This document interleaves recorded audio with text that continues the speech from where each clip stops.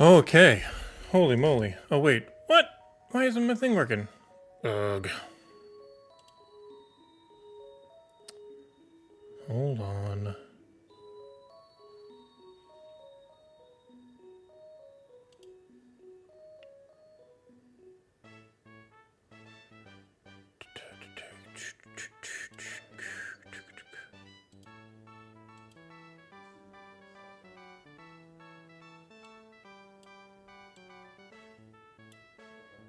Testing 1, 2. Hey, why does my little face get all weird sometimes? Why does it get all silly? I don't know. Okay. Well, it looks like we're working. I'm gonna... Hey, what's going on? Good gravy, I've been fighting this daggum blasted ding dang darn it technology today. Alright, and then the last thing I need to do, I got all of this stuff set up, and then Meld decided to just not like the performance at all, and just dumped all over everything. And that wasn't fun. In the slightest. I had to like uninstall all of my NDI plugins and rebooted like 4 times. Had to manually scrape out some system folders. It was baloney. But now the question is this going to work? Okay. Picotron's working. Web browser's working. Okay. Okay. And camera. Are you going to work, camera? No. You do not work. Why don't you work? Okay.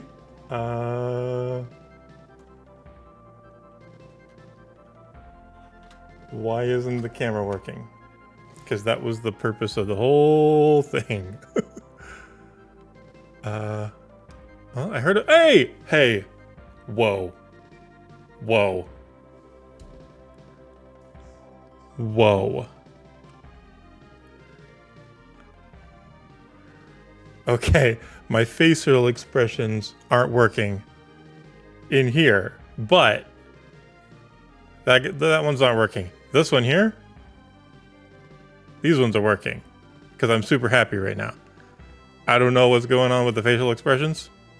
We're just going to deal with it, right? Yes, we're going to deal with it. Good. Absolutely. Oh, I can't put my hand that way. Okay, good. Here's what we're doing. Bam. Bam. That's what we're doing today. I have a Super Nintendo controller somewhere. Couldn't find my dadgum Super Nintendo controller.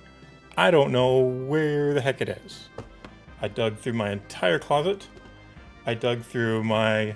I read disembodied hands to go along with the disembodied head. I dug throughout like my entire attic. I don't know where it is, but... I bought the kit for it.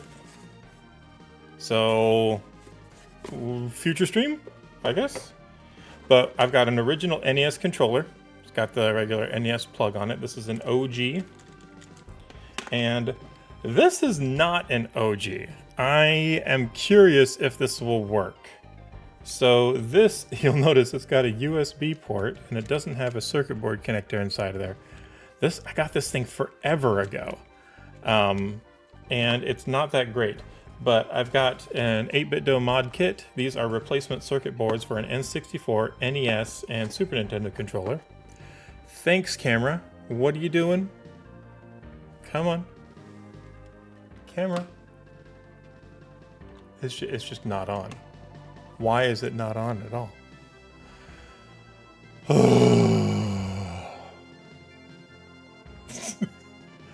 And we're back. I heard the... Goodness gracious. What the heck are you doing, camera? This is why we don't record with iPhones. This is why I need to save up for like a $2,000 like actual camera on a mount with everything.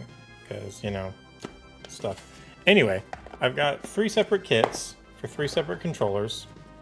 And we're swapping out the circuit boards. The way these work is you swap out the entire circuit board And it's got a battery, it's got a Bluetooth receiver, turns it into a little modern handheld that you can use on all sorts of stuff. This is going to be really irritating if this is going to keep happening. Okay. If you're willing to be patient with me, I think I might just swap out. See, but if I use another camera, it's gonna look crappy because this is like my nicer camera.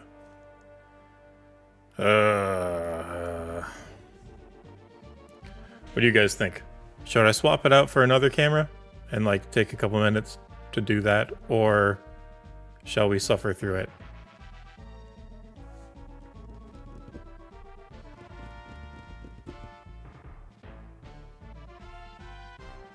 Let's give it a couple minutes. Passion outweighs appearances. All right, let's see here. Let's see. Let's get this guy out. That's the Super Nintendo one. We're gonna put that off to the side. Let's do the NES one, because to be quite honest, I need a win right now. I just need a win. I am mildly concerned about the N64 controller because it's not original, right? I got nothing but time. So I don't know if the circuit board's going to fit in it like perfectly. I don't see why not, unless they messed with the screw holes, which is entirely possible. But worst case scenario, I'm just gonna go buy a new camera is what I'm gonna go do.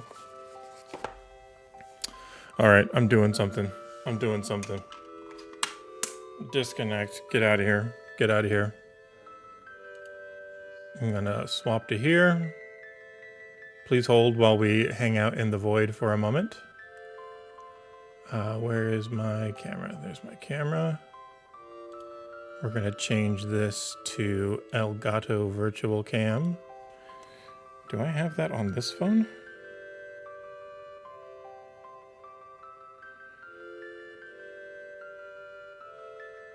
Because maybe I can use that with this camera. Oh, thank you. I take a lot of pride in my void. I keep it very well groomed and trimmed. If you notice, the edges are tessellated quite nicely.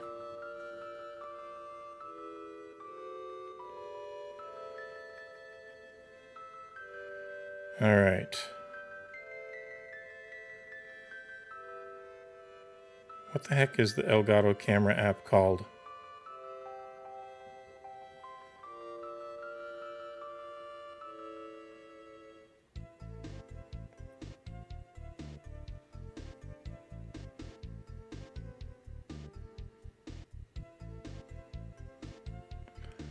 Oh no, the fuzz is intentional. I buffed that thing a lot to get it to a nice warm fuzz. All right, well, apparently that camera app doesn't work anymore, so we're going with the iPad.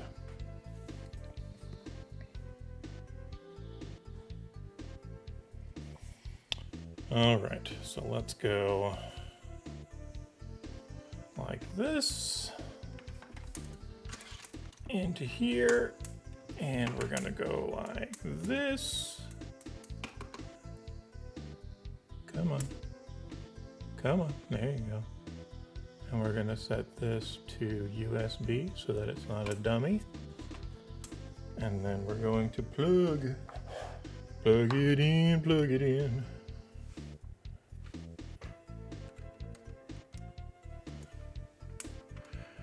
And then we need to camera software.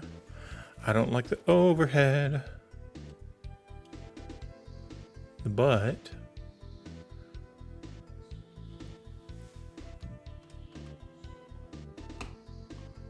if it's what we got to do to get it to work, it's what we got to do to get it to work.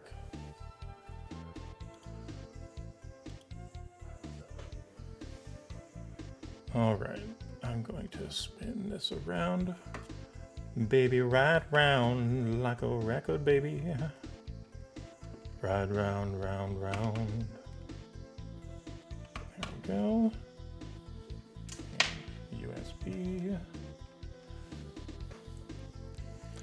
All right, and if we go back to La Camera. Okay, There's a little bit of a woo, pop, pop, pop. A little bit of a delay, but at least our camera's not being a stupid duty face. Yeah, we don't want stupid duty face cameras over in this place. And I probably got my fingerprints on it, so you know, just like grooming the void, we gotta groom the camera a little bit. Yeah. Okay. And I gotta adjust my light because this iPad is nice and fat. Like me. I'm your iPad. Okay. Let's see what's in this thing here. Instructions. Unscrew. Oop, where's my camera? There's my camera.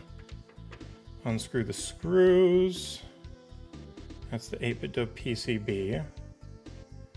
Gotta take the original out. And yeah, it's got like, where the cable comes out, it's got like a little plug thing that's got an LED indicator on it, but it also has like, that's the charging cable plugs into it. And it screws back on. Wow, that's not really hard at all. And then we have some instructions on how to use it.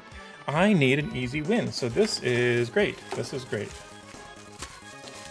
This is not sponsored. I paid for this with my own money, so no sponsor disclosure required there. I'll put that off to the side.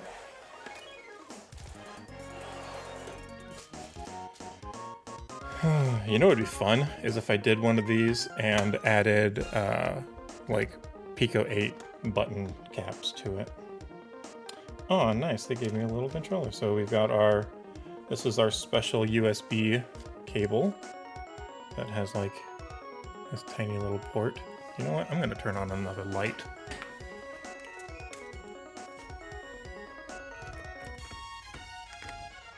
That should help. There we go.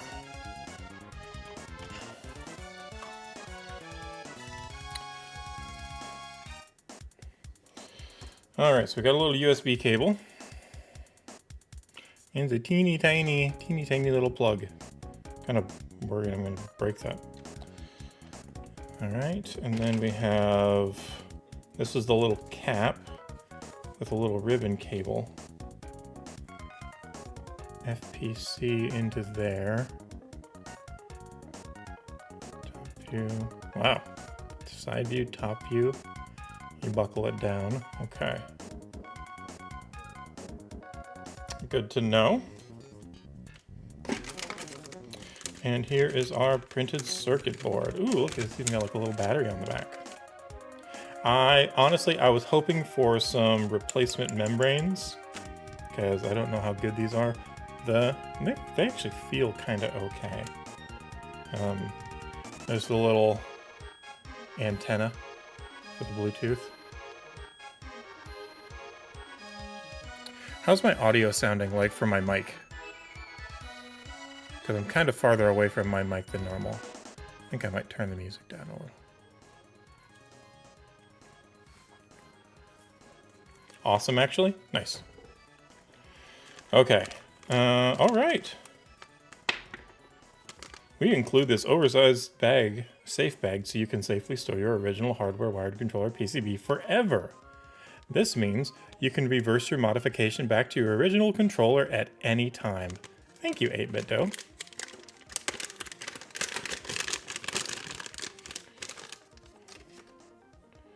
That's pretty plain Jane. USB-C port. Ooh. No, that's not a USB-C port. That's a micro USB port. I wonder what that's for. I guess maybe if you want to drill a hole or something, or I don't know. All right, cool. Well, let's crack this thing open and get it swapped out. Set that to the side. And fortunately, this doesn't use security bits or tri-wing bits. I do have a couple tri-wing screwdrivers, but not a lot of them. But this is just Phillips screws. So that's nice. I should probably get some alcohol. I have a couple Q-tips left. Clean this thing out while we've got it apart. Just like the Void, we need it nice and shiny and spiffy clean.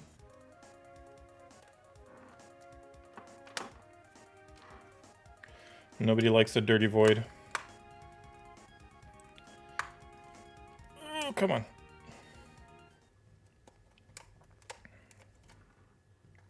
That one's a little rusty and crusty.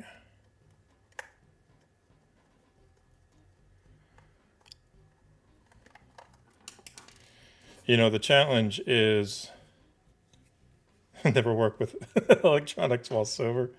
I mean, this is a family-friendly channel, so there'll be none of that.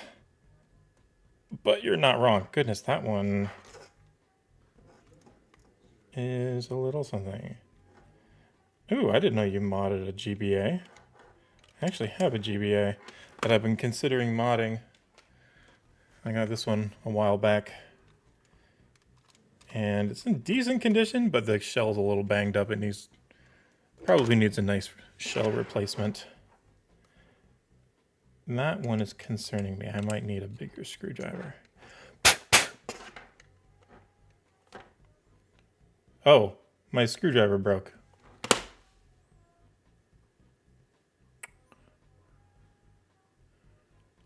You can see the top tooth right there. It's supposed to be like, oh wow, that one broke too. Okay, well, not a great screwdriver, so we're just going to grab a kit. So what was tough about modding your GBA? Did you do like a backlight kit with it? I think that's too small. No, that's right. IPS aftermarket one off eBay, and then installed internal LED strips and a rechargeable battery kit. Dang. LED strips, huh? Gotta get that RGB, GBA, something. I was gonna make a pun about RGB and GBA. RGBA. There we go. That's what I meant to do.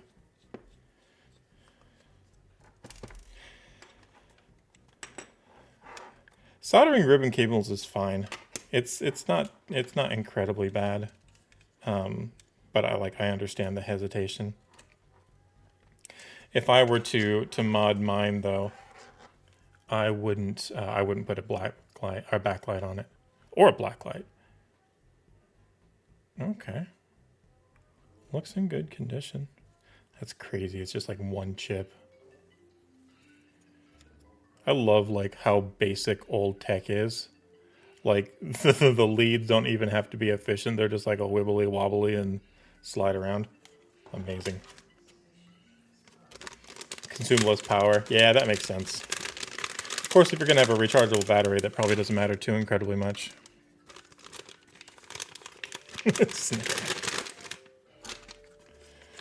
All right, well now it can be in here forever. Oh, look at that. They even made it oversized like they said just because of the cable's gonna be in there. That's some smart people. Thank you, 8-Bit Dough. Oh, I guess it depends on that. All right, it's time for some cleaning booze. And by booze, I mean the little ghosts from Mario. Little cleaning ghosts.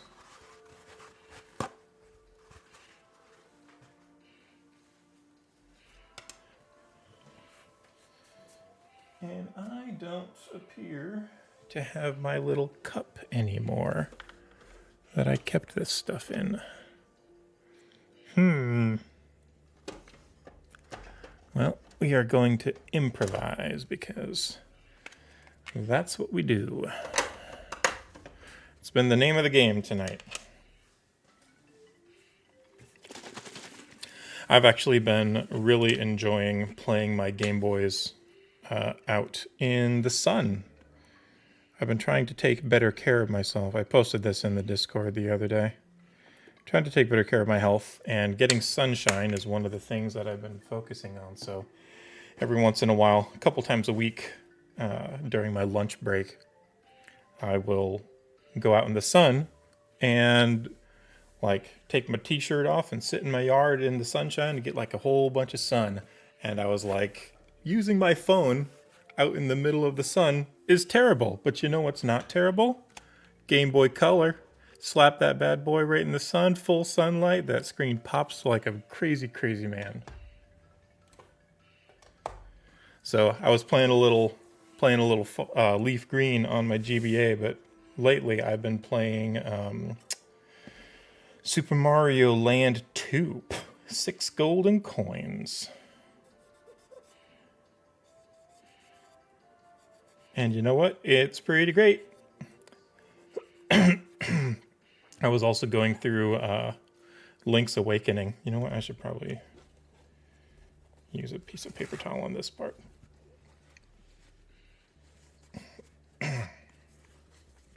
Yeah, I was playing through Link's Awakening as a bit of a research for my Legendables project. Just to kind of get it in my head, because Link's Awakening is about the generation of Zelda that I'm wanting to replicate with Legendables. I've got Mario Land 1 as well, and I don't really enjoy it. It was just cheap, so I decided to pick it up. I've never been a super big fan. The physics in Mario Land 1 and Mario Land 2 are not great. If you're used to the physics of like Super Mario World or even Mario 3, it's pretty painful. Minish Cap's pretty great. But I am a very, very avid Zelda fan. Big, big, big fan. I really enjoy getting into the lore of it all and all of that jazz.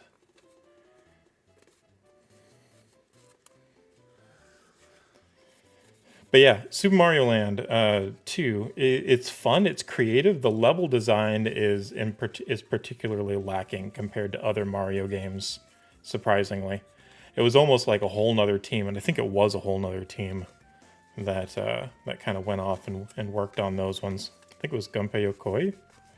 He was the guy who like invented the Game Boy, but I think he had kind of a hand in like the games that were made for it and stuff, or those original Mario games. I don't know what that discoloration is. I wonder if that's in the plastic.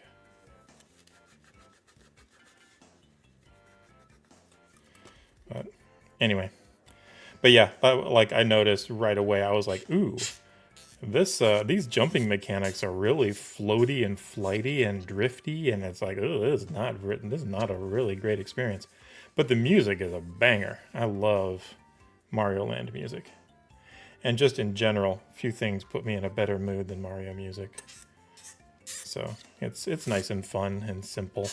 I'd love to pick up Wario Land, like the Mario Land 3. I was actually thinking about that today, because I just finished the Mario Zone, the big robotic Mario level, and I have one world left, one zone left in Mario Land 2. I had saved the underwater Koopa area for last. I forget what it's called. But I was like, dang, after I play through this, I don't really want to play Mario Land. But I'd love to pick up Wario Land or something. That's a fun game. It's so odd where you're like picking up tons of coins and you're collecting money. It's like just such a weird game design. You can kind of see the roots of it though in Mario Land 2. Because you don't really get 1-ups for collecting 100 coins. There's like a slot machine in the middle of the world map. And they have like different rates of like different drops rates. If you spend more coins, it's like 30 and then 50 coins. And then there's like a 999 coin one. So you can kind of like see the roots of, hey, what if we made just like collecting a whole bunch of coins like a thing?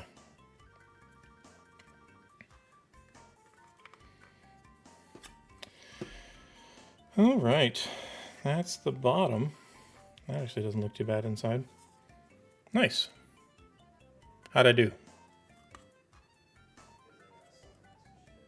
Mostly clean. Clean enough. All right. Ooh, we got cat hair inside on the membranes. That's interesting.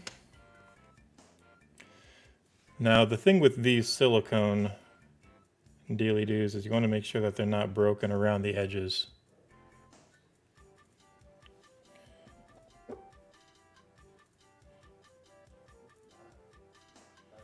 And they clean up pretty good with alcohol, all things considered.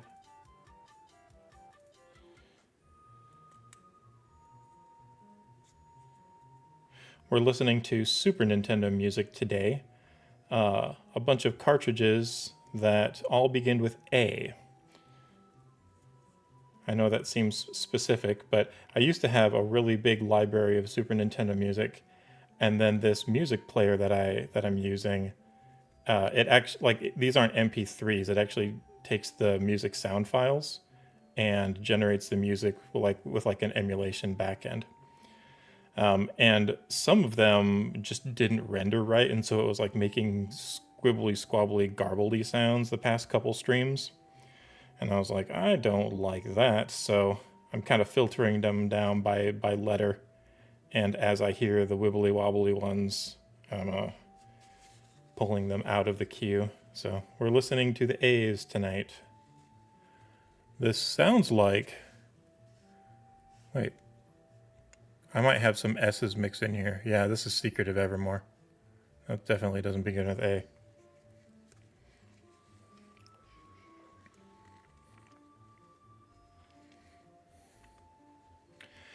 Yeah, I'm a big fan of video game soundtracks that are played with like the emulation backend. Kind of like it's actually almost exactly like the Nintendo Music app. If you subscribe to, I forget what their Nintendo Online service is called, you can get that music app. But I like it because it bakes in like the intros and the repeat loops and how game music is actually played, and not just, you know, an MP3 and whatnot. Sometimes I get in the mood to just listen to a video game song on loop because, you know, video game music, especially of this era, is designed to loop and to loop well. And so I've got like a couple bangers that I just really, really like, and so I'll just put them on loop. And if you listen to those with like an MP3 player version, then they'll like fade out and then they'll loop again, like play again, almost like a song on an album. But with the emulation backend ones, it just continues to play forever and ever and ever, like it does in the games themselves, which I think is really cool. I'd like to actually had on my to-do list for Picotron, I wanted to make a tape deck cart where you could drop in SFX files and like tab through them, load different tapes in, and just use it as like a music player. I thought that'd be super fun.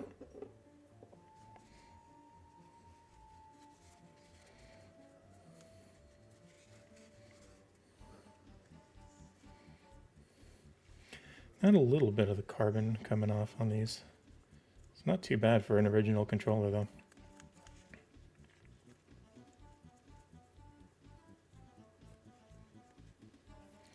See, now if I was a professional streamer, I would have this camera on a mount with a lens, and I could just twist it and like zoom in, and I wouldn't have to hold this camera, like hold this way up above the table. One day I'll be a pro though. I guess technically I'm a pro since I am an affiliate and I have made money. The only difference between an amateur and a professional in the literal sense is a professional has made money doing it at some point in time.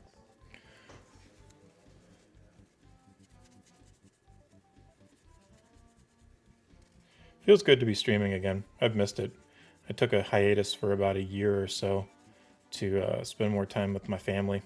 My kids were growing up, graduating high school, kind of getting out on their own, and I really wanted to be there for them during all of that. And streaming was just taking a lot of time, and I wanted to refocus. We're going to need a Q-tip for this. But I've missed this. I miss just just doodling around and working on things and hanging out with people and talking about stuff. And speaking of talking about stuff, holy cow! I don't know if y'all saw the images of the new Zelda movie that got released. There was some like behind the scenes footage. Somebody had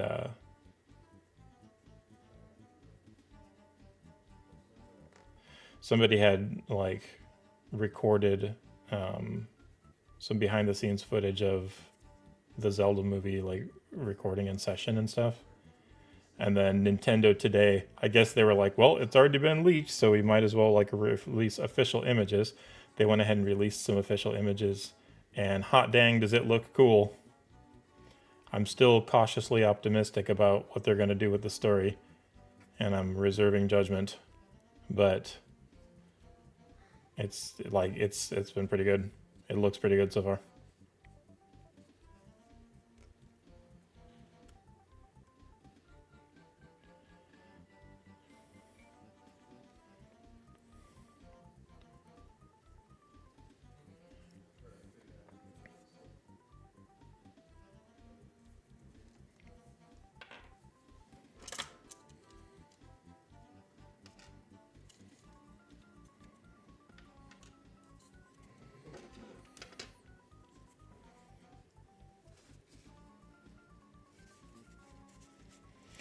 And this A button is dirty.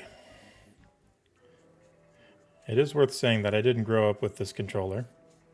This is one that I bought. Actually, this was gifted to me by my son. He was like, "Dad, I knew you liked NES stuff, and so I bought you an NES controller."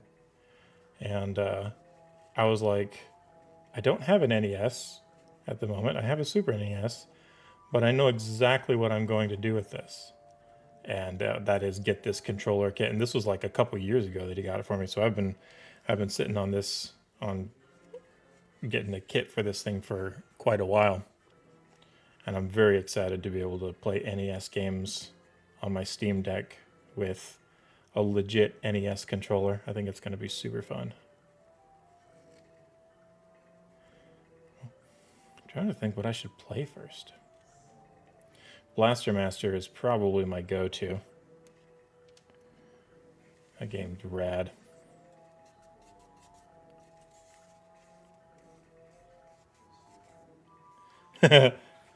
I know they get a lot of heat nowadays, and honestly, rightly so. A lot of people, I think a lot of people don't realize Nintendo has always been kind of really cutthroat, very, very cutthroat, shrewd business, like Japanese businessmen. It wasn't till, what was his name?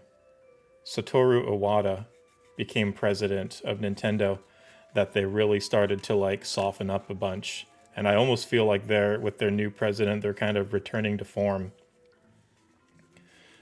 which kind of sucks. But yeah, like when they did the NES, this is a little bit of a history hour. Atari was like the big, like during the video game crash, Atari was like the hugest thing since sliced bread, and they ended up not regulating the games that were made very much, and so there was like a ton of what modern day gamers would call slopware, and like everybody had a game for stuff, and they hardly invested anything in it, and there really wasn't any quality control, and it was really garbage. Hey, thanks for the follow. I don't have any super cool animations, so let's just imagine that my fingers are like stars falling off the top of the screen, Yui.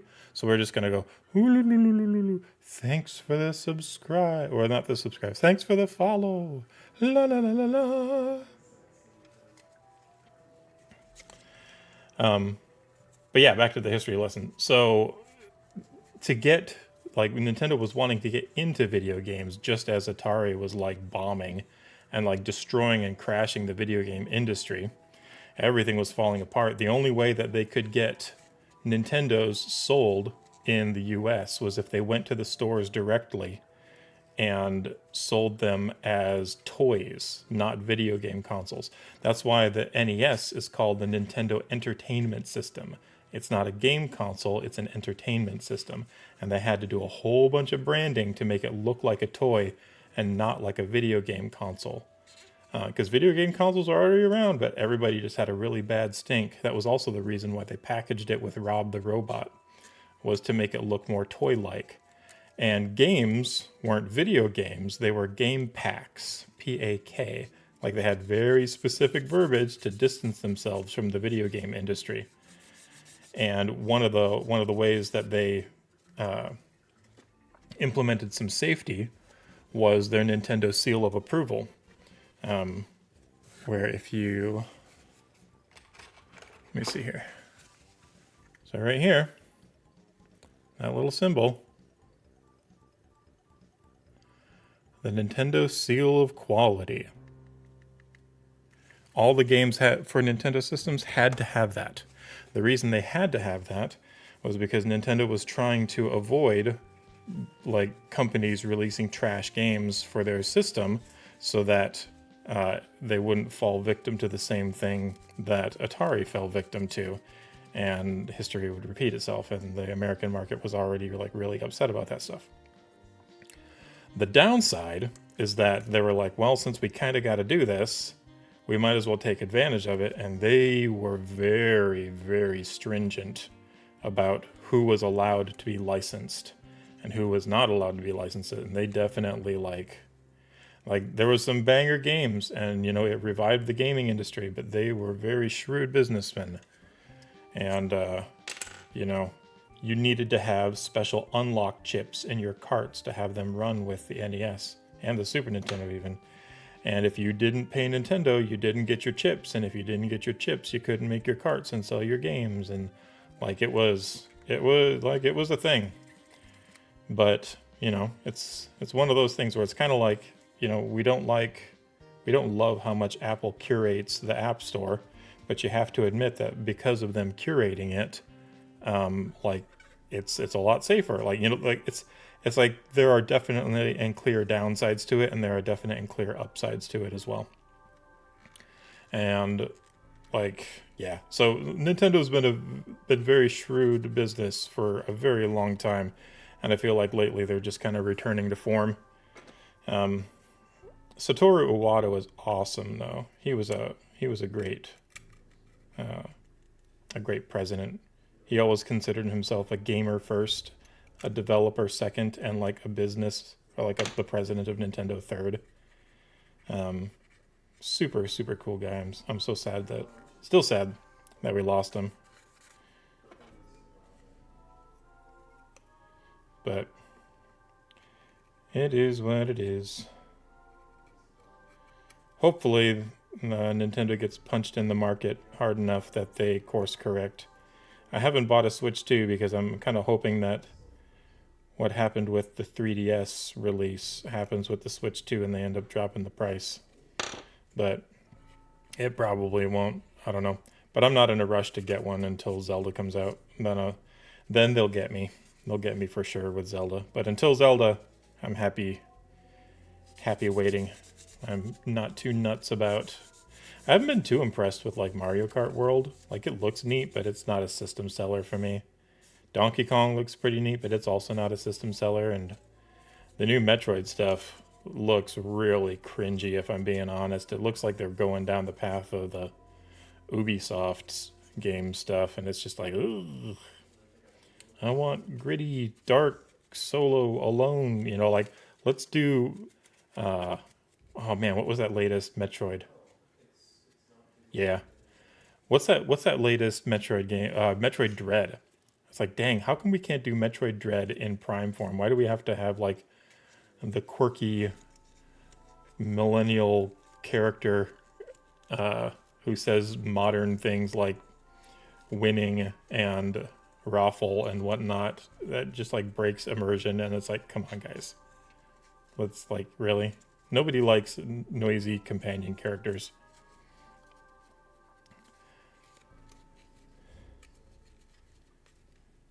But that's just my opinion. I'm still going to play my old games, my NES games. I'm probably going to play Blaster Master because I love me some Blaster Master. Bionic Commando is pretty great as well. You know what I haven't played before? I haven't played... Oh, thank you. I haven't played the original Dragon Quest. I think that'd be super fun to go through the original Dragon Quest games. Making an RPG is on my list of game types to make for Picotron. And I'd like to make a small... Like, Dragon Quest is like the quintessential RPG. It's nice and small and compact. And it might be a good game to play and study. So I'll probably add that one to the list, because I haven't played it either. I was watching a gaming historian video, maybe it was somebody else, doing a video on Dragon Quest III the other day, and it had some really neat things, like how the party was bigger than 3 characters, and you could swap in between them, but the way that it worked was you had like a caravan that you like brought around with you. So like when you're running around on the overworld, instead of like multiple characters following behind you, it was like a horse and a carriage, like a caravan behind you. I thought that was so cute. I loved it. All right. Original. That way I can use my NES controller.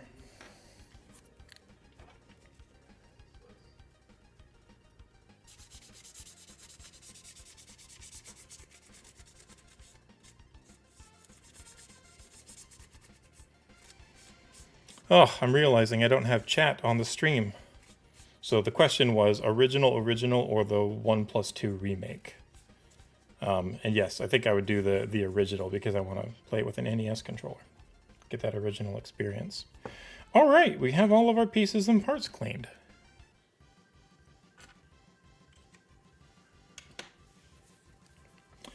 Let's see here. So we have our fancy.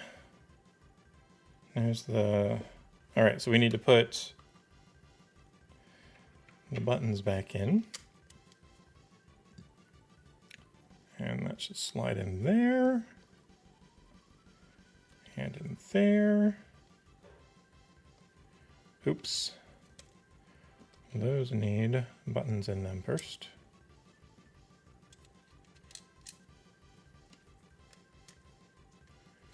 Yeah, Dragon Quest is one of those games that has like a lot of lore, and it's been around for a very long time, kind of like Final Fantasy. Oh, you know what I didn't clean? I did not clean the screws. Actually, I should probably use one of these ones, because these things had pretty nasty tops to them. Yeah, it's one of those ones that's got a really long pedigree, and I never really got into them, and I feel like I'm kind of missing out on a lot of that really big lore. And I think I'd like to go through them. I played a little bit of a couple of them on my 3DS a long time ago. And yeah, it's just one of those ones I'd like to kind of get into. See how it is.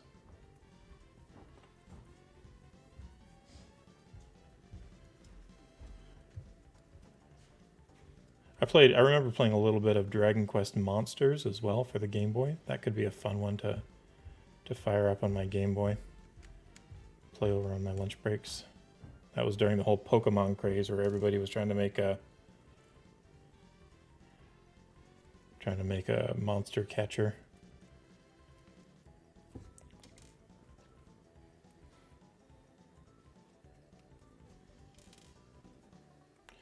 Some of these aren't too bad. I think a couple of these screws probably got wet because they looked like they had a little corrosion on them. Yeah, it looks like it was just those first 2 or 3 that were really bad. Nice. All right. So we're going like this. But there's a ribbon cable that we need to affix. Where was that? That was in here.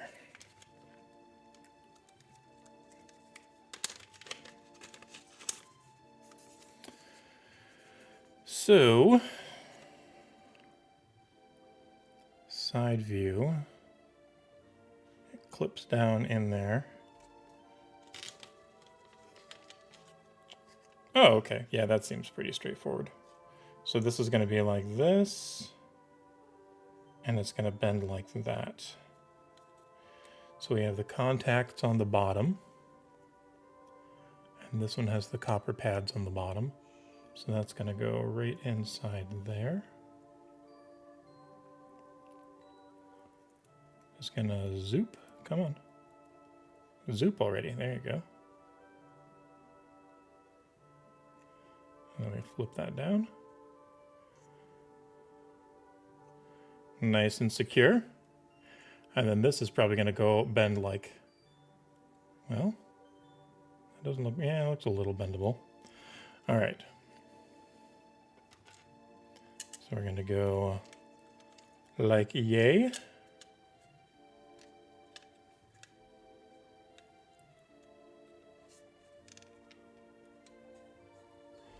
What are we getting stuck on?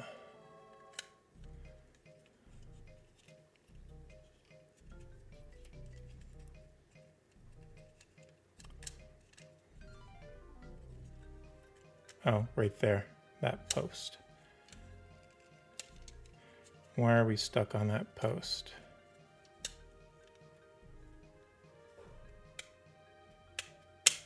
Oh, there we go. Just needed to slide down in. All right.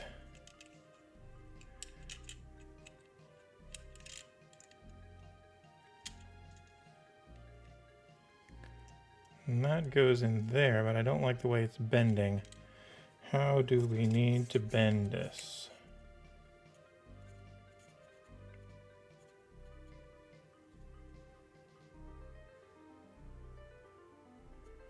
Well, it just tells you how to plug it in.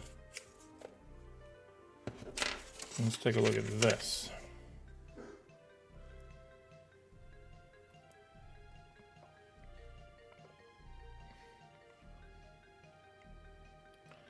Well, it says that it's shaped in a way that it's not.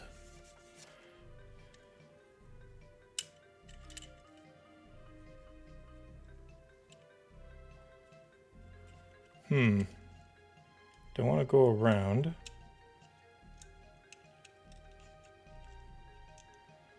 Maybe like that.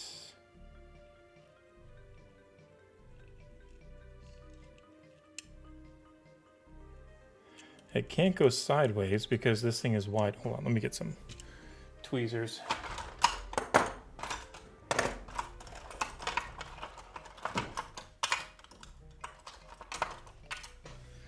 Tweezers and a spudger. So if we go like that, see how it, so you can see, kind of, you can see that it's thinner this way and it's thicker that way. See, like you can kind of see it on the black part, not the round cap, but like the bottom part. It's like a thin rectangle. So I don't think we have room for it to fit this way because that rectangle's too wide. So it probably has to go like this. But I don't like that angle. Maybe it actually would be safer to go up. I don't like, actually, I don't like that bend right there, but I think that's probably the most logical bend. Let's see if that fits snugly.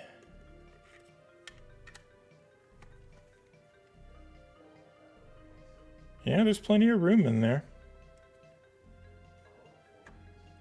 Huh, look at that. And it's just like a little button there. That's kind of cool. And it's got a nice weight. Probably because of the battery. Let's put a couple of these screws in. And then let's read the instructions on how to pair this thing.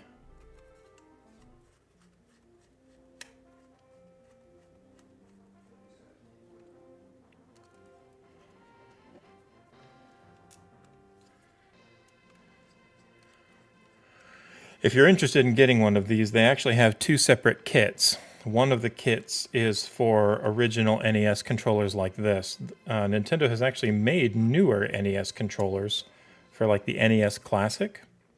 And they have some different guts on the inside. And they sell a separate kit for the ones for the NES Classic. Same thing with the Super Nintendo. They sell original Super Nintendo controller kits and then SNES Classic kits, controller kits. So if you do end up getting one of these things, make sure it matches the controller you've got.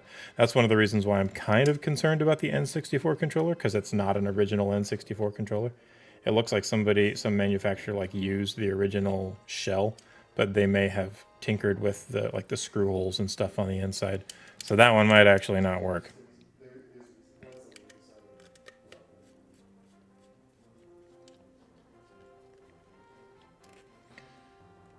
There we go. Pretty solid. I'm gonna charge this thing.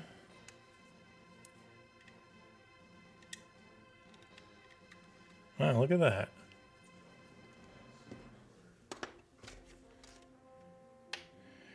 And we'll plug her in right here. Hey, look at that. It gives us a little red light. That's cool. I dig that. I don't like how wobbly it is. I wonder if I should, like, probably not glue, but like maybe a little bit of rubber cement or some sticky tack or something to firm that up a little bit. That is a little wobblier than my liking. But we'll give it a try. A little epoxy fixes everything. Indubitably. All right, so Bluetooth connection. Press start to turn on the controller. So it says here that start is pair mode, or select is pair mode. Press and hold start for 3 seconds to turn off the controller. Press and hold start for 8 seconds to force off the controller. Okay. Start and left to turn on the controller. LED will blink 4 times per cycle. So that's for Bluetooth connection. Start and left. Select, press and hold select for 3 seconds to enter pairing mode. LED will rapidly blink. Go to your Switch. Oh, I guess it works with the Switch homepage to click on controllers. And then click on change grip order and wait for controller to sync up. LED will blah, blah, blah, blah. Controller will auto connect to your Switch when you press start. Down, I'm definitely have to keep this thing because holy cow, this is a lot of instructions. When connected to your Switch, down plus select equals the Switch home button. Okay.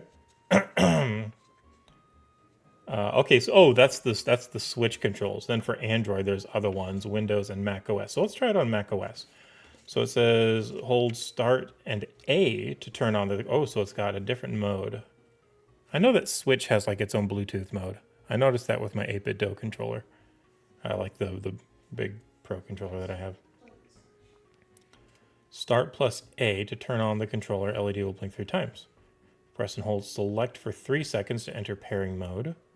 LED will rapidly blink. Go to your macOS Bluetooth device. Prepare. Okay. Oh, and it connects to an 8-bit retro receiver and USB adapters. Interesting. Start plus B. Huh. Button mapping. Press and hold hotkey for 3 seconds to map the D-pad and other buttons. LED will blink once. That's interesting. Works only before connecting anything. Battery indicator. Okay. So to connect it to my Mac, hold start and A to turn on the controller, and then hold select to enter pairing mode. All right, let's give it a little go. I'm going to swap to let's go to Picotron. And let's go to here and carts and releases. And let's open the gamepad tester. We'll test it out with this. All right, let's go. You're not going to see this, but I'm going to go to System Settings. And we're going to go to Bluetooth. And we'll swap back to camera real quick. So we wanted to hold start and A. And the light just turned blue. Oops, did I hold it too long? Start and A. Okay, then hold select. And it's blinking. I see gamepad, wireless controller, and my camera is a little frozen, but where is my controller? Wireless controller. I'm going to rename this NES. Can I rename it? Nope. That's lame. You let me select the text, but you don't let me rename it. Okay. Well, that's a thing. All right, let's see if it... Oh, snap. Interesting. Okay, so it's... Well, I mean, that's B, and that's A, so it's using Nintendo layout. It's not using Picotron, or Pico 8 layout, rather. That's cool. And then starts works. Nice. No select, because there's no select in Picotron. Okay. Interesting. And what? Oh. Don't allow screen recording. Interesting.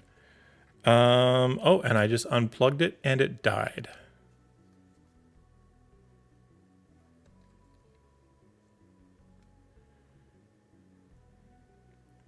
I'm going to hold start to force power it off. We're going to go start and A. Got a nice little blue light. And it's blink blinking. Blink blinking.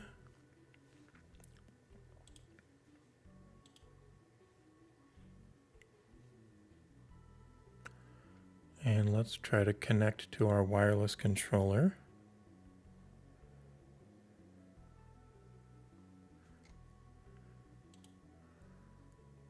Oh, it says I have to forget it and pair it again. All right, so let's hold down select to enter pairing mode.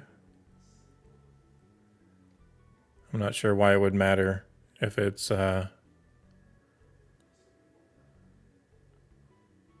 plugged in or not. And it's not showing up. I feel like I messed something up. Let me just hold down start and turn it off again. All right, hold A and press start. And then hold select. 1,000, 2,000, 3,000.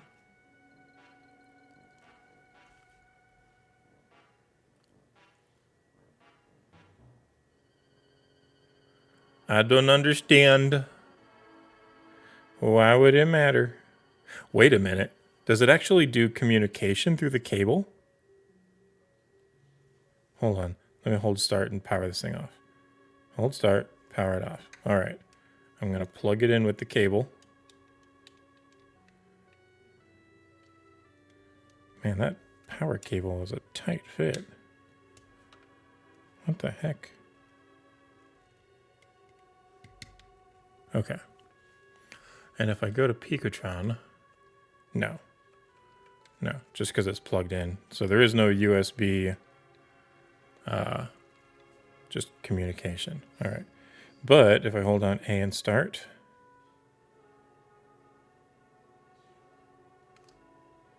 nothing.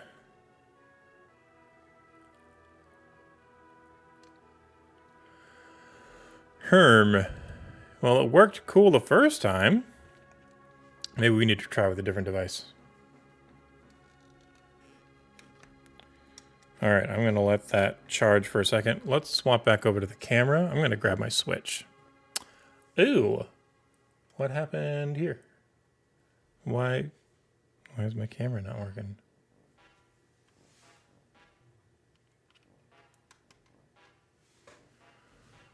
Hello?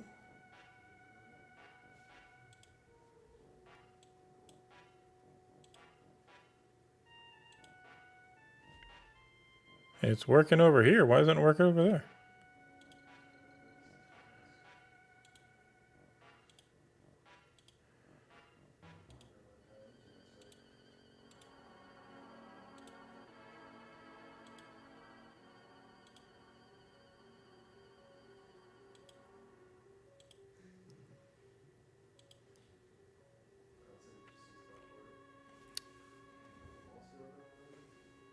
There we go. Weird. Well, tonight's the night for everything to break, so I guess that's okay. Let me grab my Switch real quick.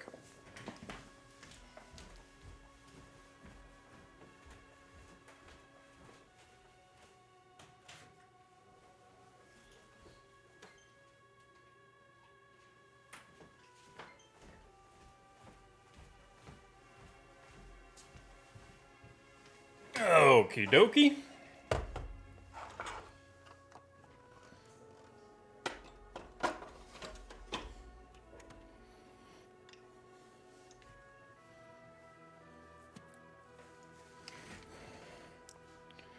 Let's see here.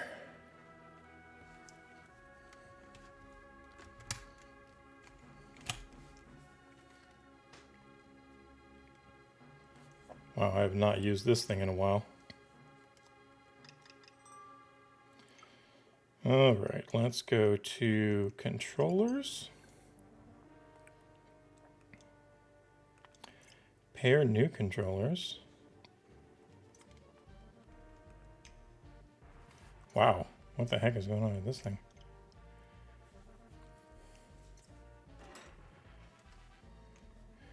All right, what do our instructions say? Start and left to turn on the controller.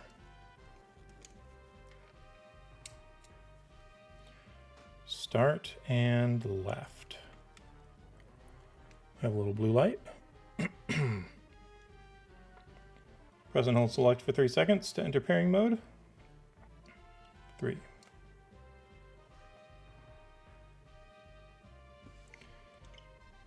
Change grip order.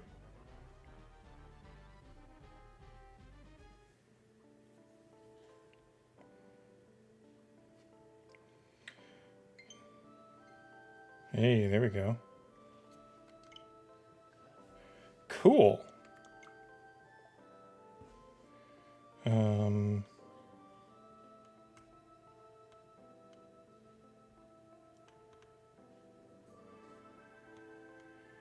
Where's my quick menu? I'm gonna turn the brightness up.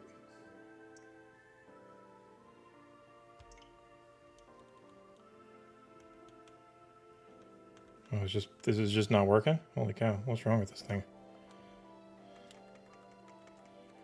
Awesome.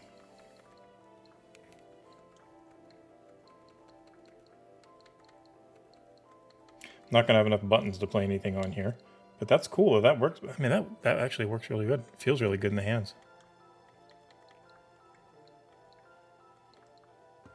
Okay, let's try the next thing. That's actually going to be the more funner thing.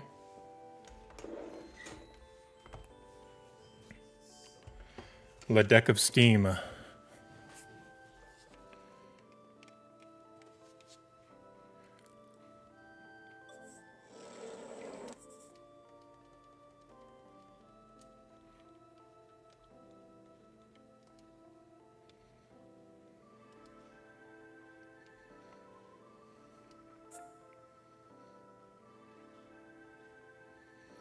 All right. Let's go to Steam menu, settings. Let's go to Bluetooth. Yeah, I know, right? I mean, that's kind of the dream, though, is that you want it to work on all the devices.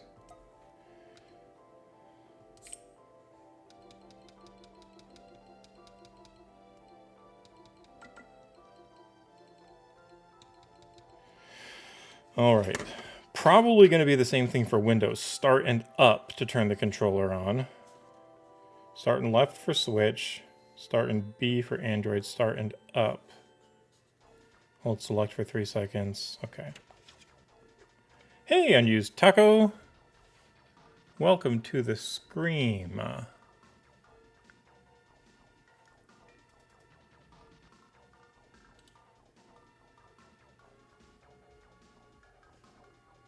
Why is my thing not working?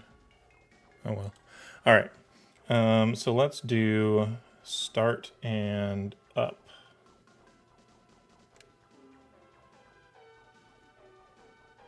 And then let's hold select. 8-bit dough N30 mod kit. Sweet.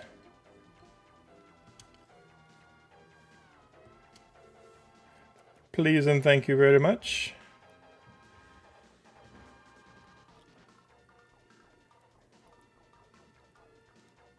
That light is wild in the camera. It doesn't look nearly that crazy in person. Well, you gonna connect? You gonna do a little connecty poo? There we go. Okay.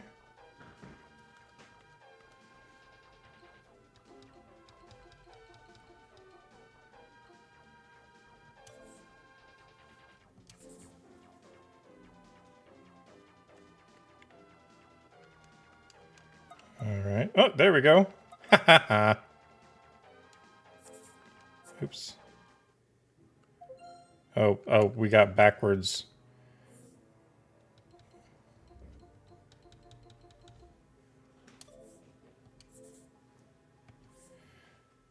We have Xbox buttons on here, so let's go down to controller. Xbox One S controller. Okay, that's interesting. So we could just go to use Nintendo button layout, and yeah, that'll work. Let's try it as a Switch controller though. Start and left. I'm gonna hold down start, power it off, and we're gonna go start and left. Boom. That should be Switch mode. Hold that for 3 seconds.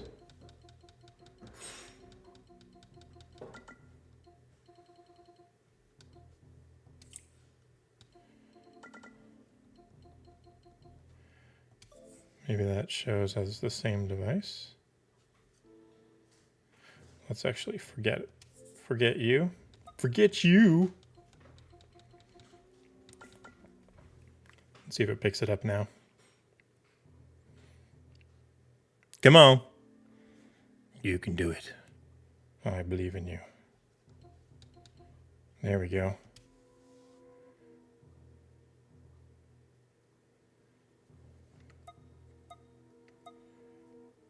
All right, it looks like... Nope, still coming through as a Xbox One S controller. Okay.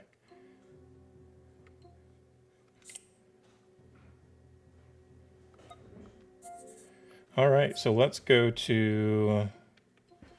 let's go to the Steam menu library. Non-Steam games.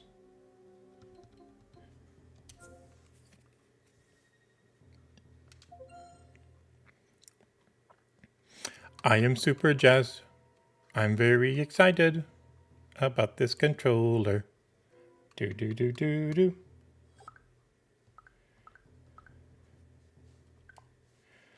So we can go. Where's my NES? Nintendo. It's a cereal. Wow. Legend of Zelda. Why not?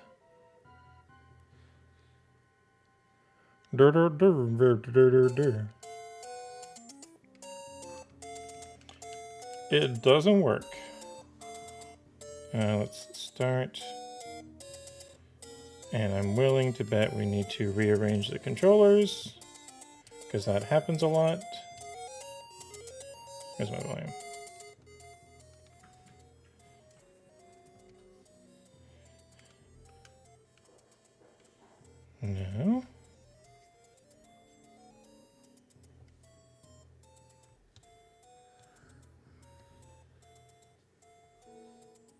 Come on. What's going on here? What is going on here? Why are we not doing anything?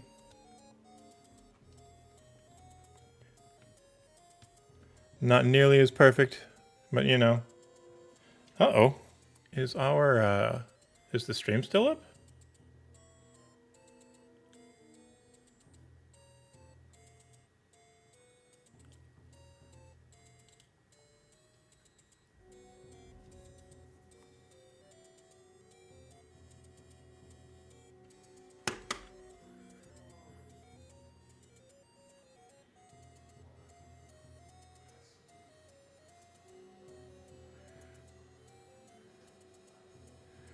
My machine that I was monitoring the chat on disconnected from my okay. Yeah, disconnected from the Wi-Fi, so it's like I don't see chat over there anymore. I'll just use my phone here. Like a goob. Hey, there we go. Sweet. Ha ha ha. Oh man, this feels great.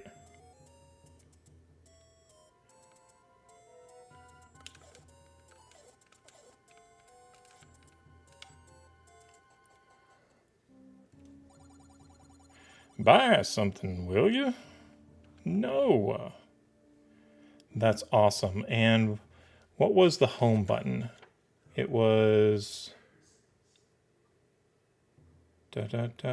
down and select. Does that still work?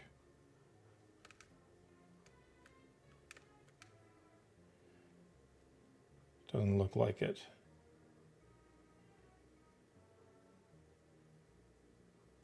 Okay. Well, cool. Awesome. That works. That's amazing. I love that. I love that. We can actually start and select to go back. We can go...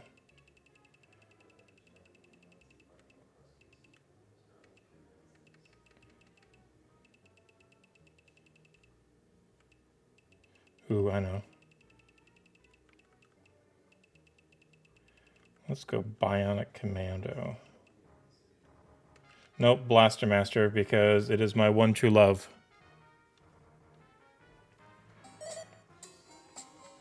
Ooh, I already had a game going. Ooh, there is some button swappage going on here.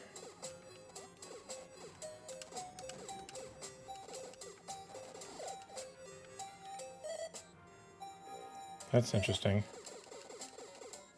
Because that's the A button, that should be B. The delay is pretty good. Let's see if it's in the controller. Let's go to settings, controller. Oh, I bet it's... That's going to be annoying. I bet... Yeah. I bet the emulator's doing something. I bet the emulator's flipping them for some reason. Can't have too many things flipping buttons at once. That's no bueno.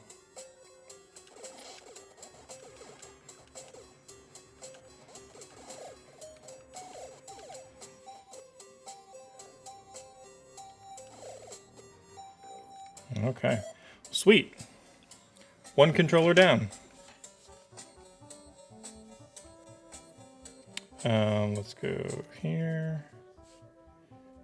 And good. Yes. Sweet.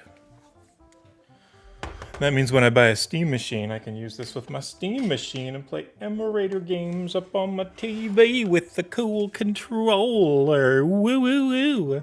All right, now time for the toasty one. I need everybody to say a quick little prayer. You ready? Dear Heavenly Father, I care about you a lot. And I know you care about me. I ask that you please help this controller actually fit the shell. It's just a son's name we pray. Amen. Thank you. All right. Let's see what is in the box. Are you ready, Weaver?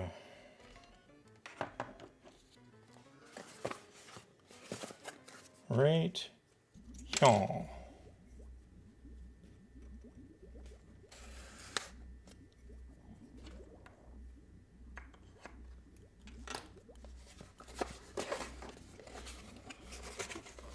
Now this one, I'm rather excited about. Because not only did it come with a replacement circuit board, well, we'll get there. It comes with a PCB, a rumble pack, there's the little port plug, a screwdriver, and a Hall effect joystick.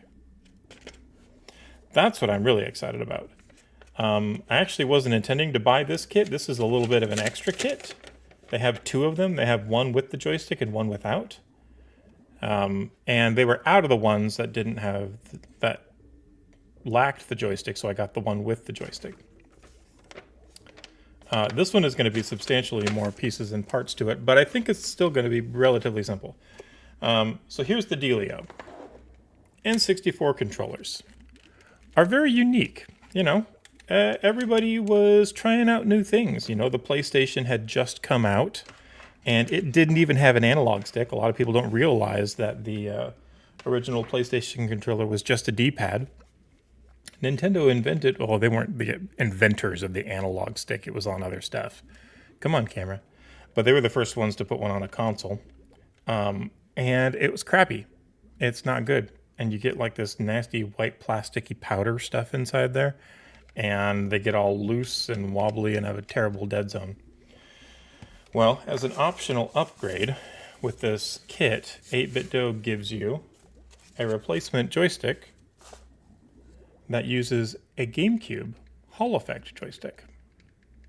So the GameCube analog stick was way nicer than the N64 one. And so it just slots right into there. And so you've got, like, you don't have the crappy N64 one, you have a nice GameCube one. And it's just a little ribbon cable, and it just snaps in there. So that's really cool. I'm excited about that. It is a little bit extra money, but like I said, they didn't have the ones without them. So I was like, well, if I want to get one, I got to get the one that has it. And it's fine. It's fine. It was like an extra 15 bucks or something like that, I don't remember. We have a nice long cable. Ooh, USB-C. Wah, wah. That's fancier.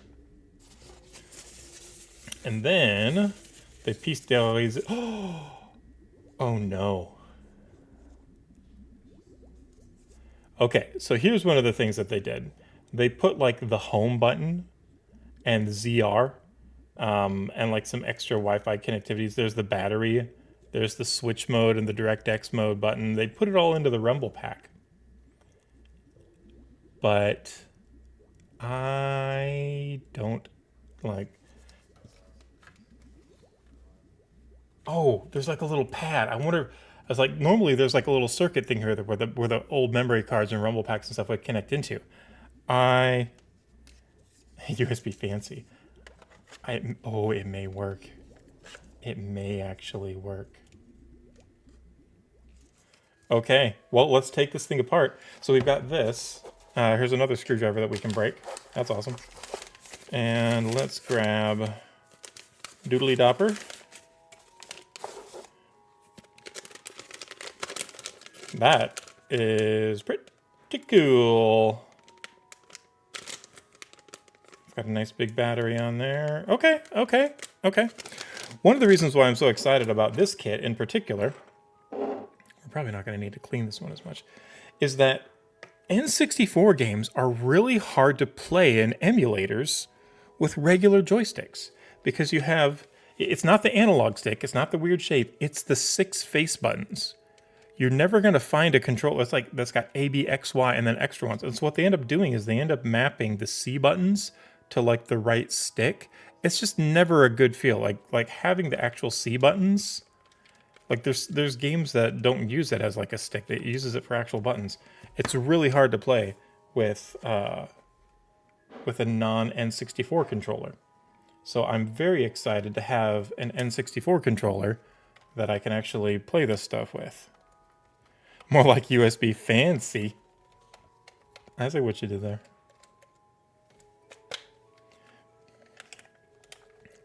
This controller is not nearly as dirty as the other one, because I bought this one and I own it and I take care of my controllers.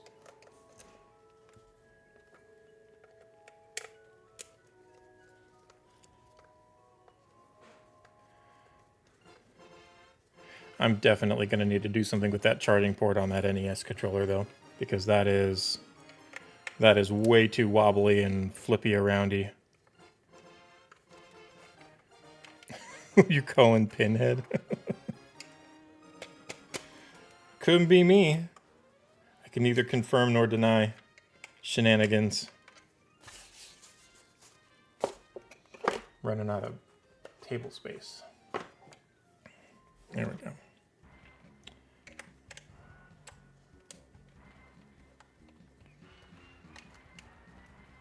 SpongeBob was after my time.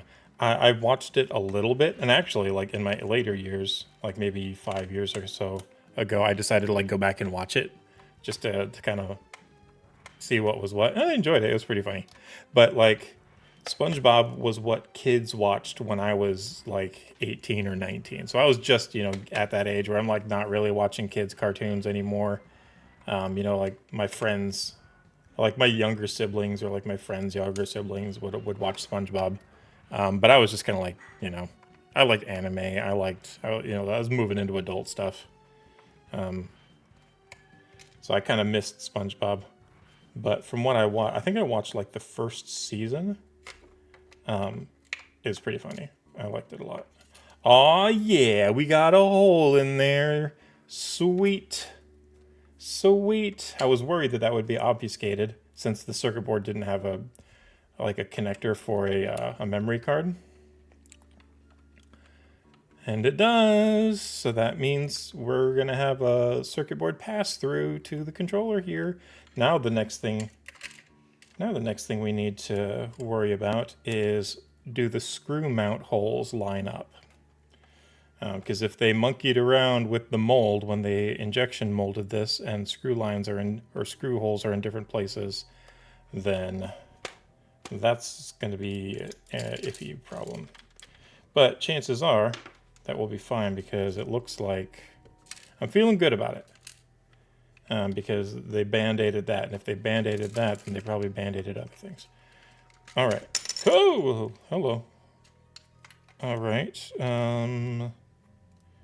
That's an L button. You want an L button? You want it? It tastes pretty good. It's all right. R button. Let's pop this board off. There we go. There we go. And let's see what we got in here. I want to clean up those silicones. Those are a little dirty. And we have... Oh, wow. That was just dry fit. But there's screw holes. And that's hardwired in. Me detects some cost cutting. Yes, it did come apart like Legos indeed. All right, well, let's, before we pull all of these buttons off and do the cleaning of all of this stuff, let's dry fit the circuit board on here and see how it fits.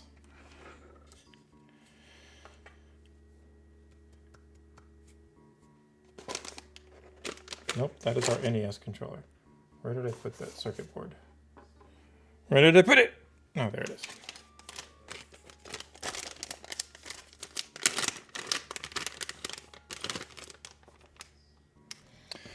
Ooh, we got a little rubber silicone thing for the little LED indicator. That's cool. All right, this has 1, 2, 3, 4 holes. Those are taped down. That's fine. Those are for the buttons down here. L and R. I do consider myself more of an L button than an R button, yes. Okay. It looks okay, guys. It looks okay. I mean, and then this was like down here.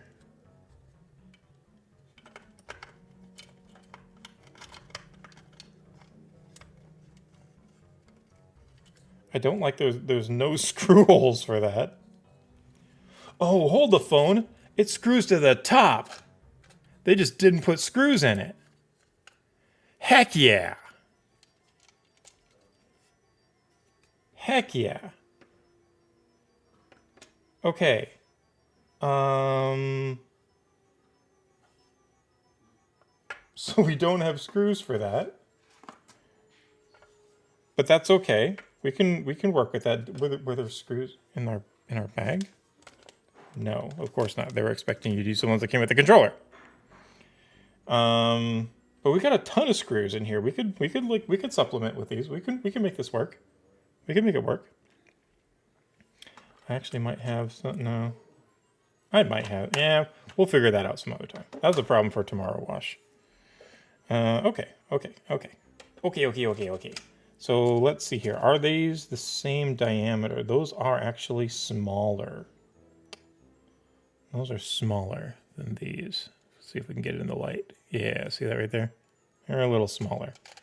That being said, I've got some little guys. Those are very little.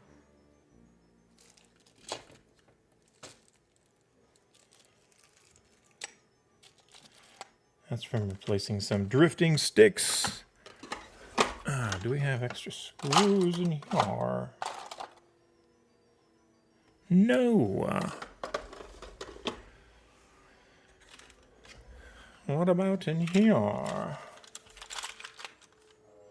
I do see some screws in there. Are they of adequate size?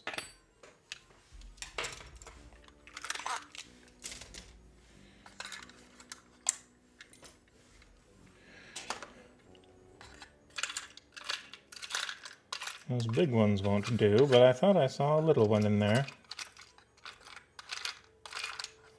Where'd you go, little screw? I will find you. I will find you and remove you. There you are. I got you where I want you. And now I'm gonna get you. Adequate with this boo music. Ah, ha, ha, ha. Okay, let's compare this to the other ones here. This is a machine screw, so not nuts about that. And our diameter is the same. Okay, so that's not going to work, sorry. Okay, well,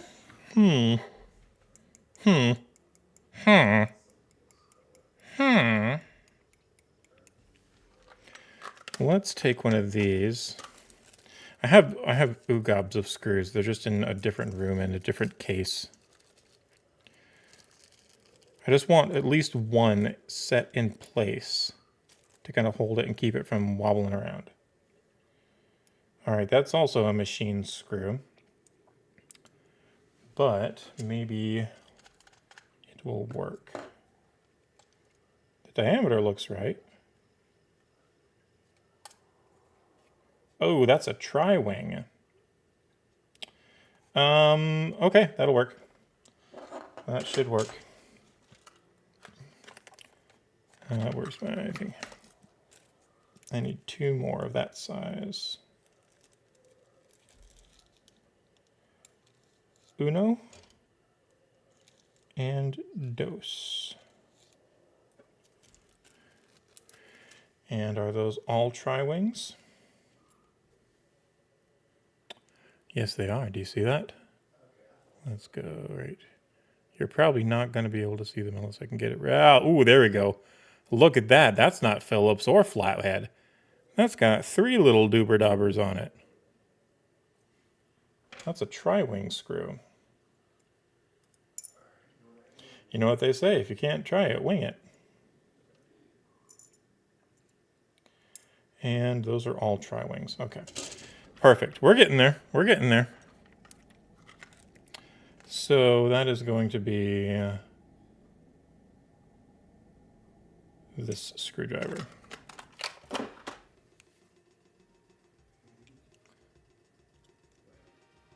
Yep, that's that one. Okay.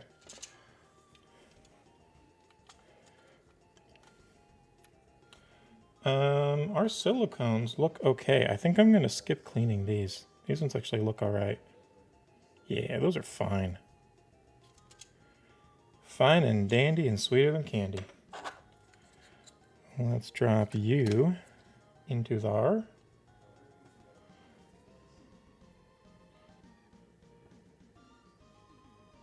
And let's go.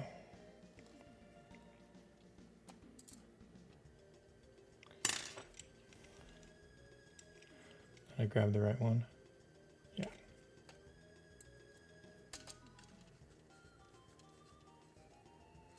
And that is not working. Are they just not long enough? What's happening here?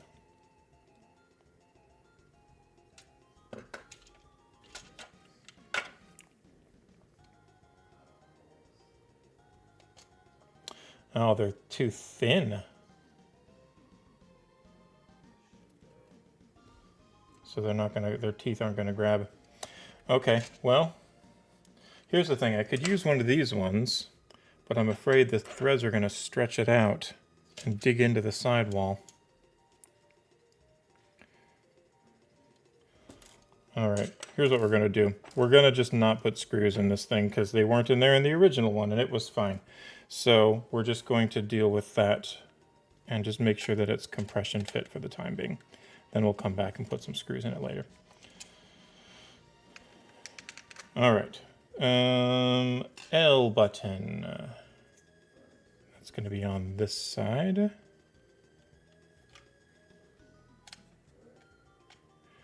R button. R. What's a pirate's favorite letter?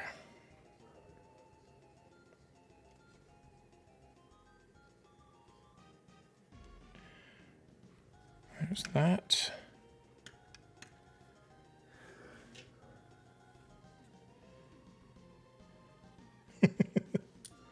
You'd think it'd be R, but it's actually the C.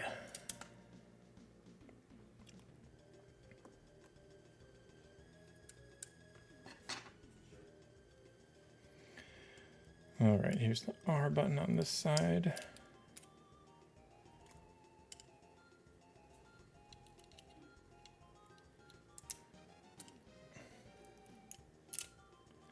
There you go. All right, now this one is going to go into the Z button. So this is going to go like this. And we're actually going to need to connect this on here first because for some reason they put it on this side instead of the other.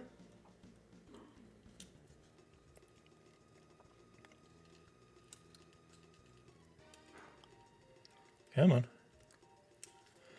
Come on. Oh, it helps if I put it in the right way. Bert, come on. Yep. Yep. All right. And then, goodness gracious, this thing's a Frankenstein of wibble wobbles.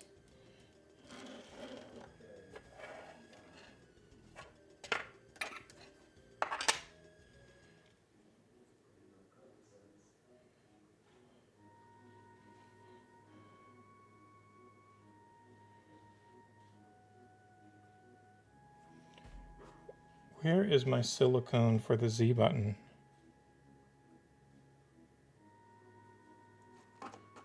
There it is. It's right there.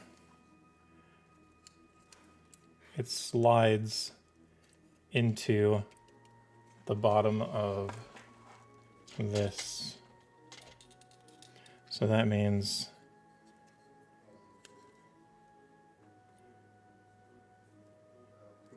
this is like this,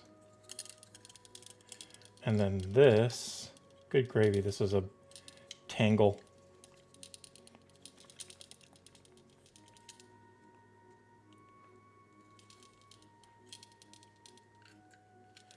And that slides down. Actually, it looks like it probably pinches in there like that. Oh. Come on. What, did I break it?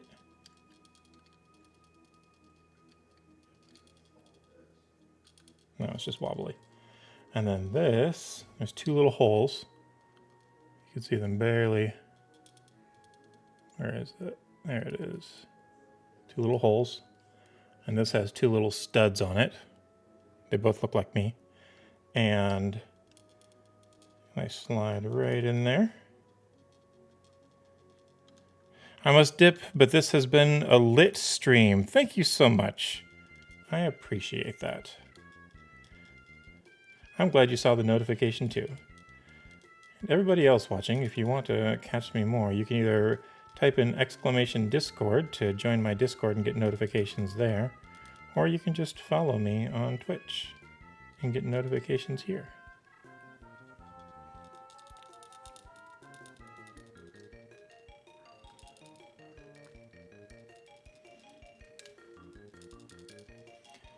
And these are going to come up.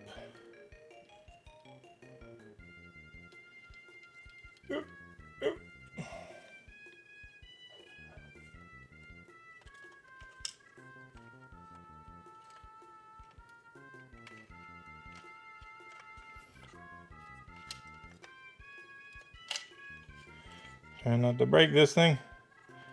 Wait. Yeah, that's right. Oh wait, no, it doesn't go on this side. It goes on this side. We're gonna go the other way around. Okay, so this is gonna hop into here. And this is gonna slide down into this part.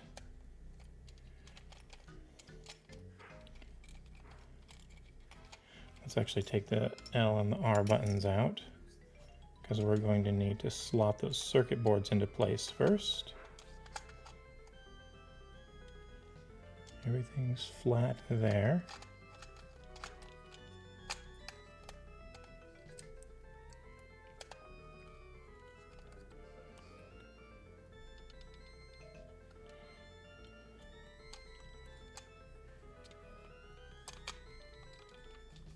Oh man, it looks like we're lining up. Thank you, Lord.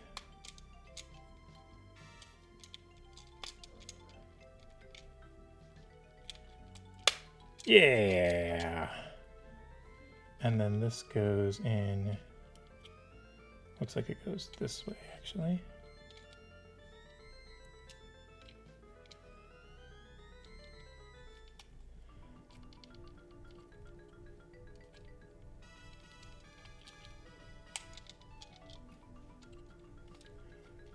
I think that's right. I don't like that they epoxied that down and it's not going in all the way, but it is what it is. We should have some silicone boobers for these guys here. Where are our silicone little doobly doublies? They too were affixed to the older controller.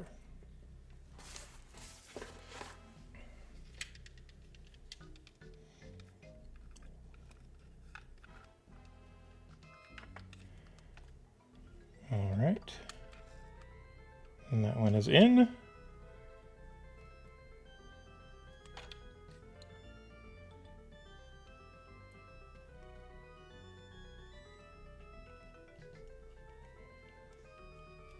Probably should have slotted those into the little...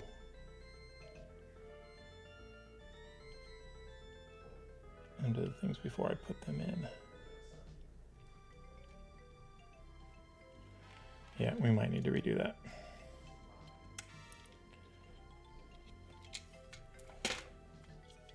I apologize if this is far away from the camera. Can't be helped at the moment.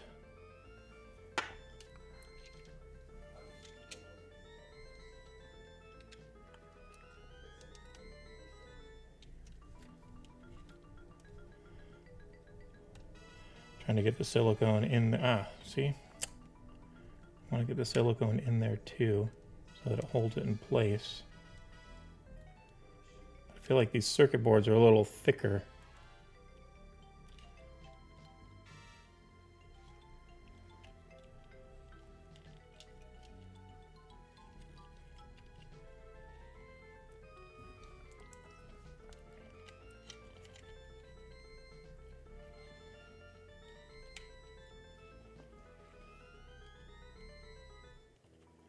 That is way too high.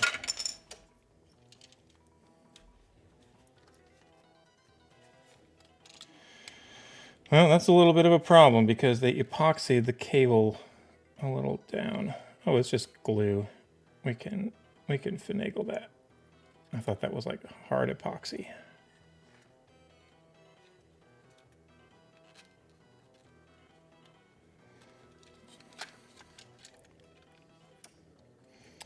Come on.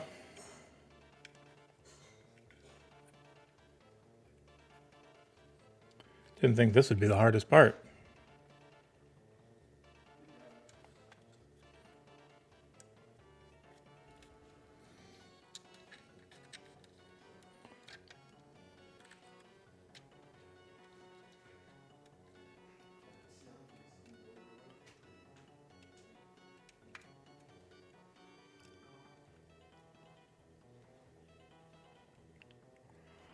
All right. No, but see, then it's like sticking out the back. How does that even work? Okay, it's just a little further back in there than I thought. And we need to tilt it forward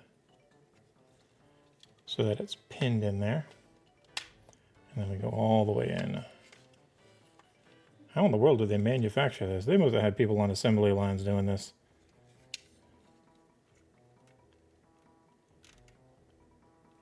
Okay. All right. And then the right button.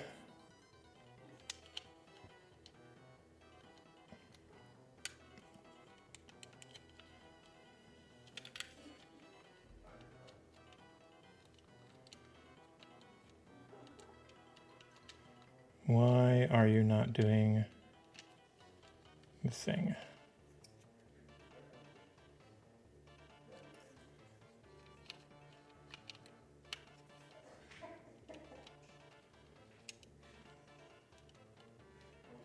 It's like curling up.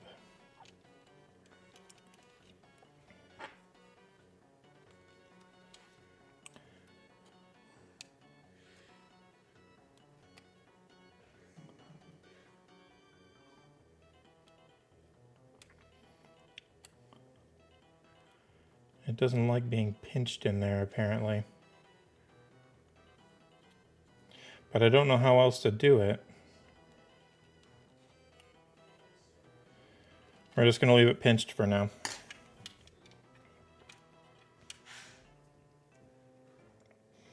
Unless it's just supposed to go over.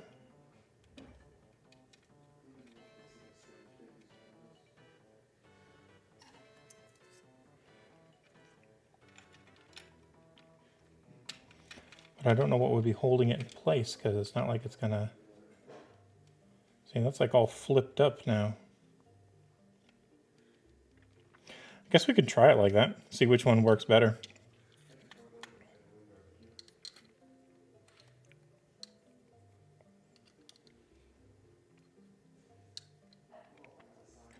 I really think like that they're supposed to be pinned underneath it, but we'll try them out. Try them out, see which one's better, and then fix the other one. That R button doesn't even want to sit in there.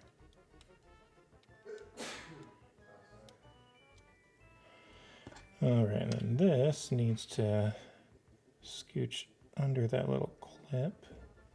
Same thing there.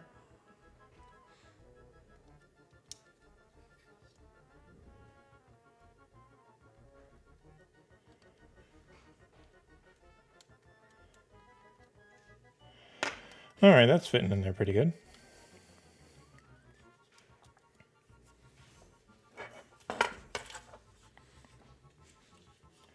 I think this is kind of it, though.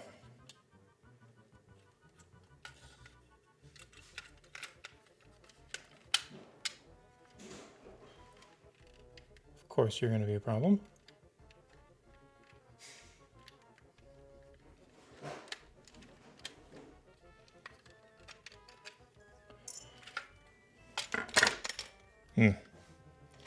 Dadgum L and R buttons.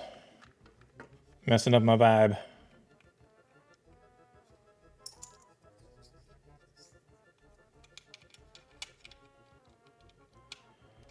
So I think the challenge here is getting the top posts of these L and R buttons to line up with the top part of here.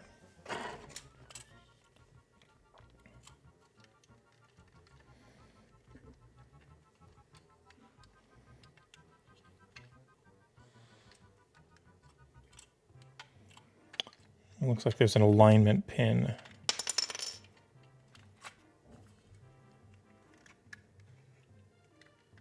Right there. All right.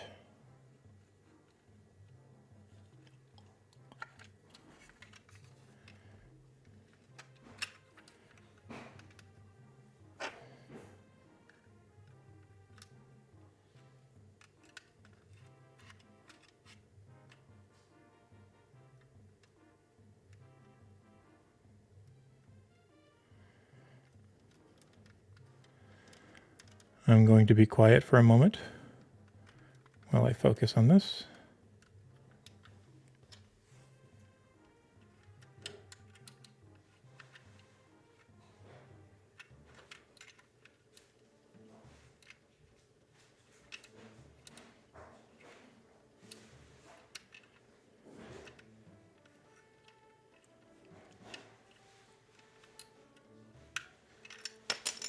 Oh! This plastic is slick.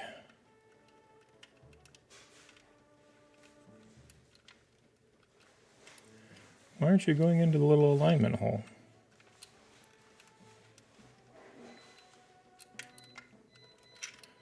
Is that not the alignment hole? Is that a screw hole? No? All right, let's try this again. What is going on?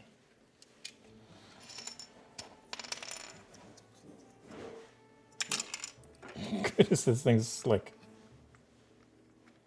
Okay, it goes right in that time. No, right now in Hannah's milk. Hey Google, stop. Hey gravy. Worst technology ever. Just throw that thing in the trash. All right. I have it pinned in place.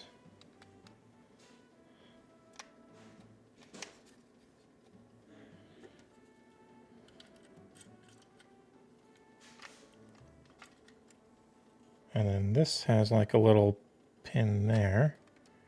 Okay, okay, okay, okay, okay. Hey.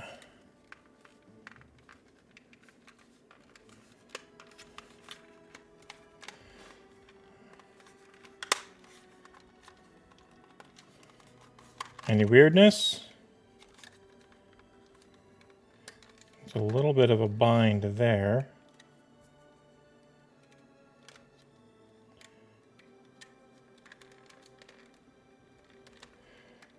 Yeah, that button feels terrible. Both of them do, actually. That one feels kind of, the left feels kind of okay, but that R one is awful. All right, let's take this off and try it again. All right, the one that felt okay was the one where it wasn't pinned inside there.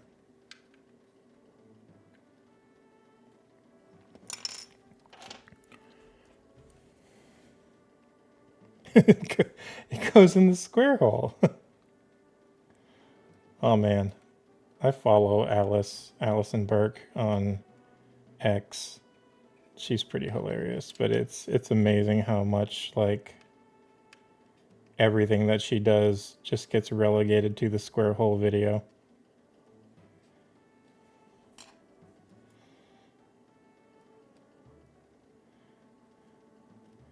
TikTok, it's been a while since I've been on TikTok, but TikTok is one of those platforms, unfortunately, where it's like if you get famous for one thing, you're just famous for that thing your entire life. Like, good luck branching out into anything else at all.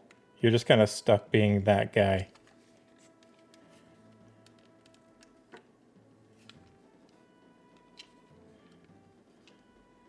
It's got to feel like creatively stifling after a while.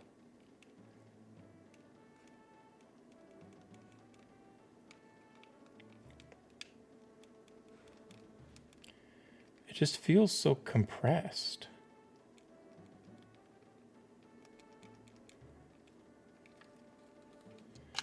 All right, let's take this one out.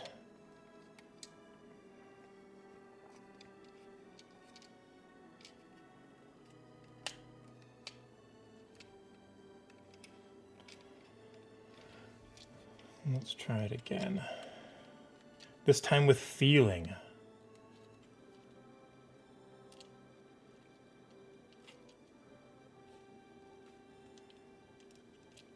I'm about to actually trim the silicone off of this thing so that it fits.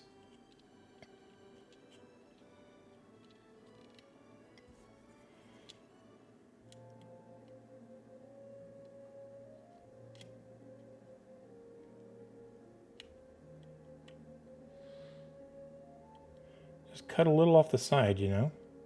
The problem is if I do that and it doesn't help, then, you know, you can't glue it back.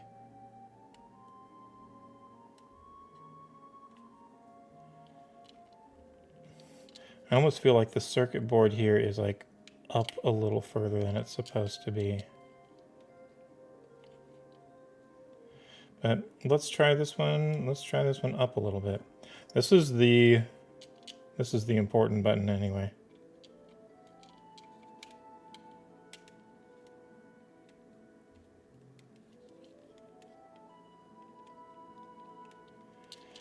All right.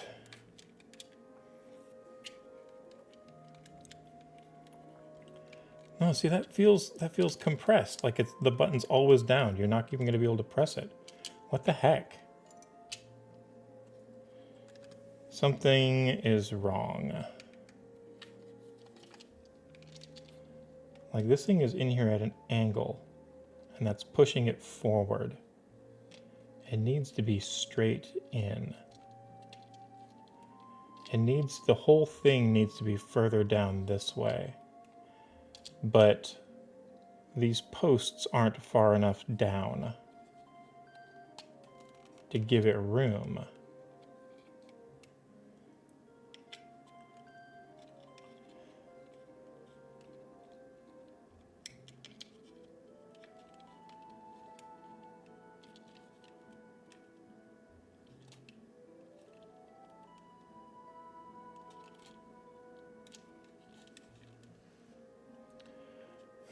What to do about this?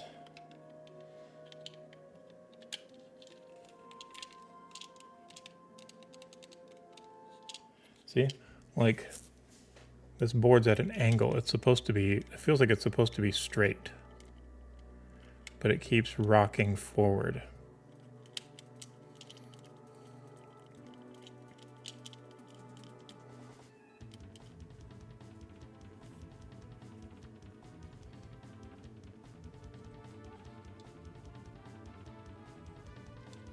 I'm going to try cutting it. It's probably a mistake, but you know what? using an aftermarket N64 controller was probably also a mistake. So we're just going to make it work.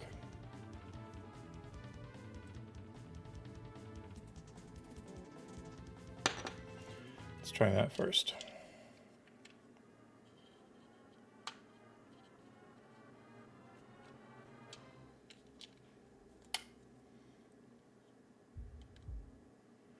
Okay, well that fits better. And then this one needs to be cut off the bottom corner.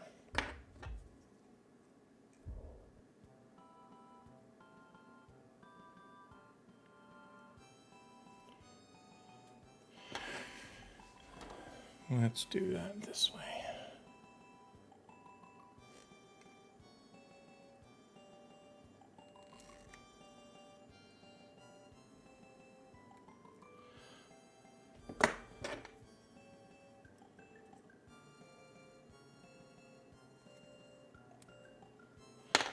Definitely easier than soldering when it comes to mod kits, that's for sure, but a lot more wibbly wobbly than I anticipated. Of course, this is my fault for not using an OEM N64 controller, so that's on me.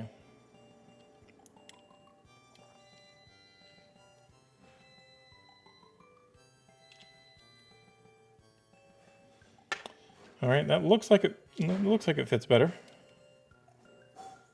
It's not buckling up, which is a good thing.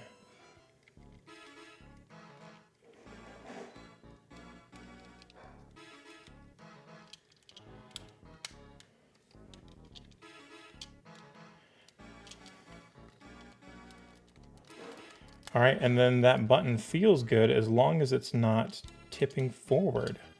That tipping forward compresses the button.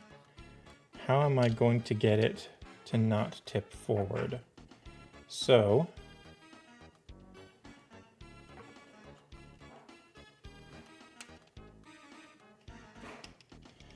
I think I need to cut some of this glue off, and I need to make sure I don't cut the wires. So we're going to not cut towards the wires, we're going to cut away from them.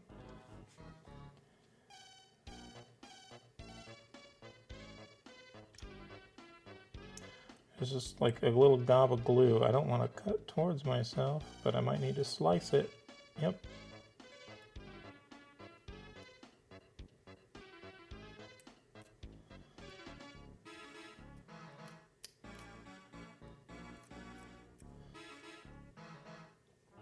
All right, let's see if that helps.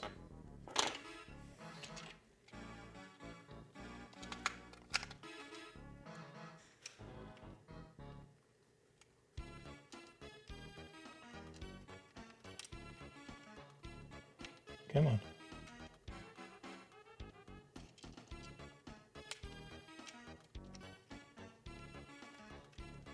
What is going on?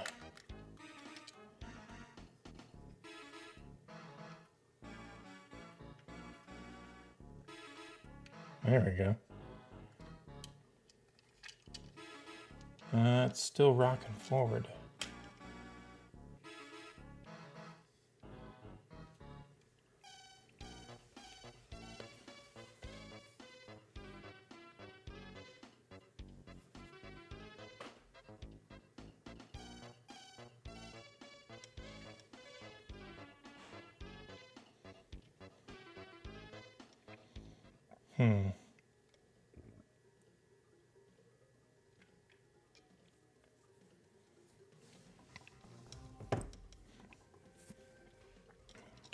I don't know.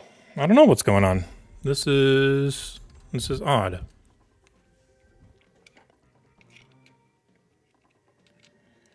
Like it's going in. It's going into the slot.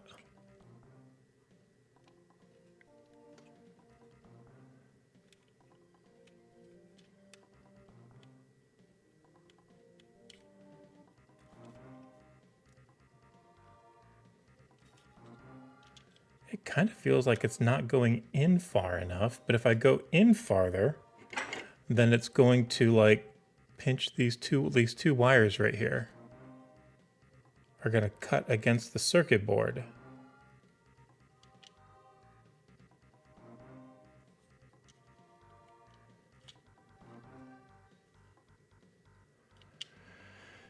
It doesn't look like there's any electronics there, so I could probably cut that away if I needed to and give it some space. I don't have a Dremel with me.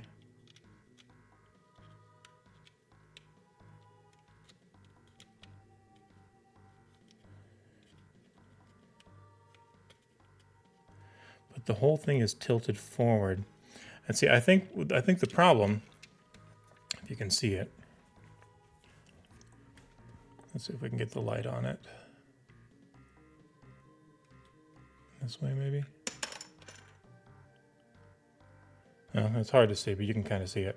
Right there, there's a little rail. And this thing slides down into that rail.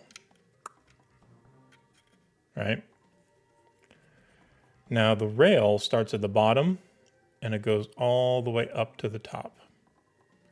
But on the inside, the rail starts, let me see if I can get it. The rail starts at the bottom and it stops like halfway. So if this thing isn't in all the way, it rocks backwards and doesn't touch that. Like it's like it's not going in farther enough to hit the bottom, like the inside rail on the back. See, like that'll slide right in there till it gets about right there.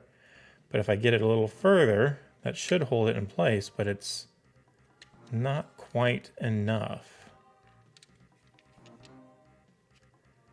I need it held back, which means I need the top pushed back or the bottom pushed forward, if that makes sense. Is there a thing on the top that holds this in place?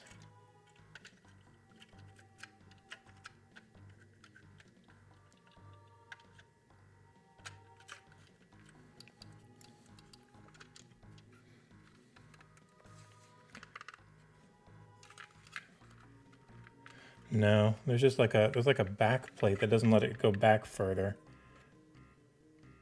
But it doesn't look like it holds it forward, which is disappointing.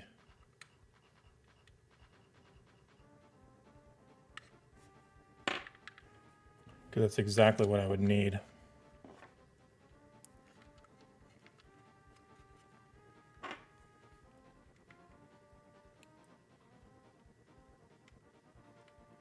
That is upside down. Dang it, we're so close.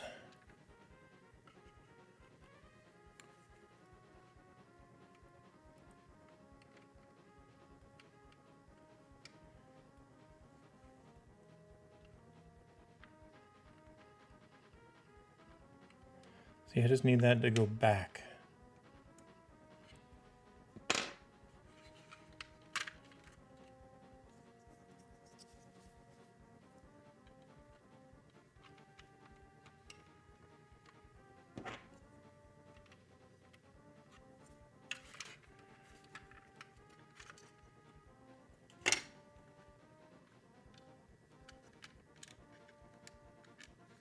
If I can get this to come back, and that like it's nice and clicky. But if it goes forward, then it compresses. How can I do that? What are the options? I think the options are to grind down that circuit board. Let's pull this out. It seems a little extreme, but we're going to go ahead and do it.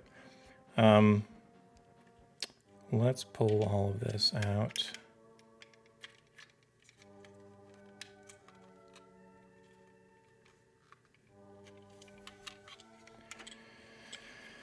And we might not be able to get a lot of it, but maybe if we get a little. First, let's see if it's dead circuit board. So there's nothing on this side. Let's take a look at the other.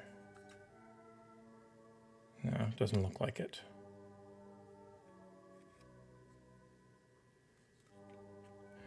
All right.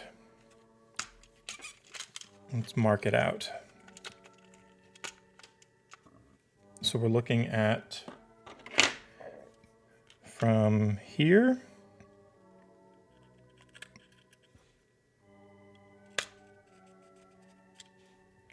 to here.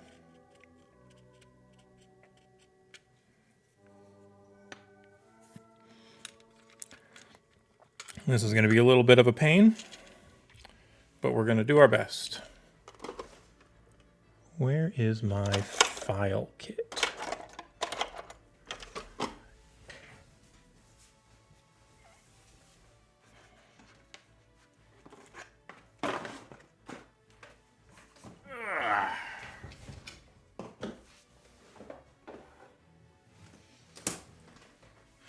It's time to break out the mini tools.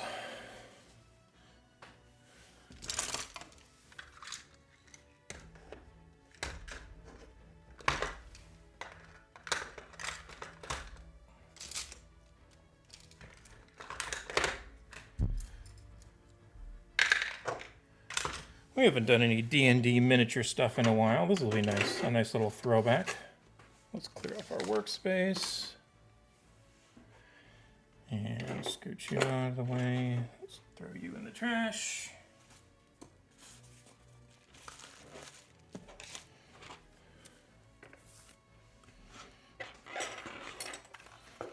All right. Let's see. Let's start with a good old file. There's our mark.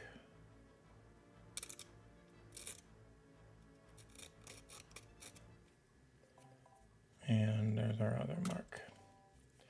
That's a lot. Let's see how effective this is.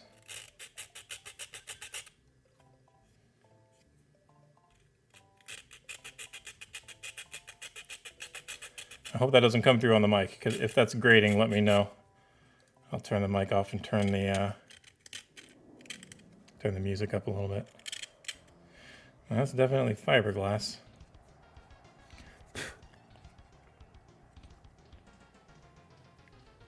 It's eating through it, though.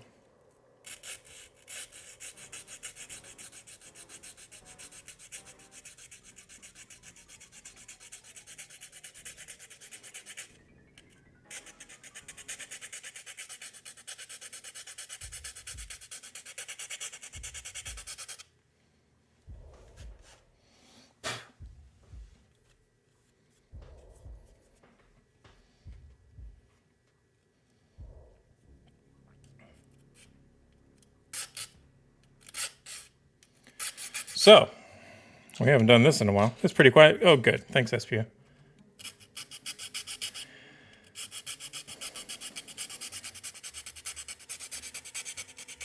So we're going to shave this back a little bit. We shouldn't clip into any electronics. And it looks like it's taking it down pretty good, actually. So that's good. I wish I had a Dremel or something else like that. I could just like grind, like a little grinding wheel. Could just cut it down really quick. But this is actually moving pretty fast, all things considered.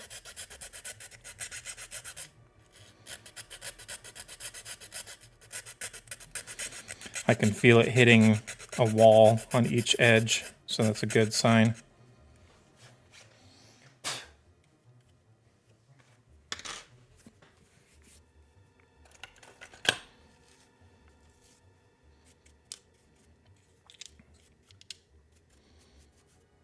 If you ever want to get into mini painting and this kind of crafting and stuff, makeup brushes are wonderful. They're very cheap and they're very effective.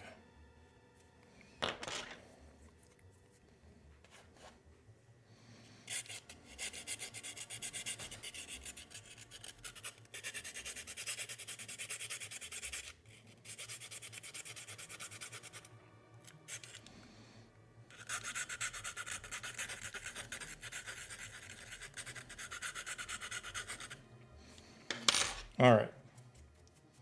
That doesn't look like much, but it did cut out some. Let's see if it made any difference. If it's rocking back even slightly less, then we'll continue forward with it.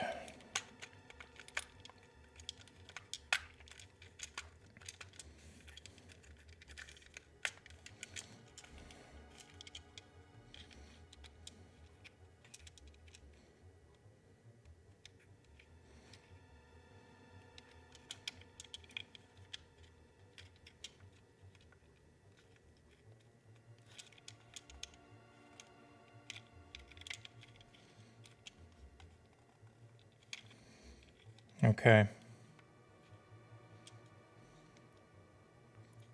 I think I know what's going on. I think we need to cut where the wire is touching. So between there and there. And there and there.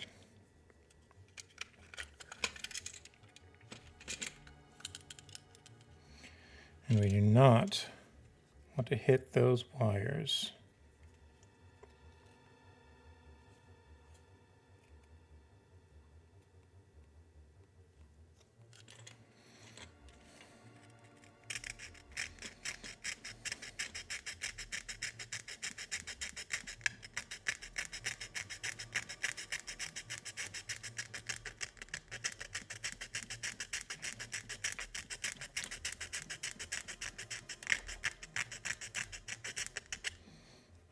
Right. We got a little trench there. Now let's come in with not you. Not oh, no, not you. This one. This one's rounded.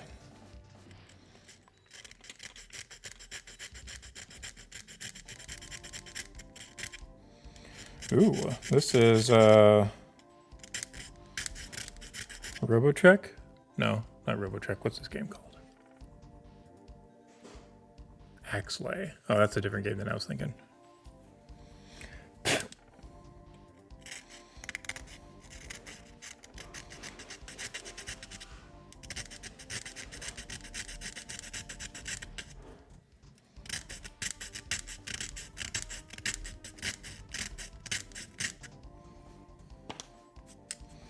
All right, we're making a little divot. We're making a little divot. That's getting a little divotty. Paying us dividends. Oop. Don't get zealous.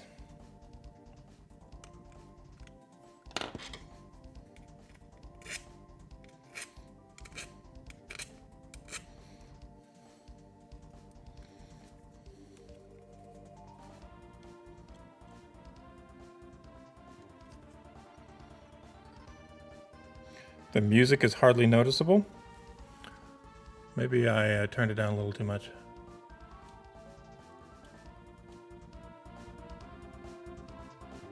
How's that? Is that better?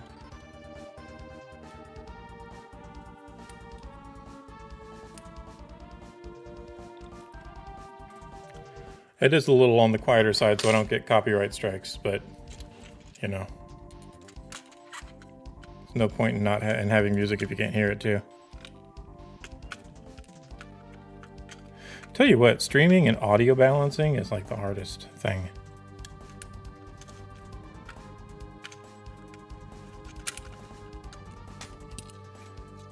Let's get you in there.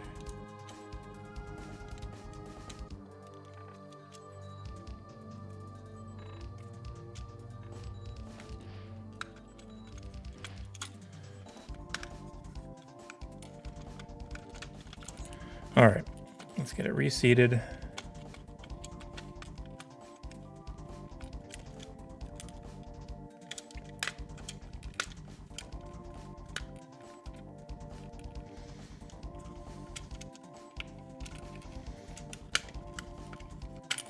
Oh, what was that?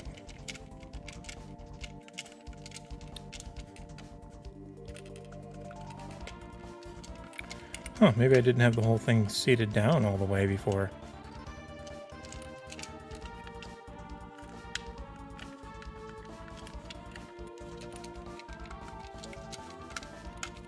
Okay.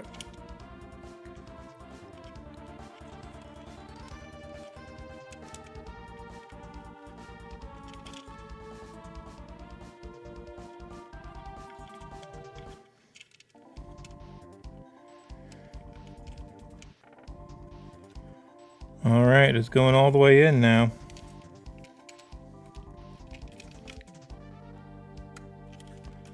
Let's see if that helps.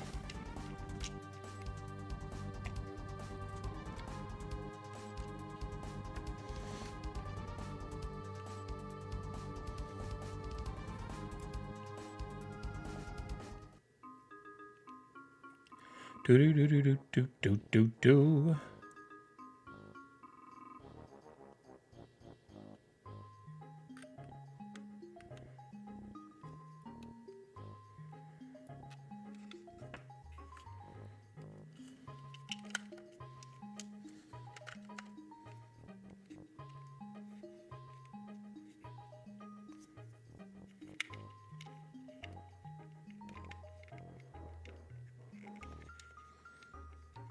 This is the daggum hardest thing I've done in my entire life.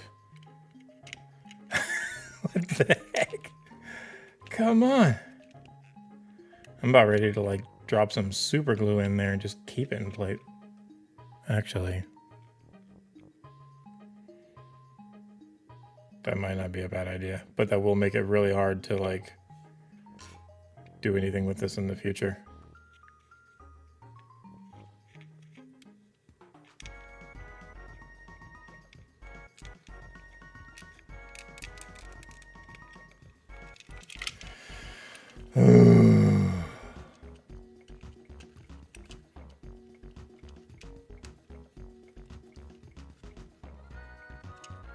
All right. Button in, silicone on.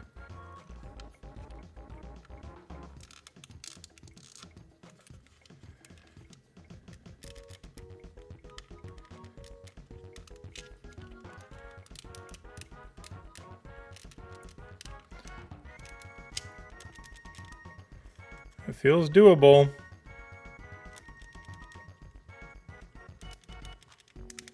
I'm gonna go with it. Let's try it. Worst thing that'll happen is we'll have to take it apart and readjust it and try it again.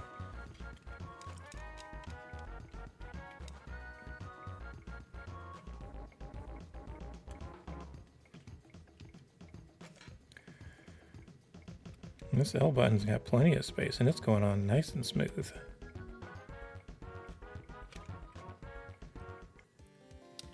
Camera's getting a bit choppy. It's probably because it's the witching hour.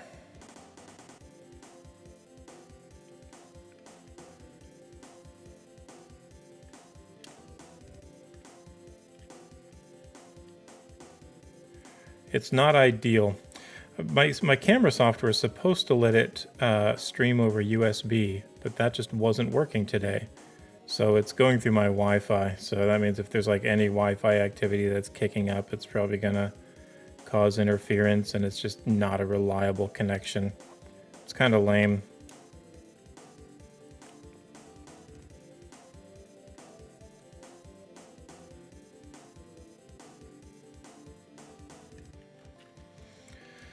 But there's not really anything we can do about it tonight.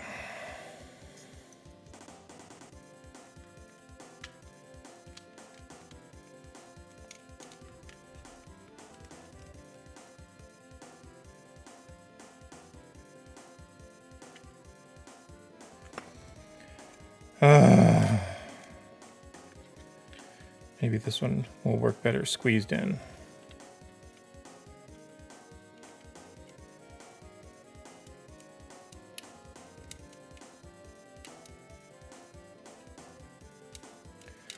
There we go. Let's try that.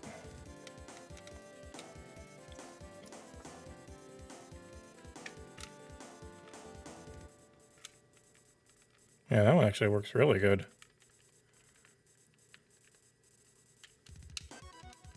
Yeah, if you notice, like, my face over here is fine. The camera's choppy, but my head isn't, because it's the Wi-Fi on the camera, not the actual stream itself.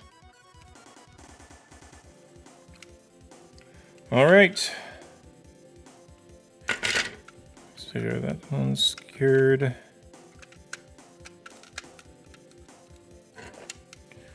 Get the alignment pin working.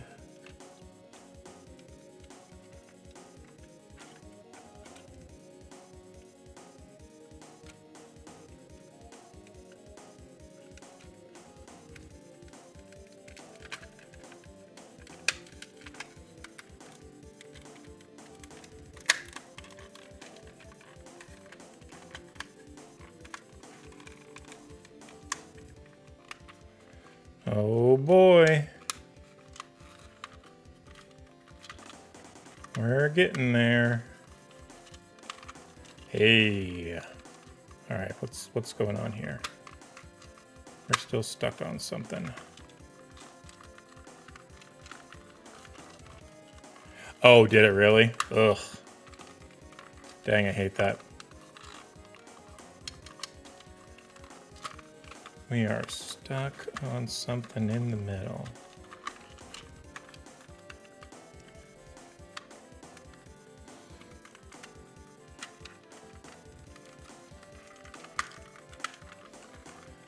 We're closing up on the bottom, but it feels like something right in here is catching.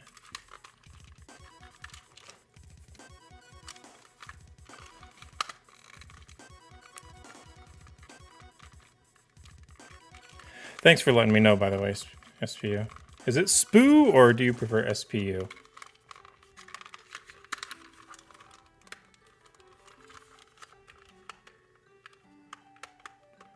Oh wow, that's just like a terrible fit.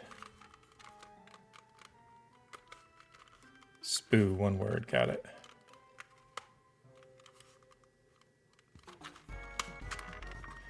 All right, I need to figure out what that's hanging on. And we need to go ahead and put at least one screw into here.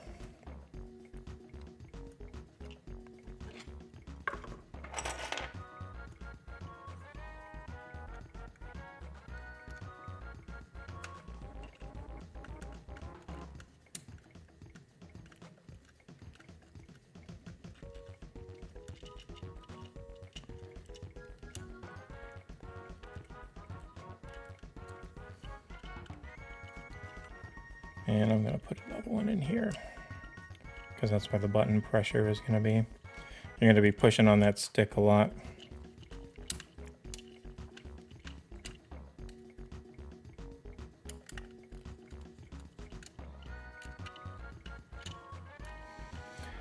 I felt like it was something in here, like maybe these posts or something.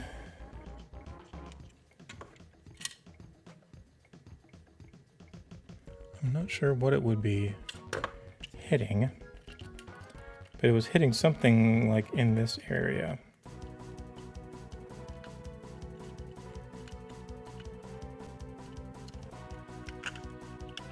Oh, looks like we're putting all three in because that is still too wobbly.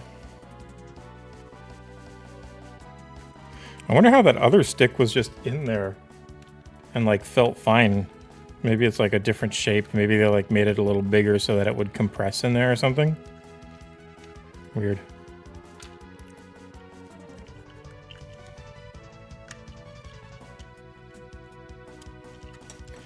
All right, so we have this on, and this on.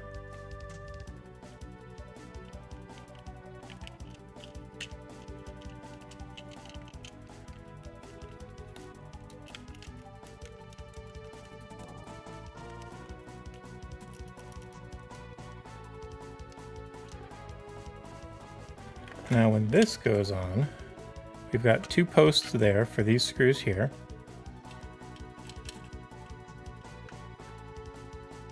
And there's backers for the buttons right there, which means that these little guys should just poke right up into there. There shouldn't be anything on there at all.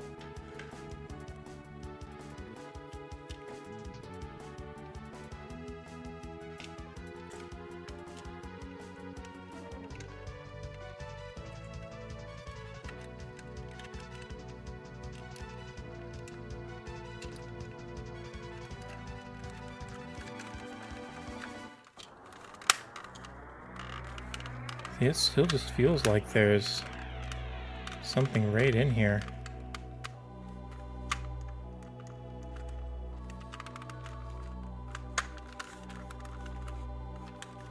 Stick feels a lot better.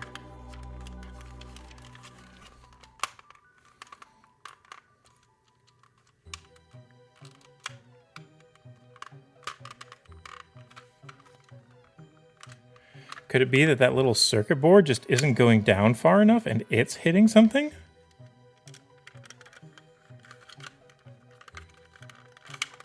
You know what? Let's do something. Let's take this R button out. I want to see what's going on in here with this little thing. Can we even close it?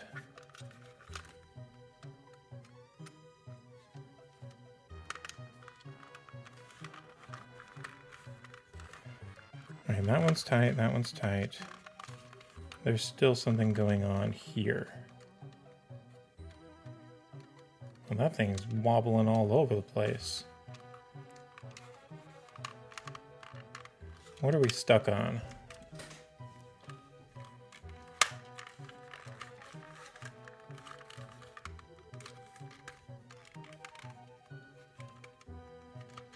Can't be the R button because like it's loose. It's one of these? No, those aren't misaligned.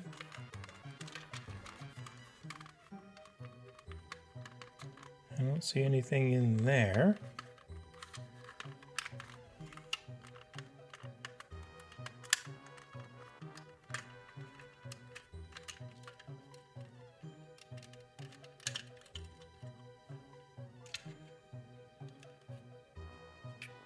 Maybe it's this?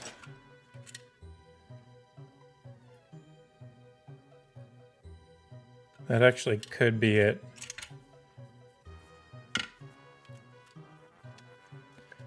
What if we scooch this wire down and out of the way?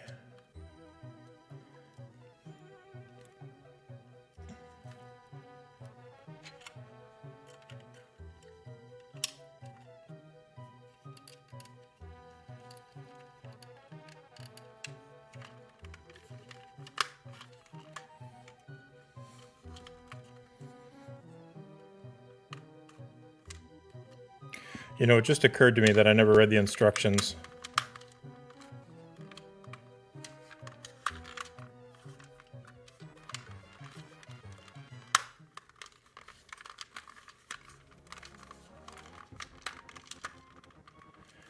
It's right in here.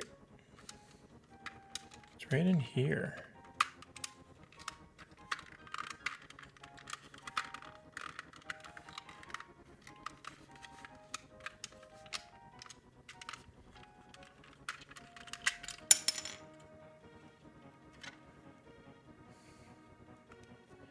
I wish I could see pressure points.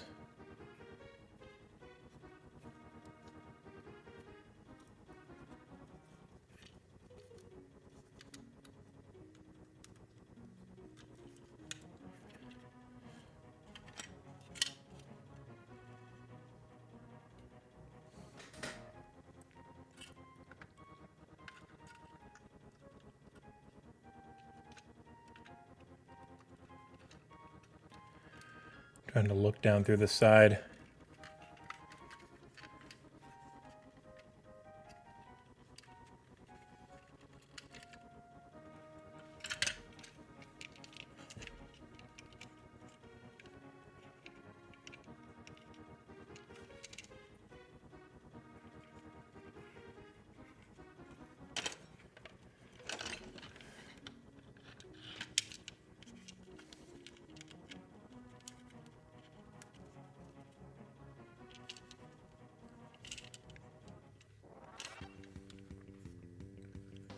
Do do do do.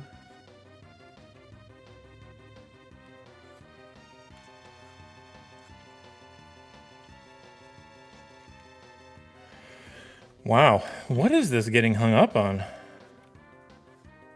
Any ideas, chat? Best viewers.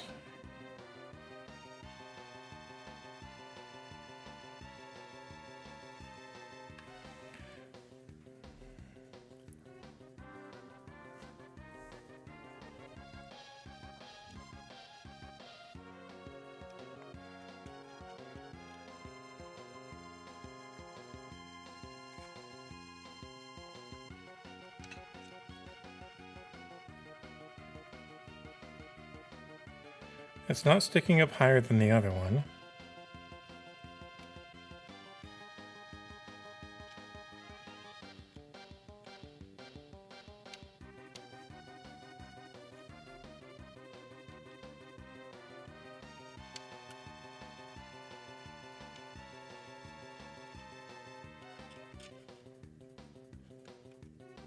Best viewers should know. What do you think, best viewers? Ow, dang it. Fuck myself.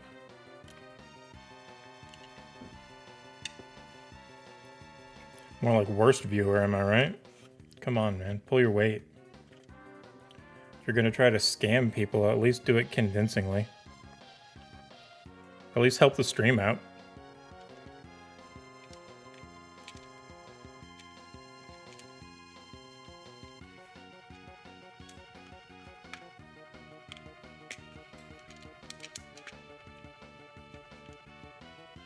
And it looks like it's already in all the way.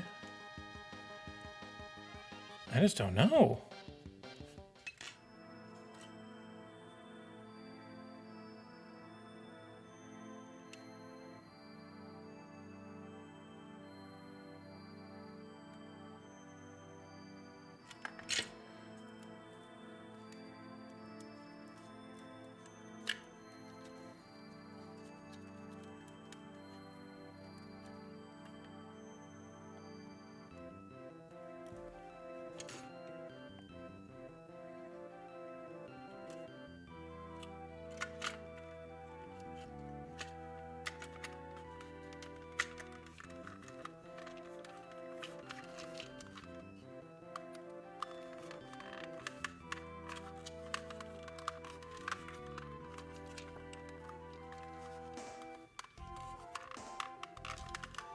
See, it feels like it's right over in here, but there's like...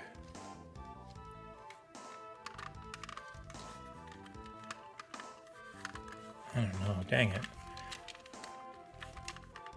Let's look at the instructions. If anything, it'll be a nice little distraction. Alright. Take the screws out. Take this part out. Okay, well, we should have read that. That's the little button that goes onto the analog stick. And then we put the port plug in. This goes in. It has the cable routed straight through the middle. Ours is kind of down to the side, so we could try that. There might be some like empty plastic there. Put the little PCB thing in.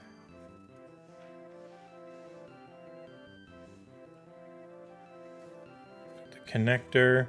Oh, wow. Yeah, connector. Then put the screws back in and then stick it. Okay, nice. Thanks, 8-Bit Dough. Appreciate that. Awesome. Hey, darling. Ooh, what did you get me? You brought me a whole Thanksgiving? Wow, that looks great. Thank you, babe. I appreciate you.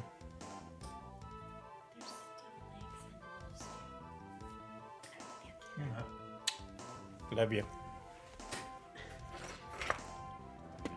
Well, we're gonna enjoy that in a little bit. We're not doing a mukbang, don't worry.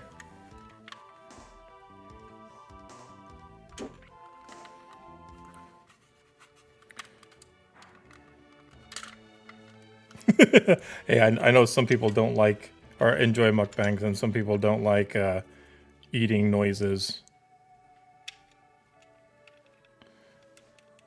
My stream has always been anti-eating noises, so we're just sticking with that for now.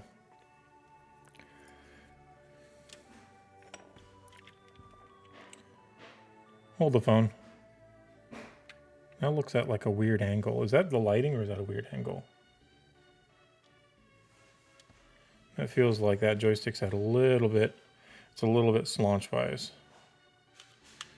Let's try to loosen that a fuzz.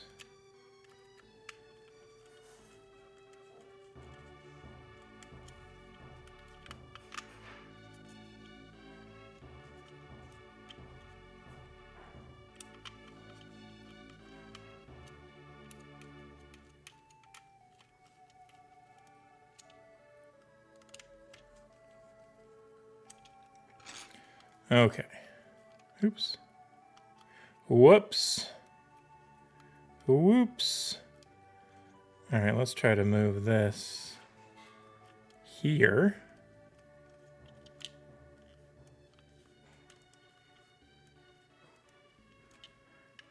And that button's in. This right button, this R button is going to be the death of me.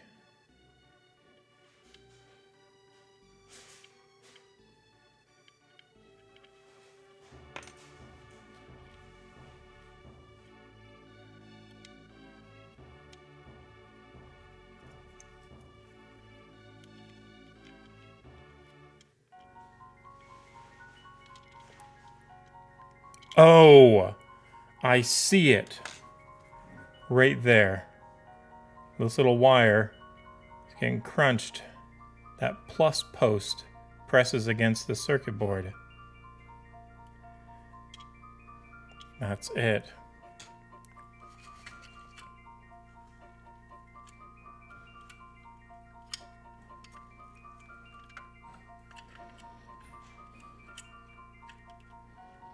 I knew looking for wear patterns was the answer. Aha! Hey, darling, want to see what I worked on tonight? Sweet! And, ooh, actually, is that? It needs to go in a little bit more. Probably need to double check that. Yeah, check this out. Where did I put it? There it is. It's wireless now. It's got a little battery in it. Yeah, and it works pretty good too. Yeah.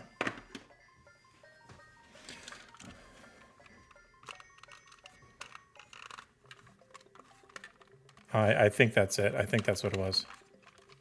Sweet. All right, let's think strategic with the screws. We took out 3. I'm gonna put one here.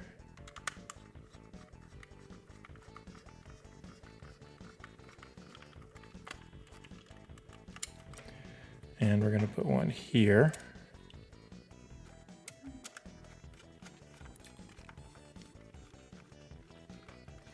Dude, Stunt Race Effects has some of the best Super Nintendo music. It's just so happy and peppy.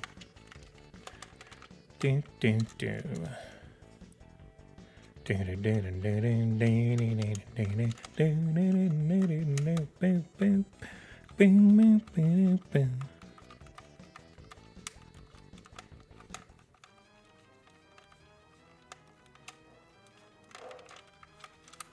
Goodness. That still feels a little high. Hope it doesn't crunch that screw.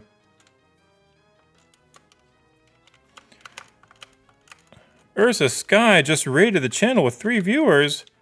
Ursa Sky, thank you so much. Welcome to the stream. We're just actually putting the finishing touches on this N64 8-bit DOE retro refit. Thank you so much for the raid. I don't have any flashy, super duper fancy animated, hey cool, welcome to the raid things or whatever. So let me do this for you. Imagine my fingers are stars and they start at the top of the screen and they go, thank you for the raid. Thank you for the raid. Ursa Sky's the best. Thank you for the raid. Raid. I hope I honored you with my super cool emote effect.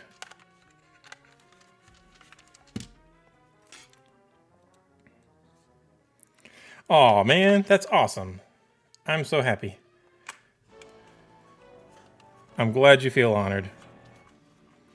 What were you guys streaming tonight? Or today, wherever you are.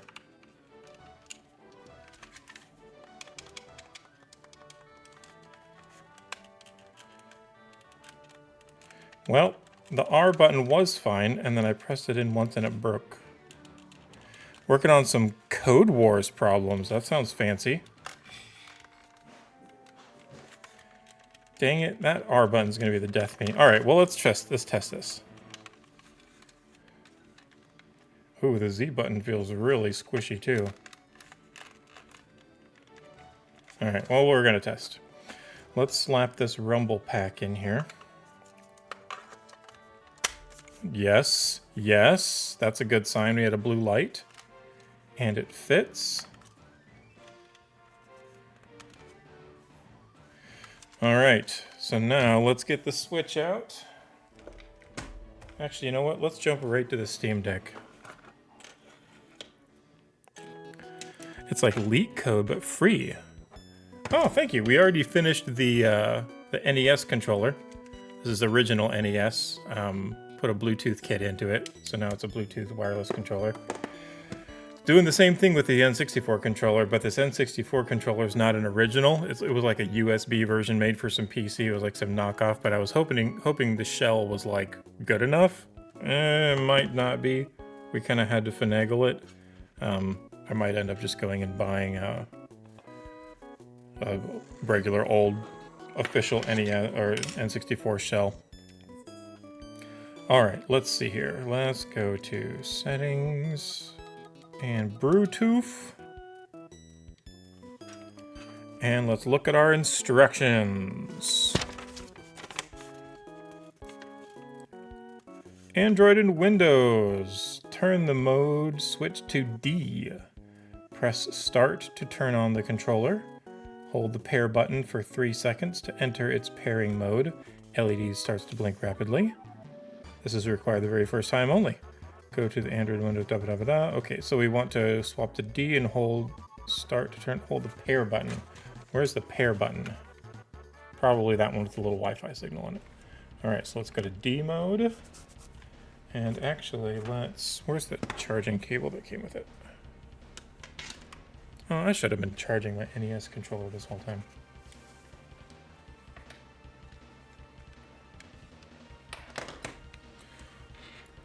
I like that this N64 one is USB-C.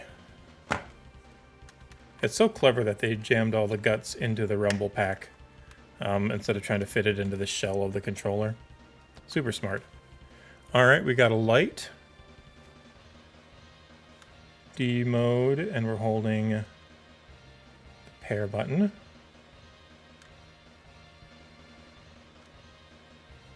I don't see anything yet. It said, oh, press start to turn the controller on. Is it on? Let's try to unplug it. All right, no lights. Hit start. Got a blinky blink. Let me hit the pair button.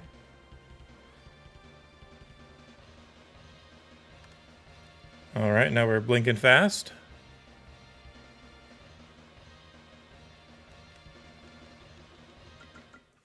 Eight-bit N64 mod kit. Heck yeah.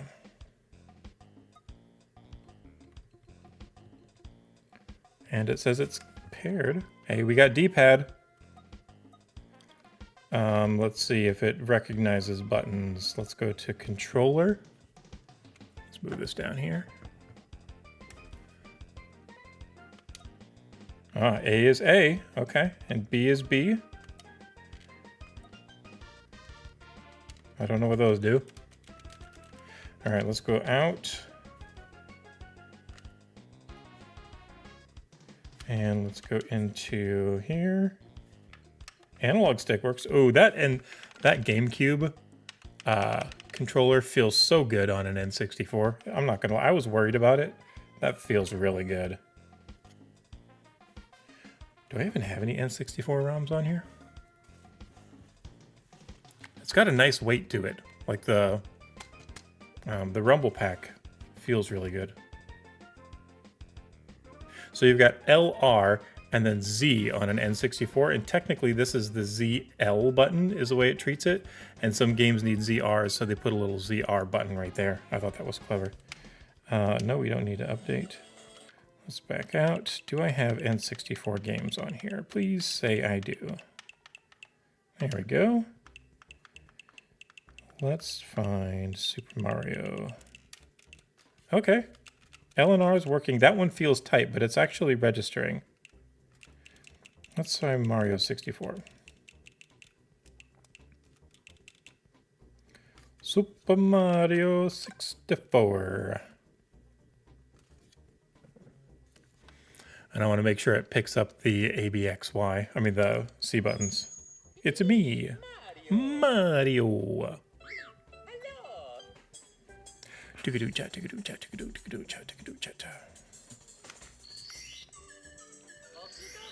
Okie dokie.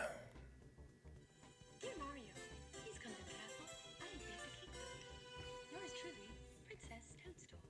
Peach. Yes, yes, wooshy wooshy cinematic camera. Cinematic camera. Wooshy wooshy. Do do do do. Can I charge it while I play?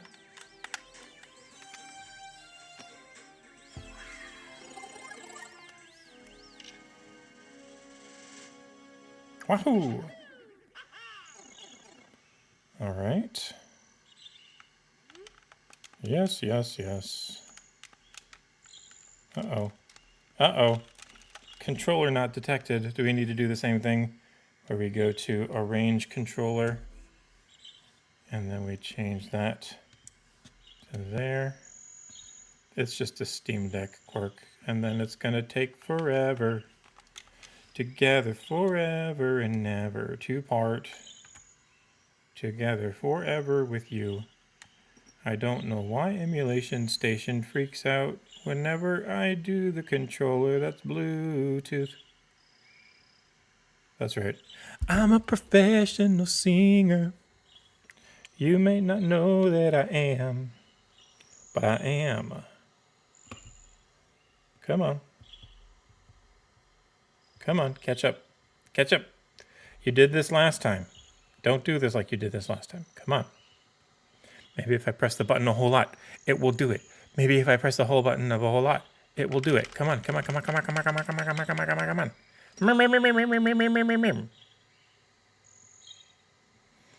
Thank you, Ursa Sky. I super duper appreciate you. Have a wonderful night.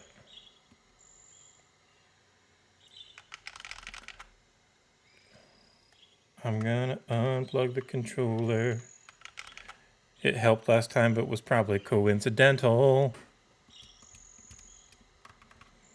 Bum bum bum bum. Bum bum bum bum.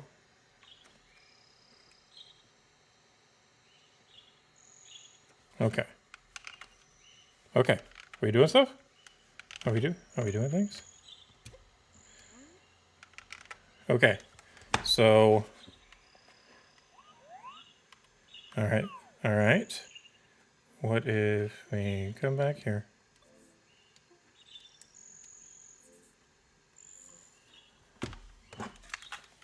All right, stick working. Stick work, good.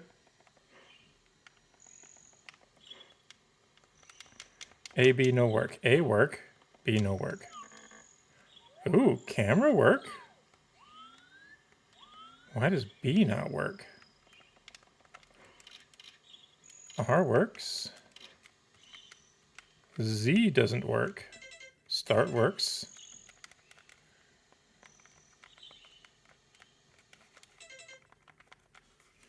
That is a very strange thing to not have work. B was working in the menu.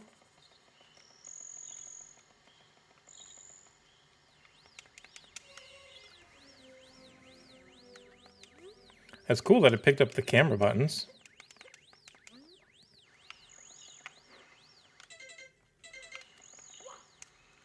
Man, I wanted a long jump. That's my favorite jump.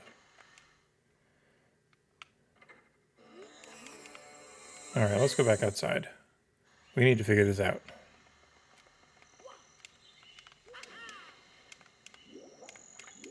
I used to hate falling in the water as a kid because I could never control this blasted thing in the water.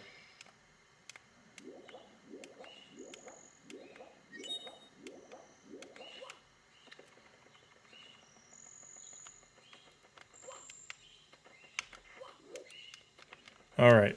How do we do emulation station controls? Like how do is it the sticks? Ah, there's the sticks. All right. Let's try where I don't know where this is. Core options maybe? Controls? Manage and remap. No, I don't want to do that. See, A and B is working. I don't know what Z is doing. Port 1 controls. It's controller mapped up, down, left, right.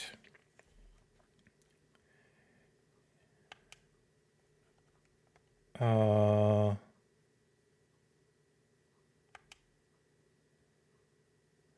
don't, what?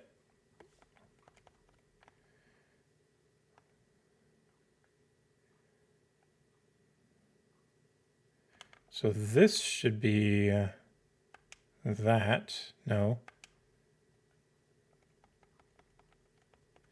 I don't understand this. I don't know what C1, C2, C3, and C4 is, because then we've got... Oh, wait. What? Where's the B button?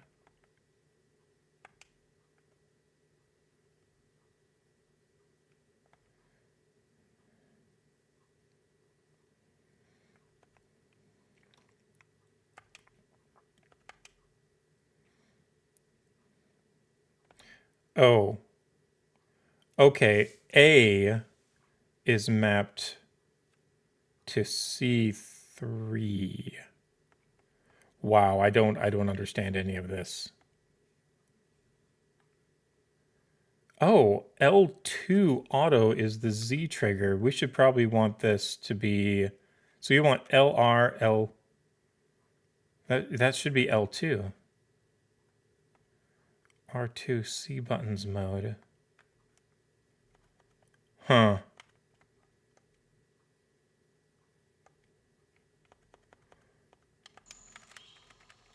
What if I do ZR?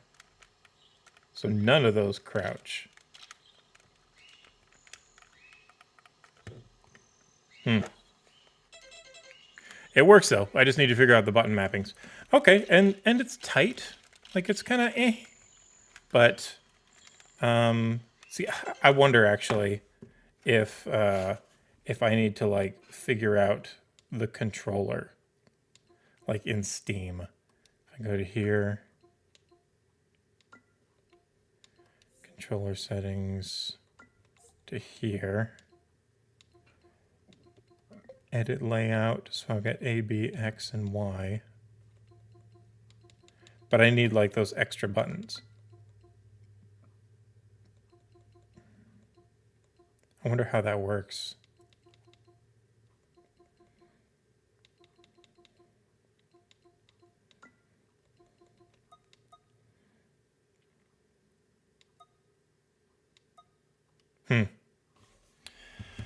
Maybe there's something in the menu here. Support, please support. 8-hour playtime. That's cool. Let's charge this while we're reading the instructions. I'm excited to find my Super Nintendo controller and do this for that one as well. It's got turbo. That's fun. Start equals to screenshot when connected to the switch. Hold the button when you would like to set turbo function. Okay. Wired. Oh, it's got a wired connection. That's cool. Connect the controller to Android's Windows via USB cable, then wait until the controller is successfully recognized. Huh. That's neat. Nothing in here about... Wait, what's this? Start button to turn on the controller. Hold start for 3 seconds to turn off the controller. Hold start for 8 to force the controller to shut down. Okay. Direct input and switch. Power LED start. Pair button stars. Yeah. It doesn't say anything about what buttons are what. I want to try Picotron. I want to see what this thing does. Let's go ahead and... Oh.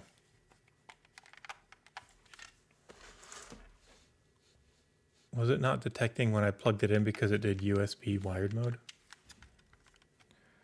All right, let's unplug our USB and let's hold start for 8 seconds and we're just gonna shut it down.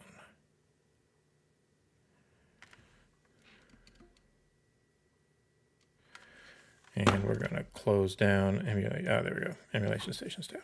And turn the Steam Deck off so it doesn't grab it. Plug the cable in. I'm going to set it to switch mode because that works better with Macs. Hey, look at that. So the stick is bound to the stick. That makes sense. So oh, interesting. So on the N64 controller, this is B, this is A, and then this is camera left and camera right. So it's like X and Y. A, B, X, Y. But then camera down and camera right just don't register anything. L and O, shoulder buttons work okay. I don't know, Z doesn't do anything. Start registers as start. Okay, that's cool. And I don't know what's going on with that right stick. That's some sort of false signal. It looks like the button's stuck on. Interesting.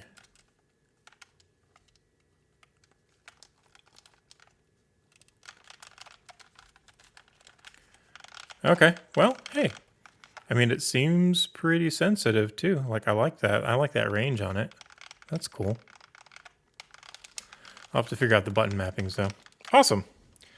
Sweet, sweet, sweet, sweet, sweet, sweet, sweet. Well, let's see. This is kind of mission accomplished. You know, we set out to... Where's my thing? We set out to get the NES controller made, and we got that one put together. And then we got this N64 one put together, which is cool.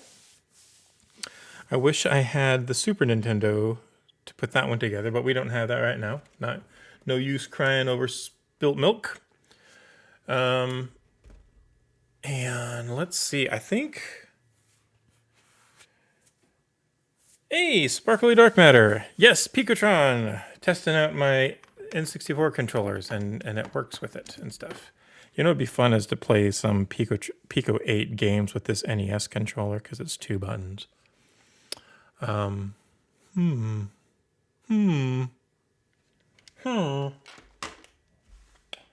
do we want to do? Let's see here. Oops, that's not the right one. That's the right one. So I think we did pretty good overall. We got the N64 together. The buttons are a little tight. I'm probably gonna need to just fiddle around with that to get that working. But yeah, so like in Picotron, like it detects A and B, and then this is X and Y. So it's like it took the B button from here and put it here. And it took the A button from here and put it here, but it still left the X and Y. So these 2 buttons, like, I don't know what they do. Like, I don't know what they're bound to. I might need to, like, plug this into, like, a button input tester or whatever and see what registers when I press it. But it's LR and ZL and ZR on that one there. There is no... And there's a D-pad and an analog stick, but there is no right analog stick. Yeah, so interesting, so weird. Did I write the gamepad tester myself? Yes, this is mine. Oh, there's my camera. We're gonna go back over to Picotron because the camera's being a duty head. Yeah, let me plug in my normal gamepad that I use.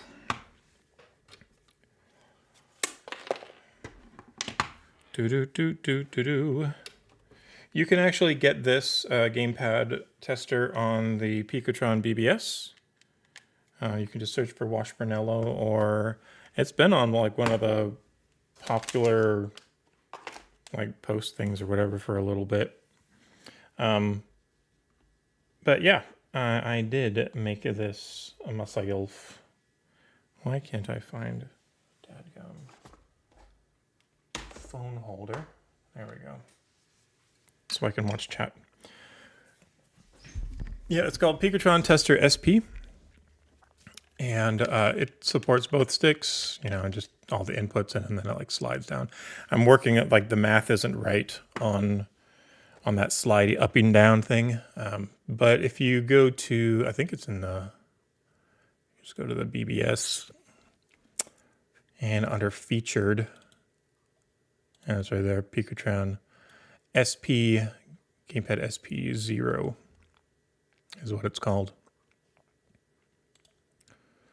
Zep mentioned it a while ago, so it kind of got boosted a little bit in the BBS algorithm. But it works pretty good. It works pretty good. I like it. I think I want to shift. Let's turn some music back on.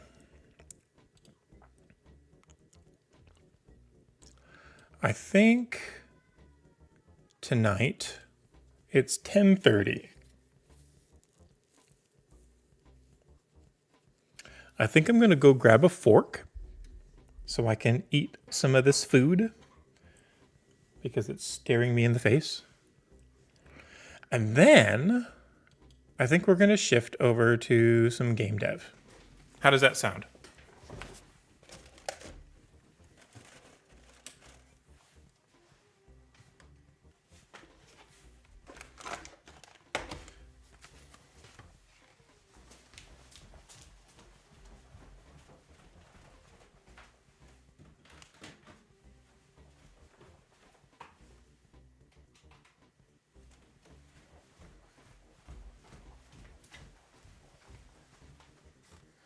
All right, I'm going to grab a fork. I'll be right back.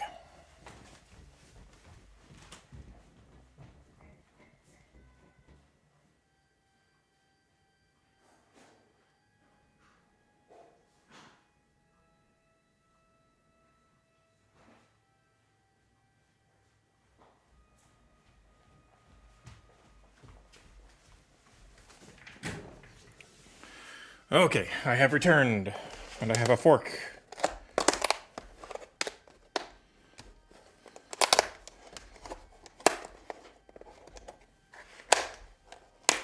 My wife brought me some Thanksgiving food. I guess she had a Thanksgiving meal with her girlfriends.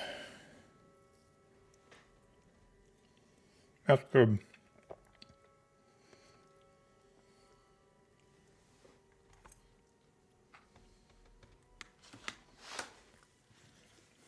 All right.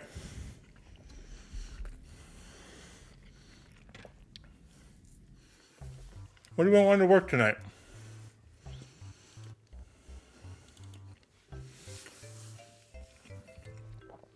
We've got options.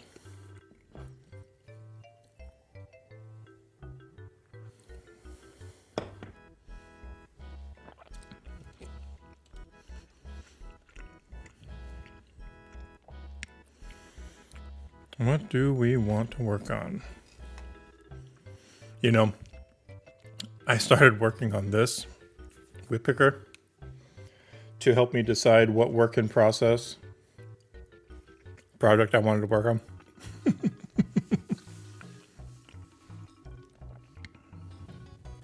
Where did I land on this?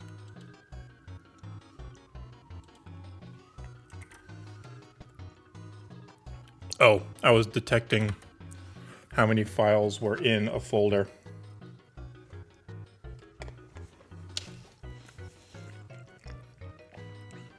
Let's work on this a little bit. So here's what this is.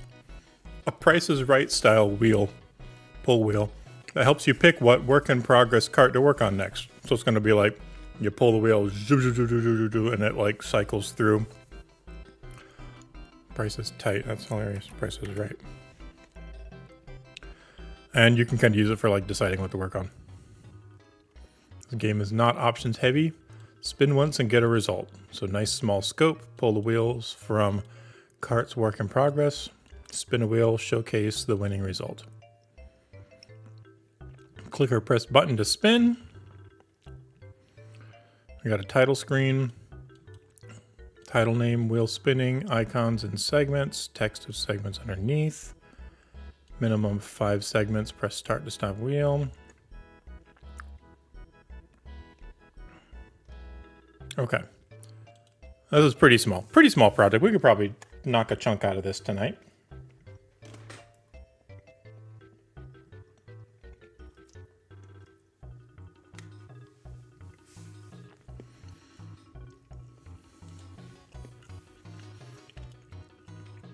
All right, let's march through the code and see where we're at. We got color table set up. We're including the files file. So that's what actually detects where files are in the system. Now we're initting file filtered equals p64. Okay, so we're looking for p64 files. Set file path to cart's work in progress.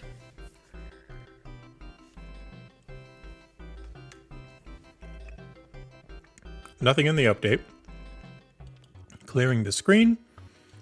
Printing the default path, printing the file path, and the number of files listed. For item in all files to... Okay. So why... Prints the path. The default path, the file path, and there's none listed. What do we have set as the default file path?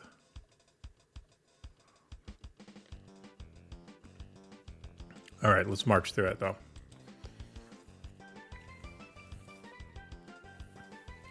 Oh, we're not doing anything. Oh, here we go. Set file path.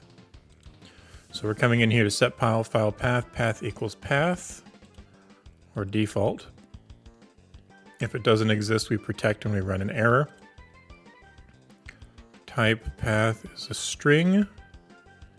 Or if the path is not a string, then we throw an error that says it's not a string. Otherwise, our file path equals the path up here. So our file path here becomes cart's whip. And then we update the file list. Now in update file list, we are doing... we get the file path. If it doesn't exist, we throw an error. The raw list equals the file path. Oh, that's right. There we go.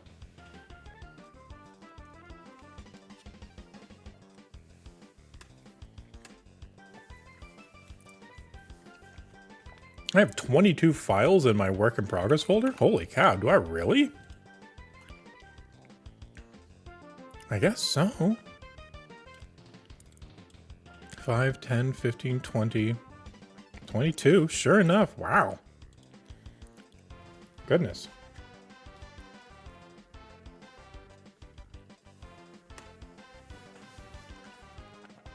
All right. So we want... Right now, it is pulling everything. It's pulling a folder. I don't want folders. I want to be able to filter it so that it's only P64 files.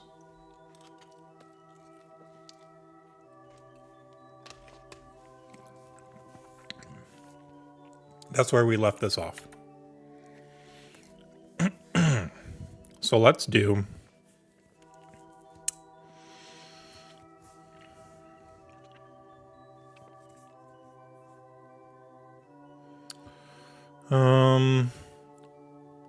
So we get a raw list, which is a ls of the file path, and we dump that into a raw list, and that gives us a table of everything in the file path.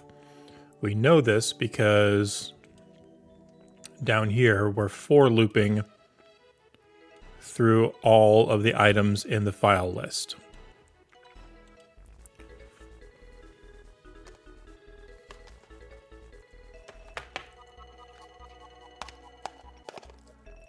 Now we're going to need more than just the file names.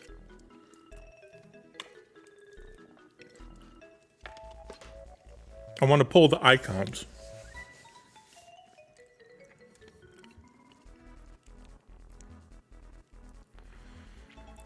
So what we're going to want to do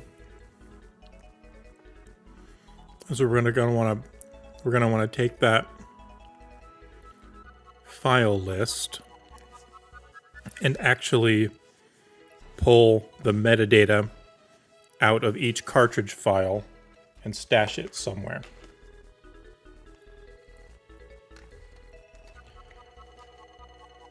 But what we don't want to happen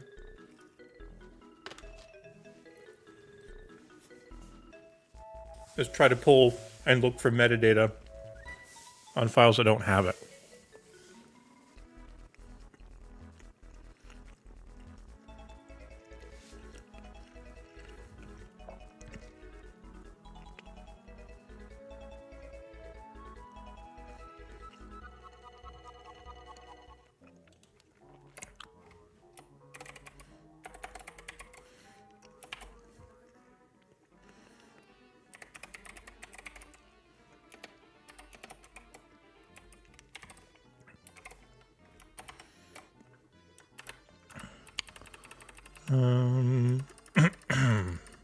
We want filtered to equal true and extension to be P64.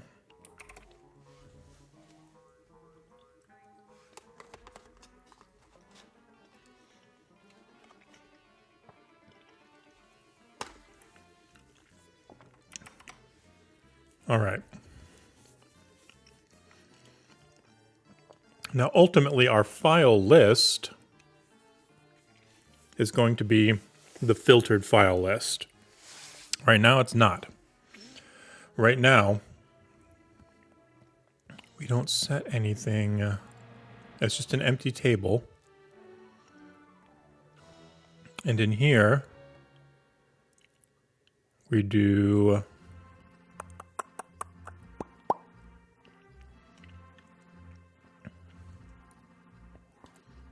That's where we set it. So if we are not filtering at all, then our file list equals the raw list. But if we are,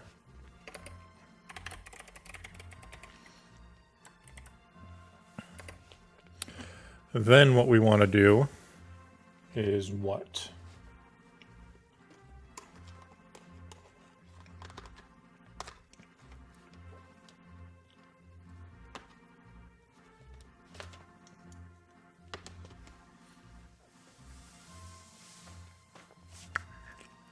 We want to loop through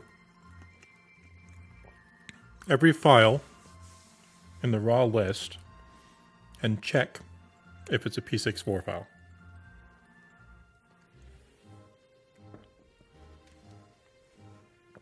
So we could say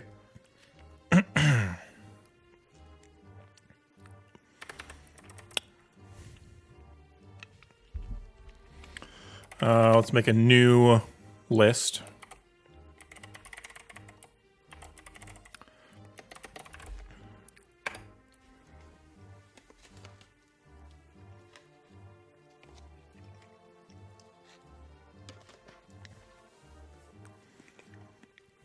And then we'll say for file in all raw list do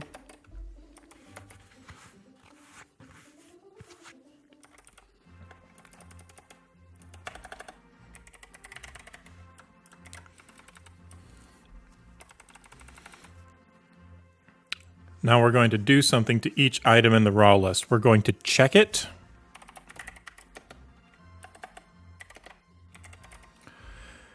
And then we're going to accept or reject it.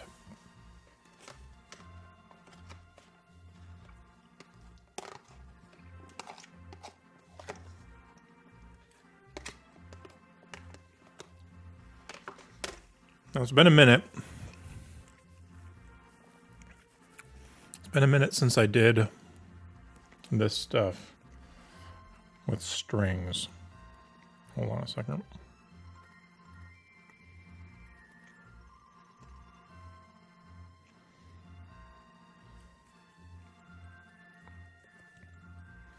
There we go.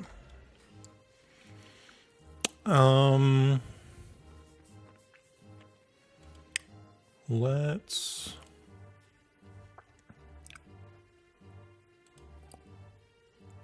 pull up our functions.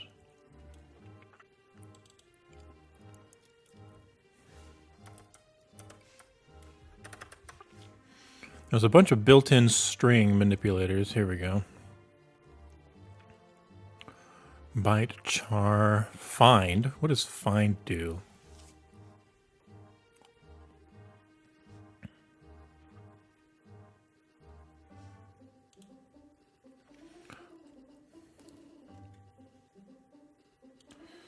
What does string find do in Picotron or Lua? String.find is a standard Lua library function used exactly the same way in Picotron. Since Picotron, yeah. The syntax is start and position equals string.find. String pattern init plain.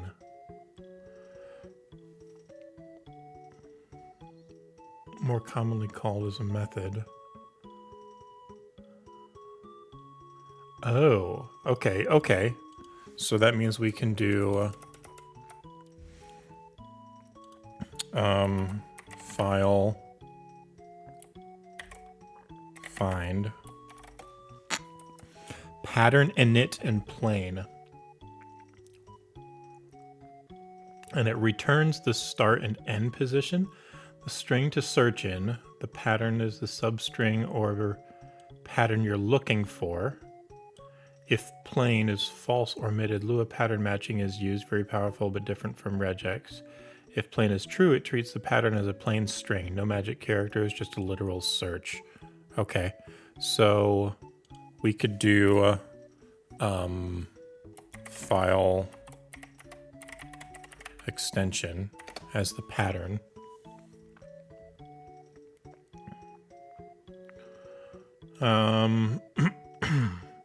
Init is optional. Index where to start searching. Base 1, defaults 1 can be negative. Yeah, we don't need to worry about that. Plain optional if true. Disables pattern matching and does a simple string search faster and usually what beginners want. So init will go nil and true.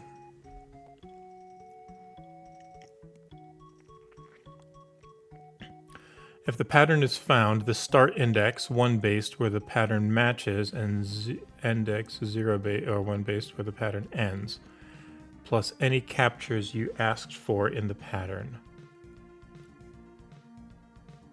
Okay.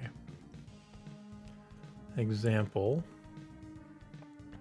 Hello world, find world, print I and J. Okay.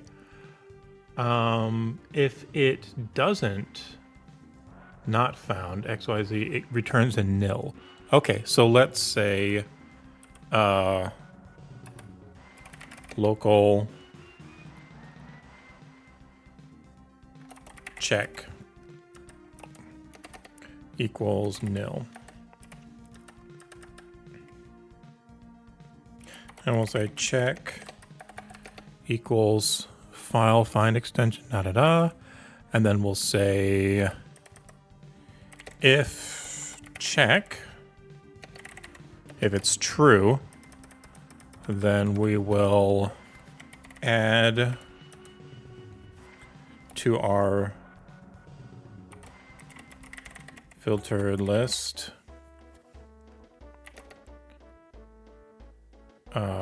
file.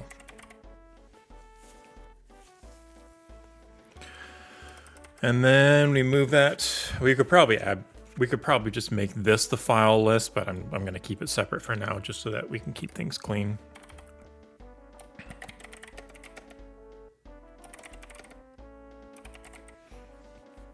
Okay. So if I do that, hey, look at that. There's no folder up there. And it says 20 instead of 22. Dang, did I just knock that out in one go? There's the test file, test folder. Heck yeah. Heck yeah. I just knocked that out in one go. Heck yeah. That does not happen very often, ladies and gentlemen. Whoa, baby.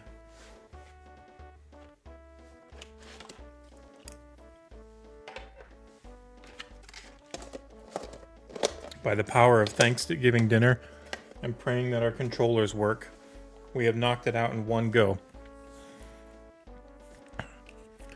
Amazing. Okay, so now we've got a filtered list. Awesome. Now we need another function. Now we need to we'll consider this part of the file manipulation. We'll go function get icons.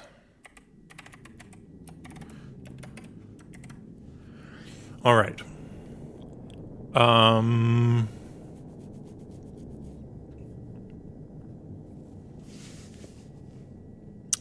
How do we want to get the icons? Do we just want this in a separate table?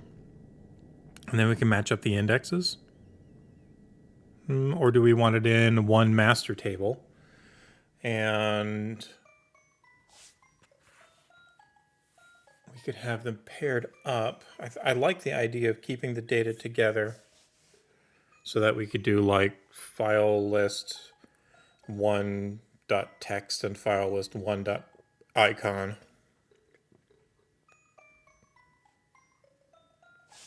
If that's the case,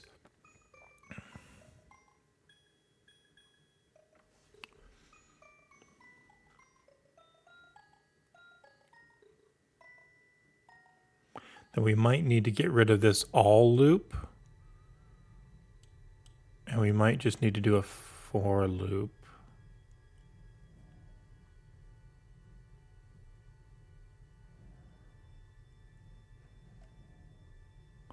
Filter.list.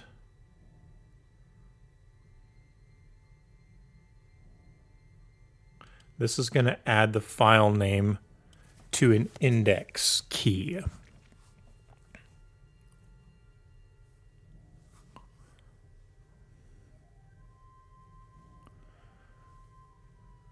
But I want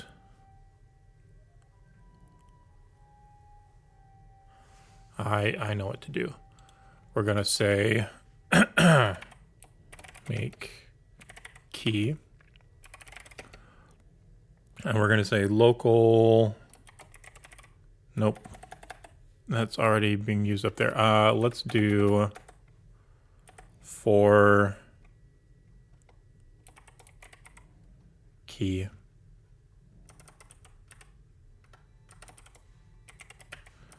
We're going to say file equals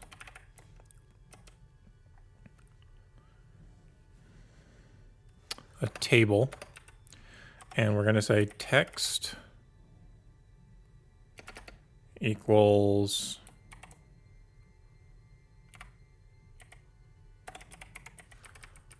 we're not using keys, we're using values.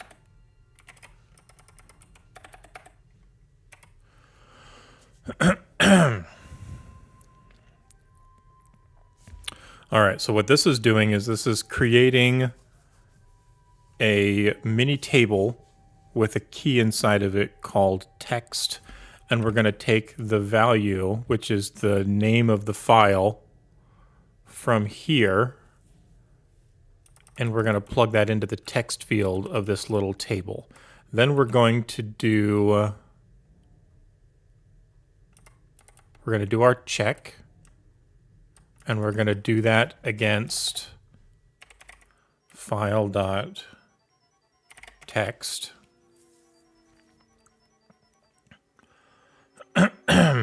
And if check returns true, then we add file to our filtered list. But file now is a table that has text inside of it. Now what we can do is later we can check through our file list.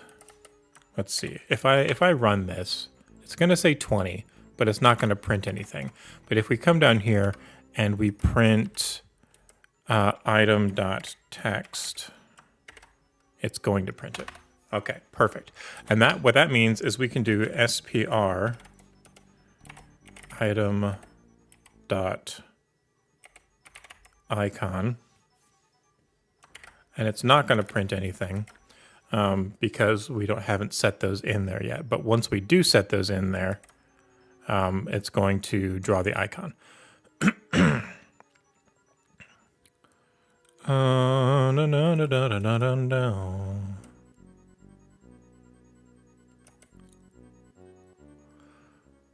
And we're going to change this to for I equals 0, 0, the length of the file list. And we're going to print file list with the index or key of I dot text. And then we're going to do SPR, and that's going to be icon.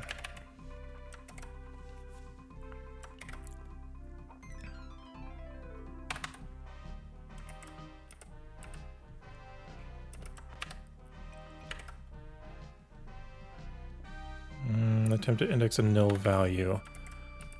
Is that my file list? Oh. We want to start that at 1. There it goes. And then we'll do an x coordinate of 20 and a y coordinate, of I times 10. All right, let's kick that over a little bit more. This is just for testing. There we go. And if we change this to, how big are the icons? About 1, 2, 3, 4. Actually, you know what? Let's just copy it like this. 16.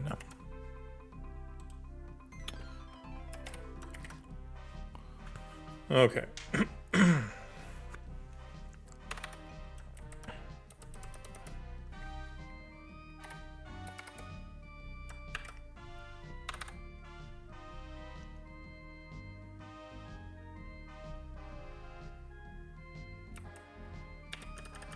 Let's actually make this a 0 so that our math lines up here. And then we'll do I plus 1 to fix that.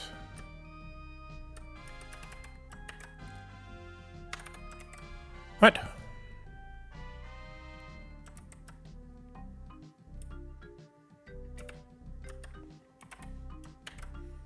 There we go. I'm just pushing numbers around. That's all math is.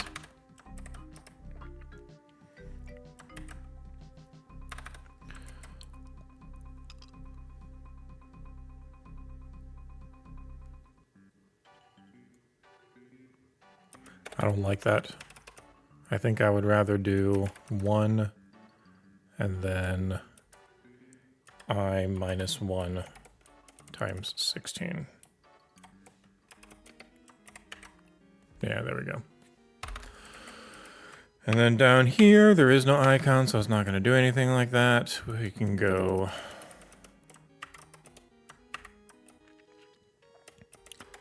We can do 200. And we'll do the same for... There we go. All right, let's get some icons in here. Get icons. We're going to do this when we set... Oh. That doesn't need to be in the set file path. Does it?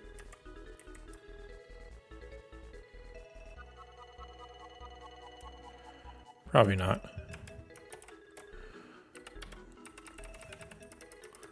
Set file path. Update the file list. Get icons. Get file icons.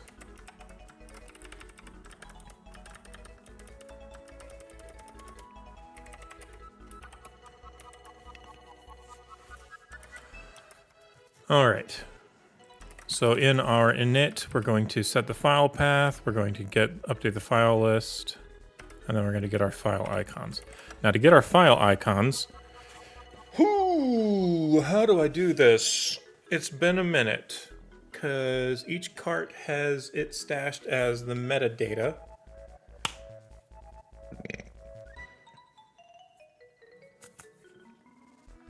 And really, this is going to be more like get file info. This is going to be more than just icons. What cart did I do this on already? I already did this somewhere. Where did I pull metadata? Oh, it was Comet, because I pulled it from here to use it up in here. So that's going to be, where is Comet? Oh, Comet's already published.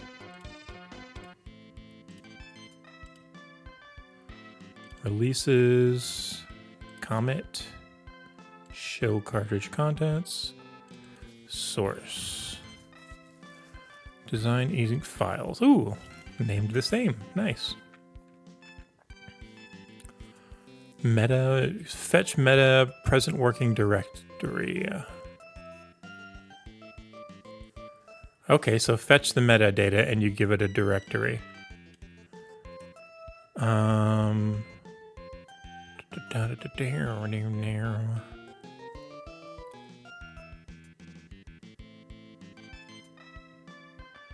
Can I just pull this whole file? Cart name equals blah, file name, file path equals fetched, or an empty table. Meta is going to be a table, cart path, comet path.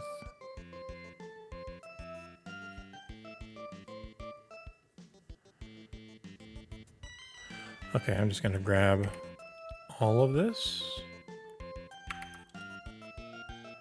And we're just going to dump it into here.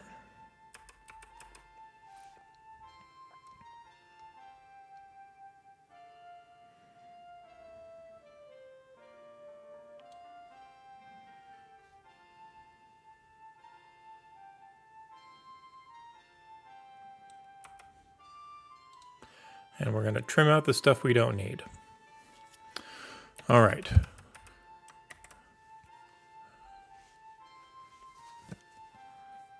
We don't need Comet metadata, but I do need this. All right, so we're going to fetch the metadata. Where am I using Comet underscore meta? Am I writing it to that at the end?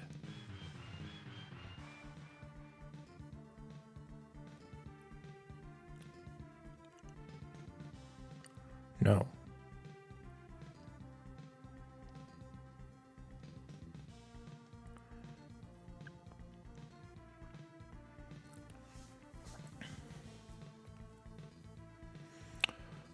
Okay. I'm going to leave that for now, because I don't know what it is. So, cart name, file path. Really, I just need... I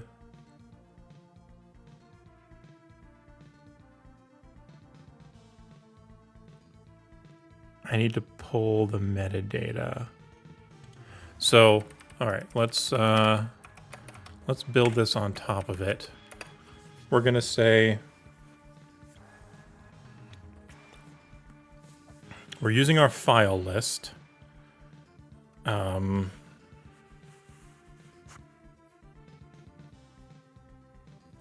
we're going to do for file in all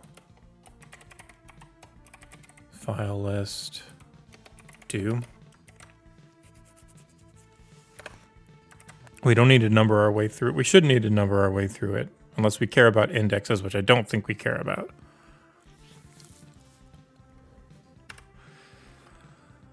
And so we have file. Let's do a little comment here.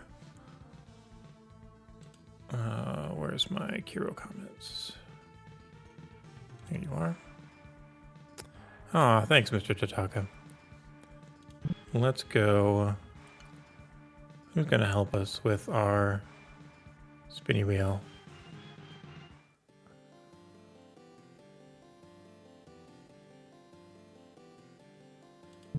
There we go. We'll use her. Nope, I want the mouse. And we'll make it token flavored.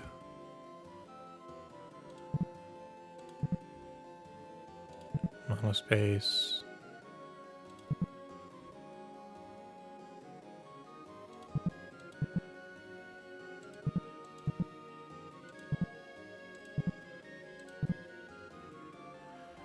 All right.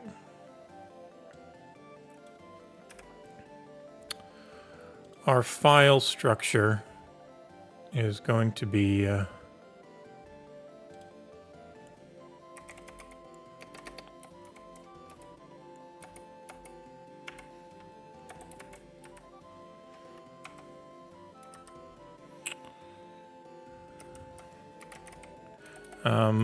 we want to get the metadata from it, which is going to pull title, version, author, notes, icon, BBS, ID created, modified sandbox.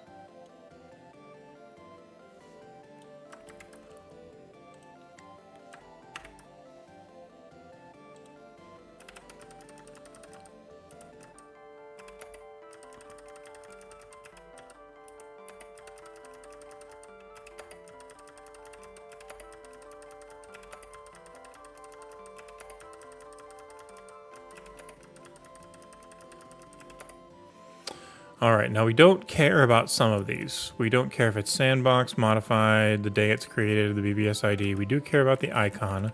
We do care about the title, because that'll be fancier to use. We shouldn't care about the version or the author, because you're working on it. Notes. No, I think we're going to get rid of the notes. So we're going to have the. You know what? We've been calling it text, but really what it is it's the file name.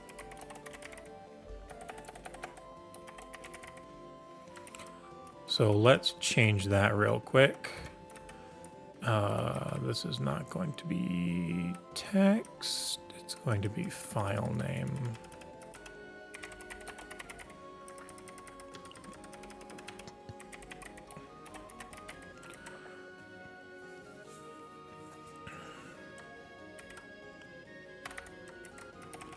And then back here, we're not pulling the text. Oops. We're pulling the file name. All right, so the file name, text, title, and icon.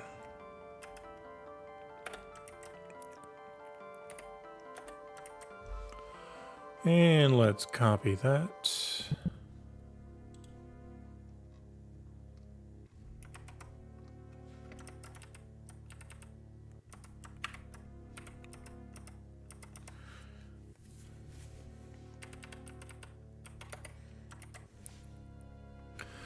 All right.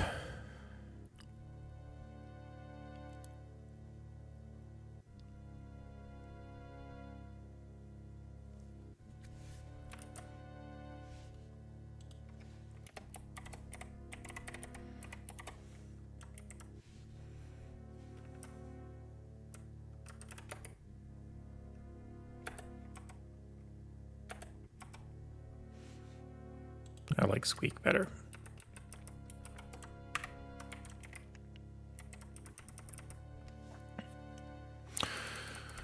Okay, so when we comment meta,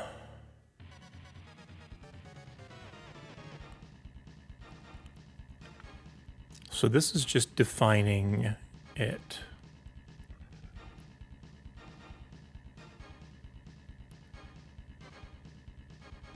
Fetch metadata.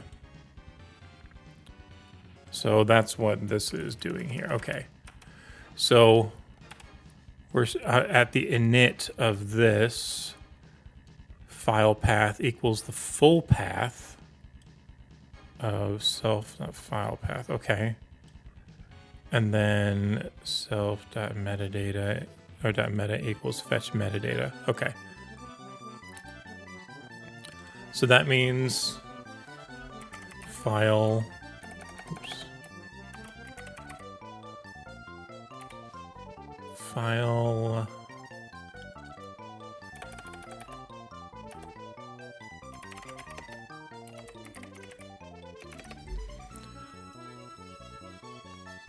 we need to get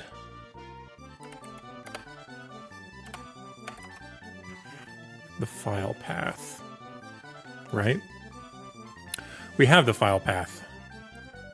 That was file path here. So it's going to be file path and then the file name. So meta equals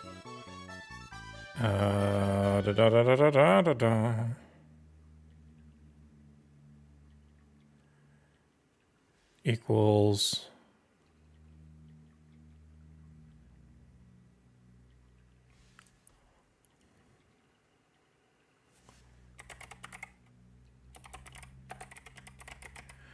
fetch metadata, and then we give it a file path, which is going to be file path, right? File path concatenated with, do we have a trailing slash in our file path?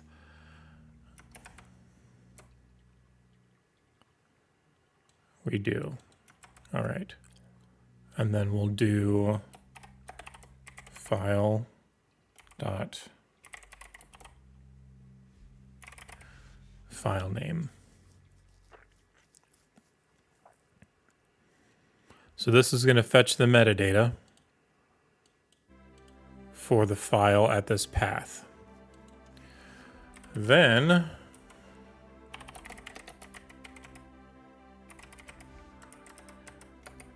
we need to start storing that metadata.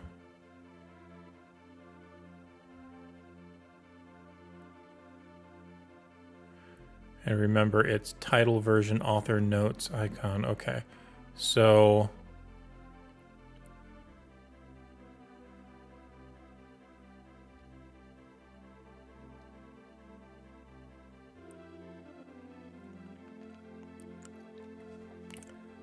file dot title is going to equal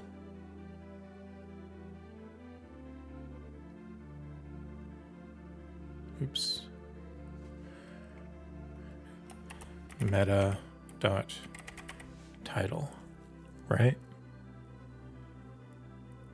Yeah.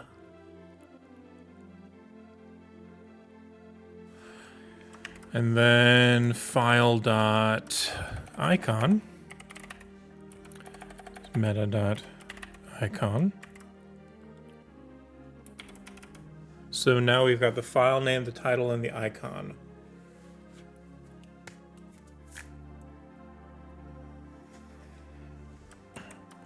Should we go ahead and do the author?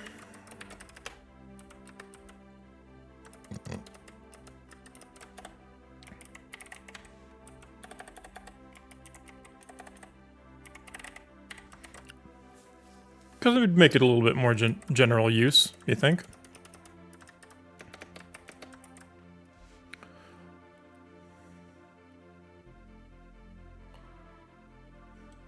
Why not? We're probably not going to use it. But you know. Oops. So we've got title, version,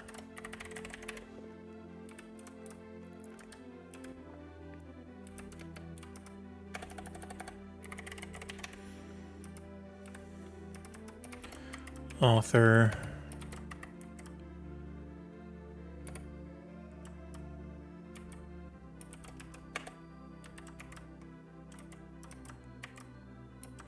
notes,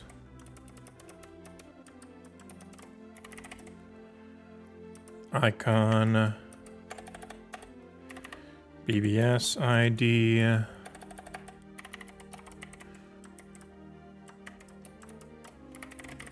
created,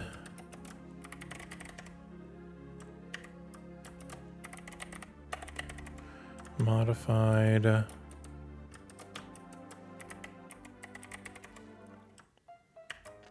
and sandbox.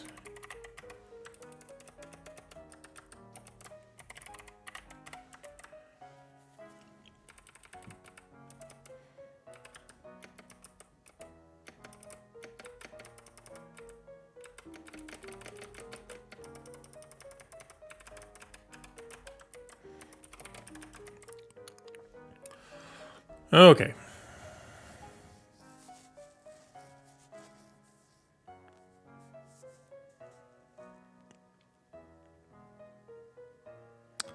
And I don't think we need anything else from this. Are we doing anything else with the icon? Here's the title, version, author. Stitching that together into an info thing. If meta icon, then set sprite 1. Self-minimize as a default cart image if not overwritten. Okay.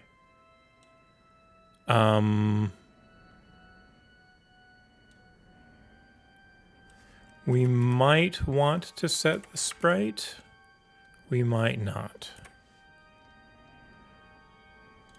So let's do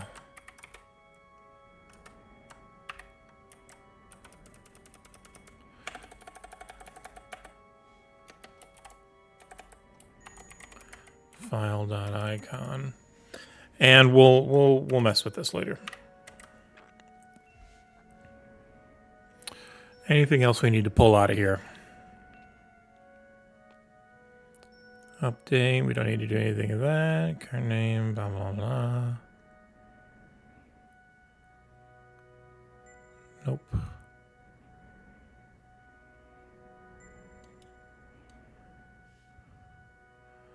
We are going to want to do some protection, though.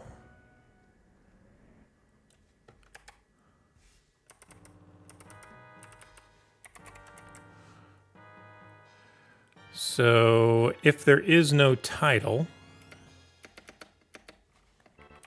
we'll say or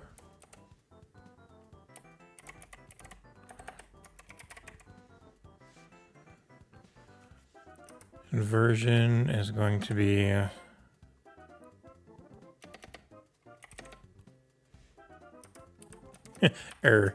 it's going to be this that.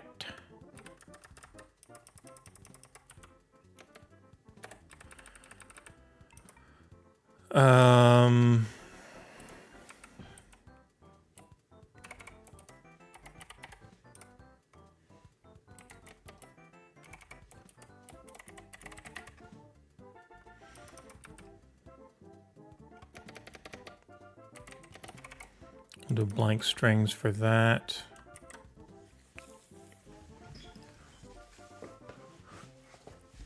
All right. That'll work. Ooh, and actually, you know what? We should probably have a default sprite. Let's go to the file system.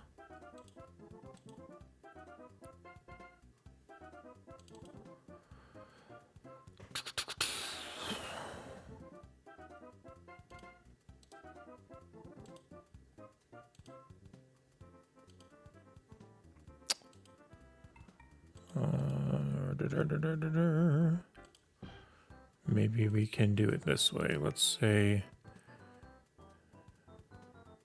new cartridge.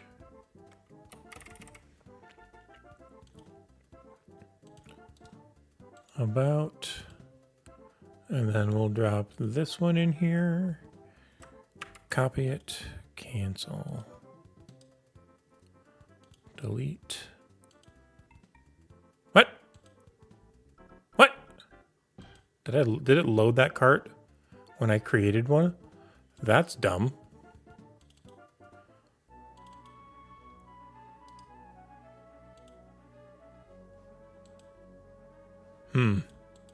Don't like that.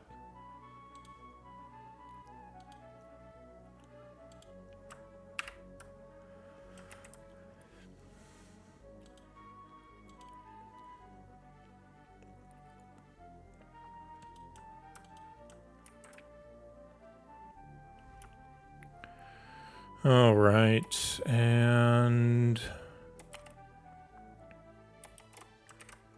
hey, wow, what can I say? It just kind of works, huh?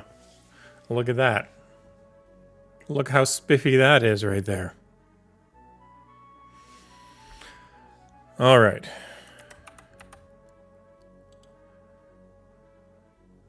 We're going to do this real quick. I need to take a bathroom break. We're going to set this to 128. And we're going to say B.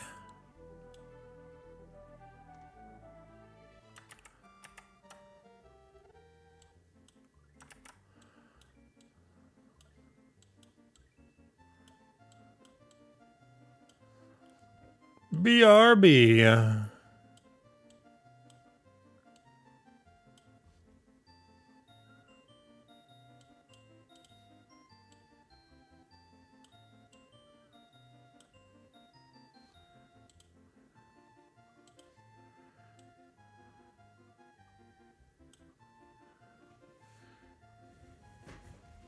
Be right back.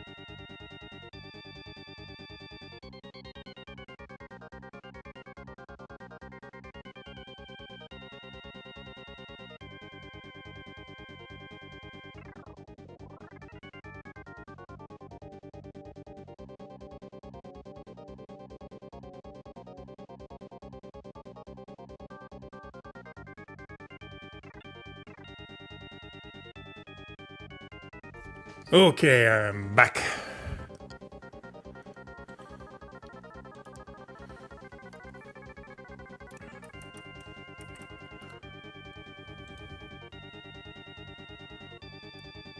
Title, version, author, notes. These are all the stories, folks.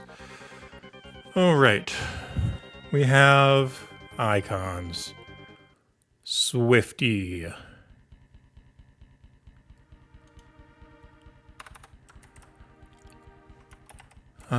Do we have titles?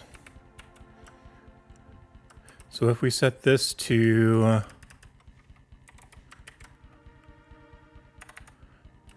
70 and then this one to 90. Okay.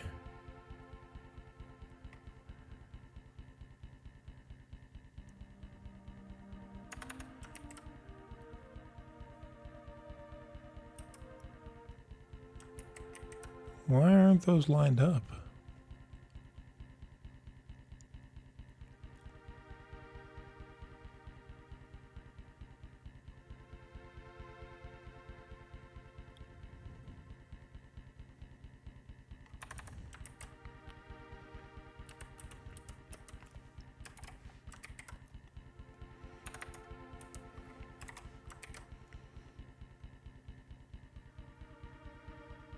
That's strange.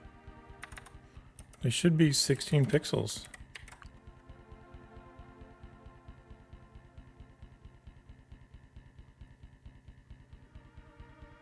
Maybe they are. But see, like that one looks like it's way off.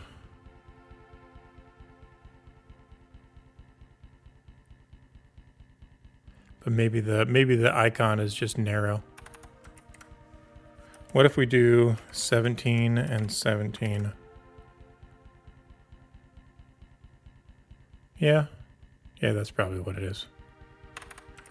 What if we do 16 and 16, but we do this as 4 plus that. So they're kind of centered.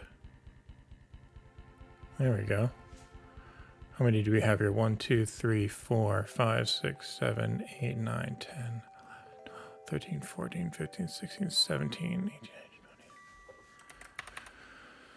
20. Oh, and then if we do this,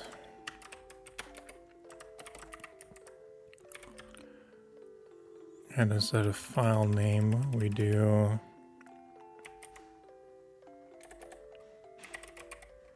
title.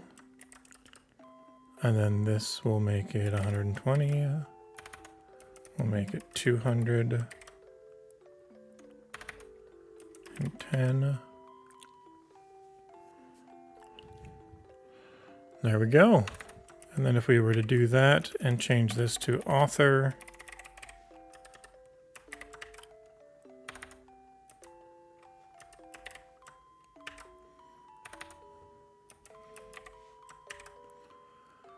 there we go. Sweet. So we're pulling the metadata.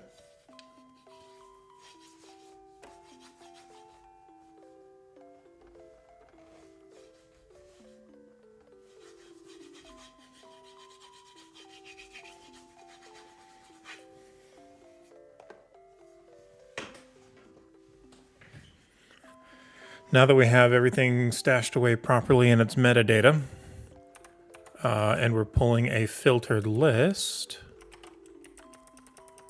we don't need to do this.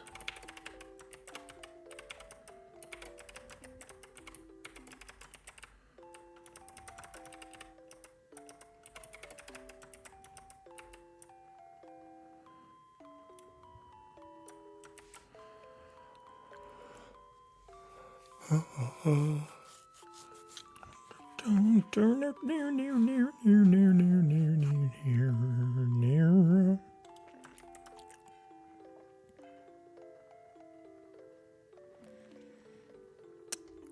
Now we can think about actually doing the thing.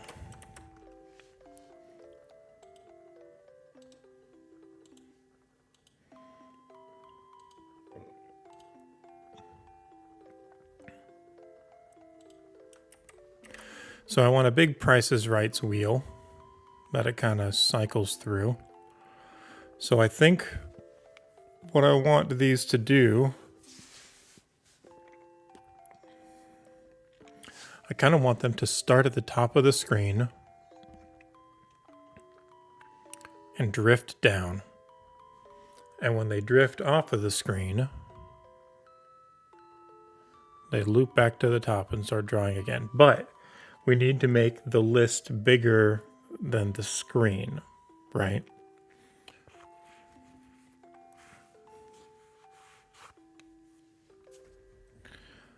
So we could try this.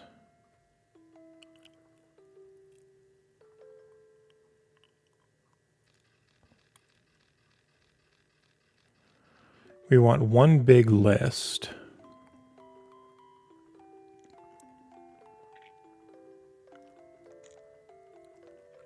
I'm trying to think through the process. So if we have it start at the top and they drift down, once they go off of the bottom, they need to queue back up to the top. But they need to not queue back up to the very top until the very, very top. Okay, so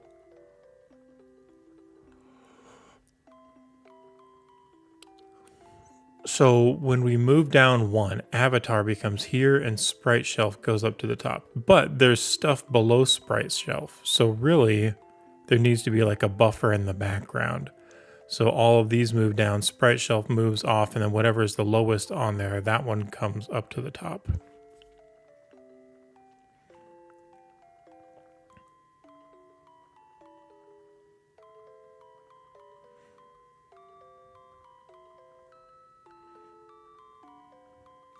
So if I can get the list circulating up and down, and we can put like the little arrow, flippy arrows in the middle, we can get it functional, and then we can just like add a curve to it. Like they can go around to make it look like the Price is Right wheel. So we'll just work with getting it looping up and down first.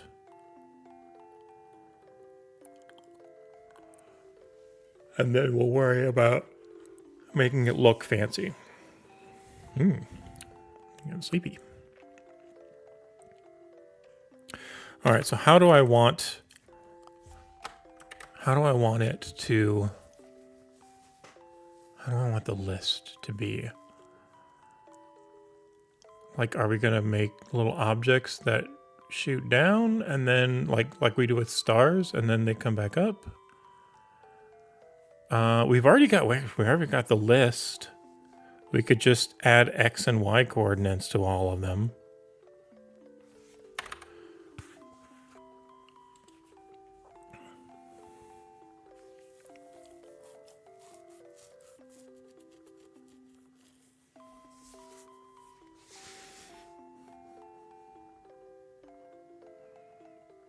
Yeah, we could kind of do that here.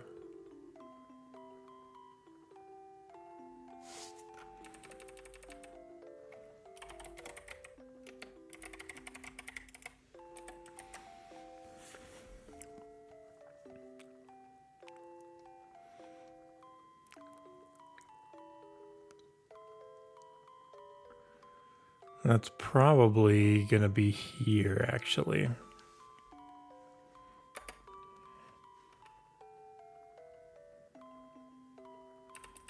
So if we do x equals 0, y equals 0,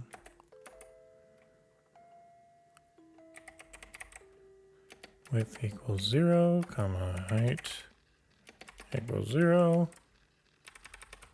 We'll just build this, format it like a regular object.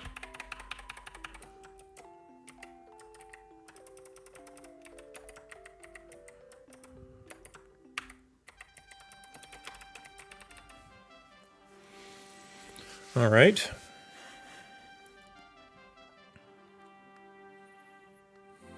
So we've got an X and a Y. So we can manipulate that.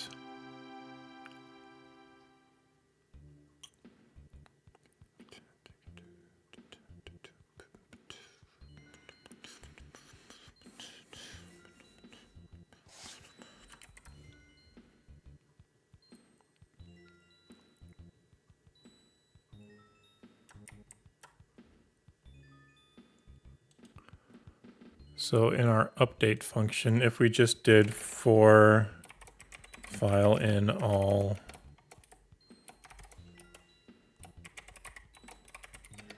file list do file dot y plus equals 1. And then down here when we draw our files,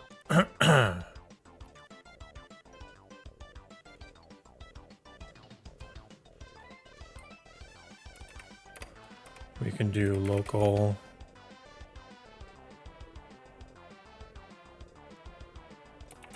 file equals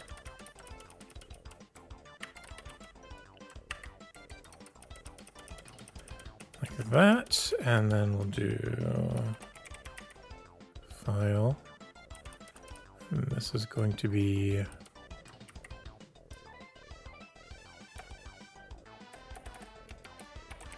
file.y plus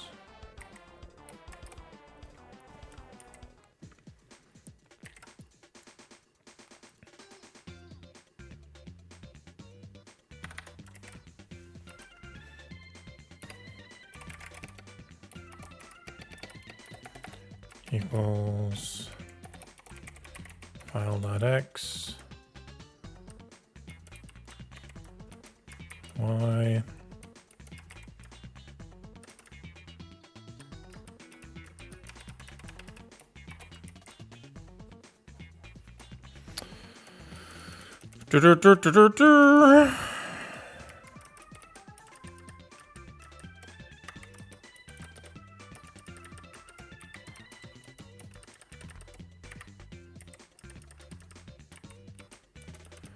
and this is going to be y plus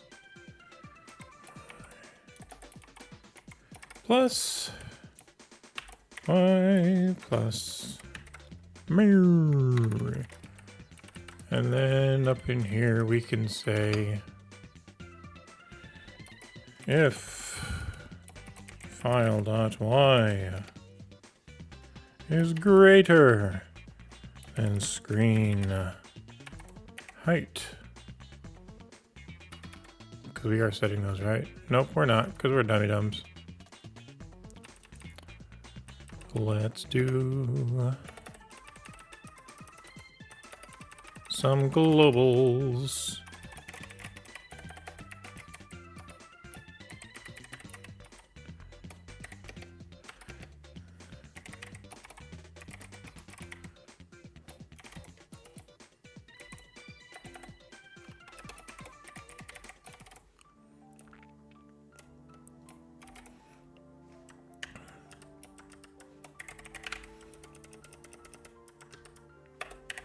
There we go.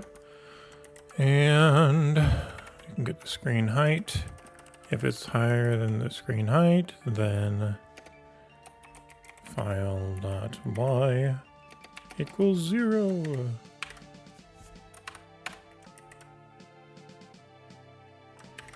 What did I mess up?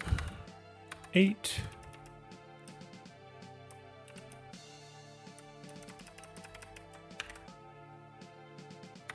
Get display. Is it not get display? That's going to infuriate me.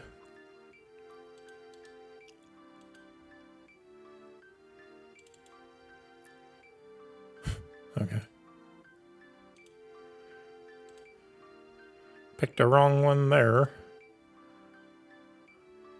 What's a more recent one?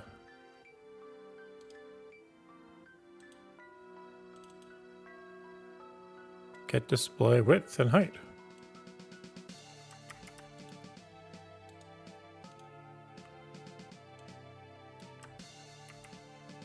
Literally the same thing. Do I need to do vid mode 1? Yep.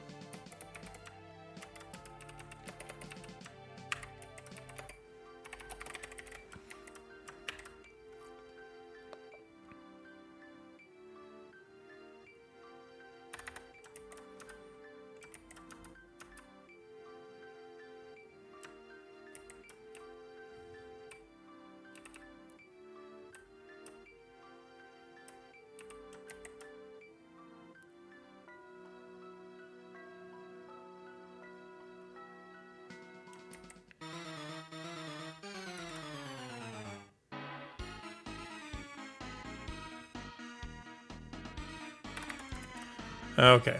Not working as intended, but it's working. It's doing what it says it's supposed to do.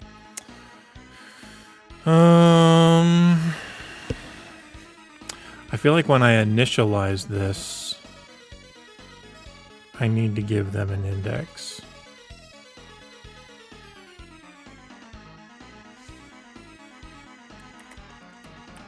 Yeah. We need an index. Which means that when we do this, we need to do just a regular for loop, not an all. Because of course, for I equals 1 comma the length of raw list do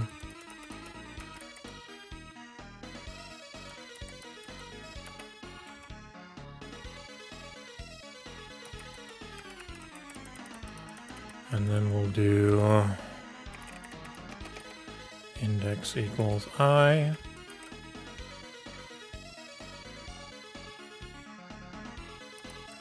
And then instead of value, we're going to make this raw list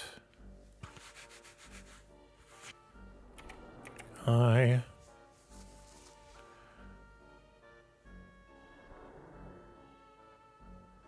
And then we do check against this. No, that's not affected. Okay, that's all that's affected. Okay.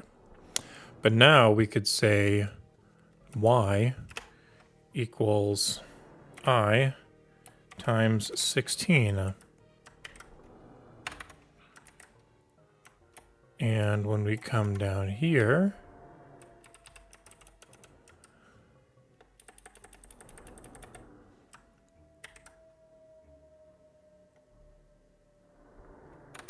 we're getting there.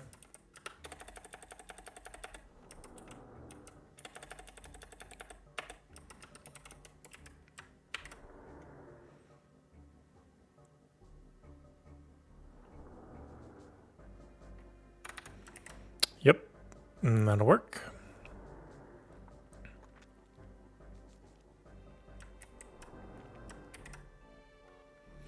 And these ones are stacked together because those were all at the end, so they got squished up in that update. So that means if we do this plus 64,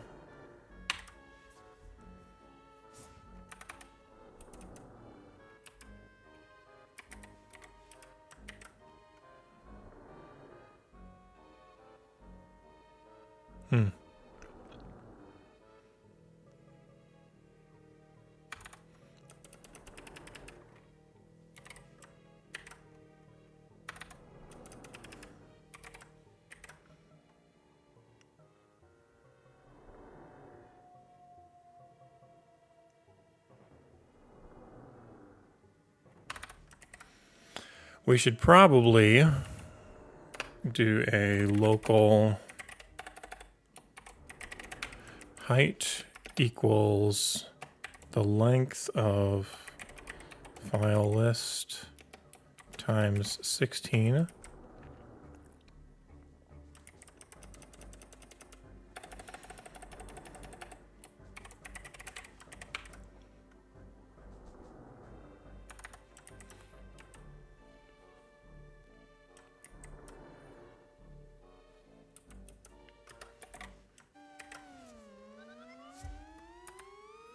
That's weird. I wonder why it's doing that.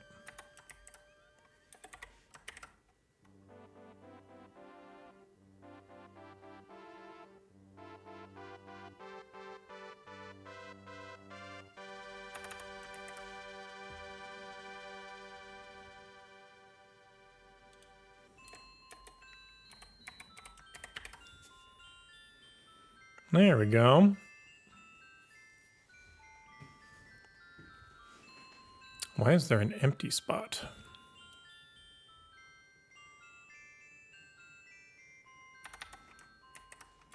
Oh, is that because...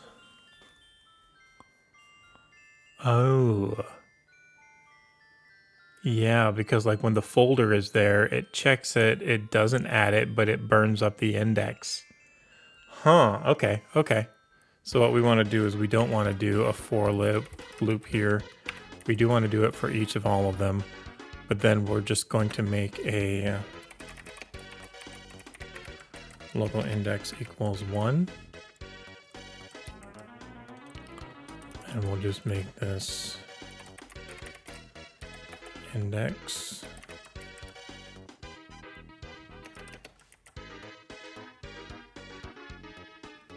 And then this is going to be value. And then if it was added, then our index plus equals 1. If it was not added, then we just skip through. Yeah, there we go.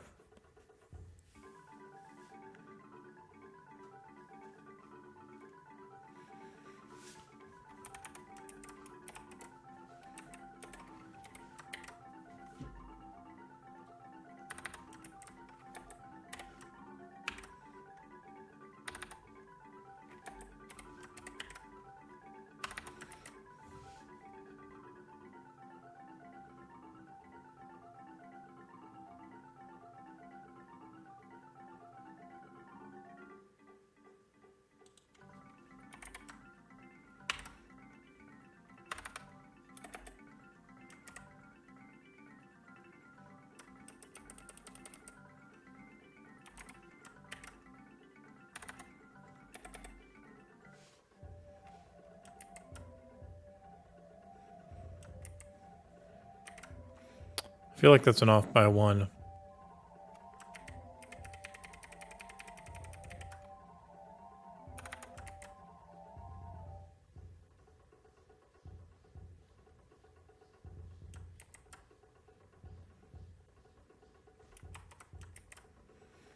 Maybe that's the y here. Oh, because yeah, it starts at 1, so it's index minus 1 times 16. Nope.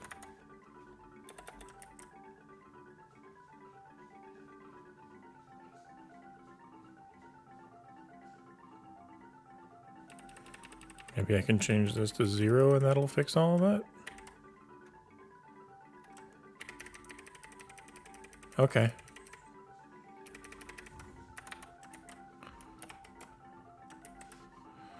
We're getting there.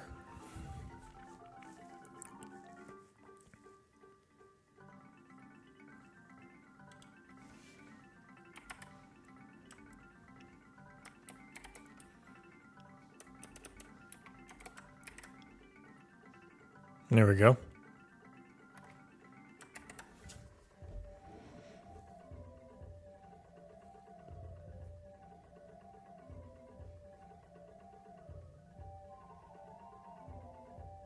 Now we need like a little ticker in the middle. We need to just have the icons go by. And when it goes by the little arrow, let's make a little arrow.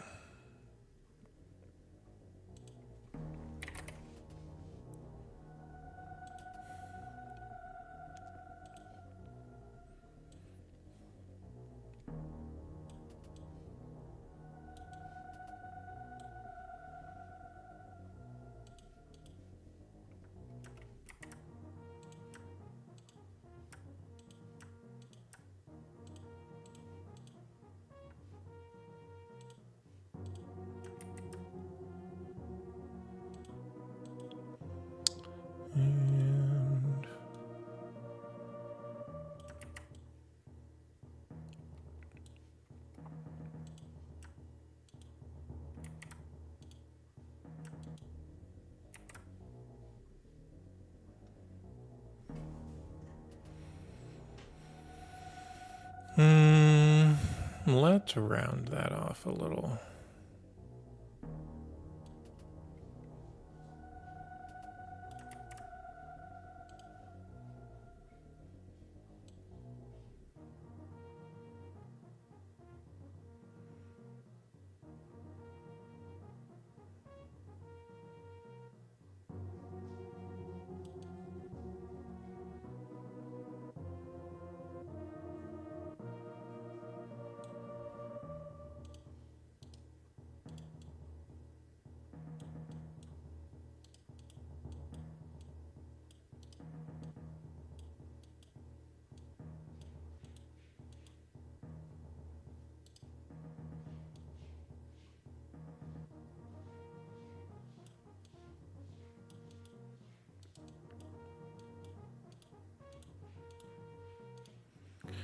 Oh, it's that time of the stream where I start getting quiet because I'm starting to get tired.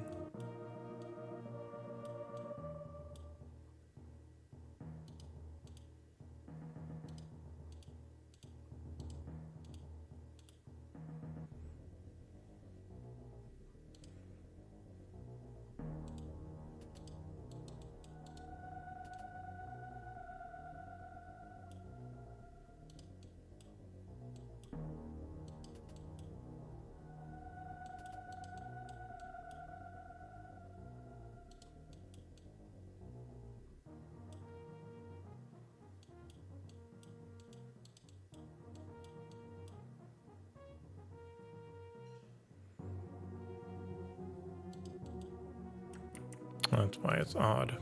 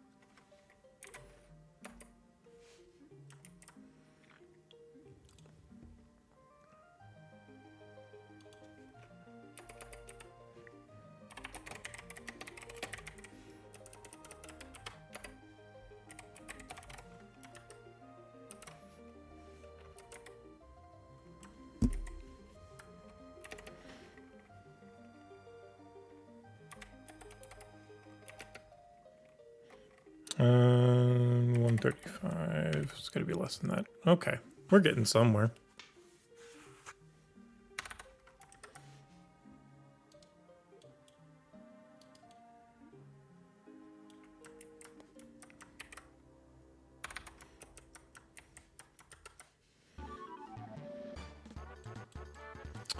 Let's pull up OK Pal so I can see my color table colors.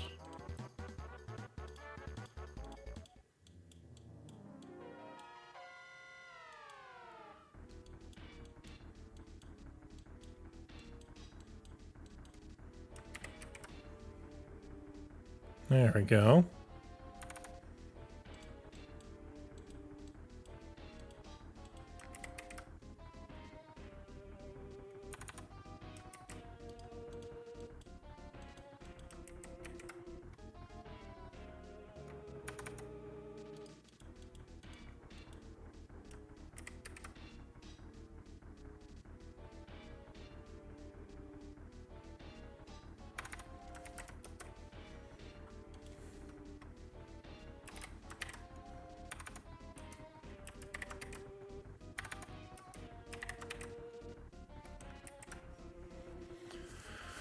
Okay, and then what we can do is just to make it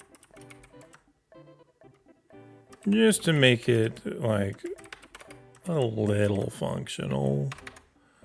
Let's kick this over to 120, 160. And we'll make this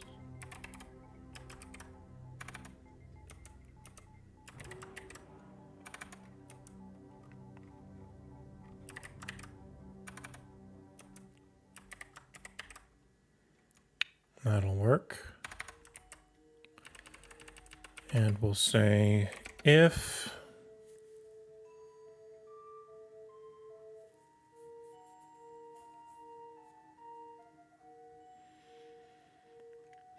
this is going to be really bloated, so forgive me for this. For file equals file in all, let's do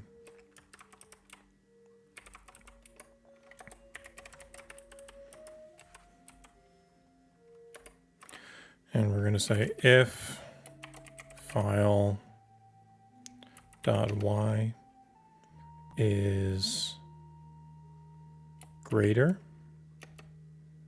than 130. Nope, 135. And file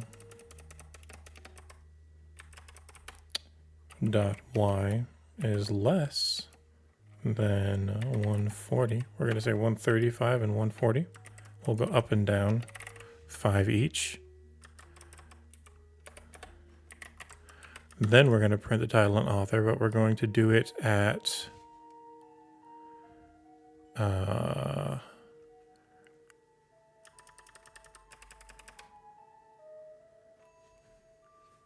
we're going to do it at 135. Nope, we're going to do it at 130 and 140. And these are both going to be at, let's see, the sprite's getting done at 160, so let's say 180.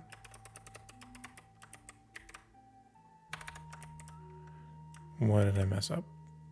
58, syntax error near end. 58, OEND.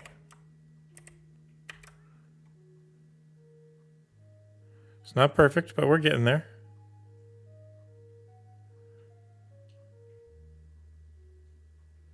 There's the bones of it. There's the bones. We got some bones. It's a little bony. Little bony Tony.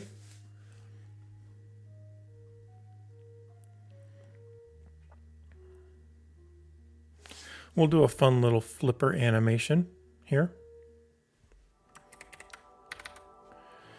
And then as far as like our wibbly wobbliness, let's do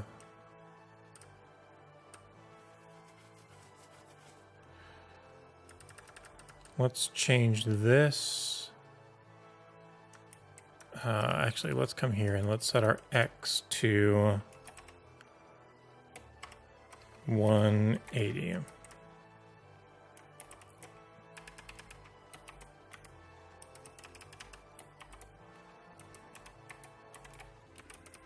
These need to be static, actually.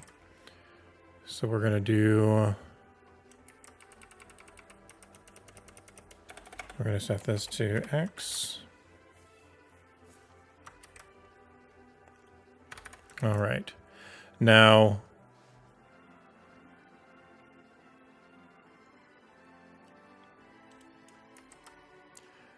when we update that, file.x plus equals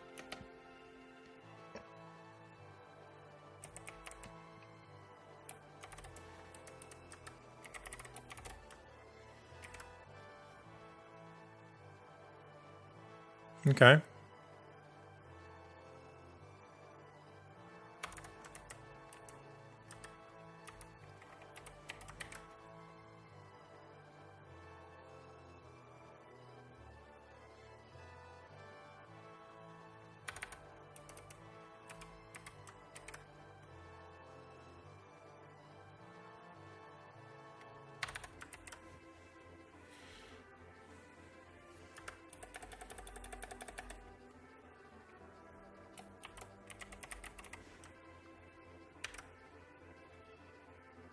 That doesn't do anything. Why doesn't it do anything, though?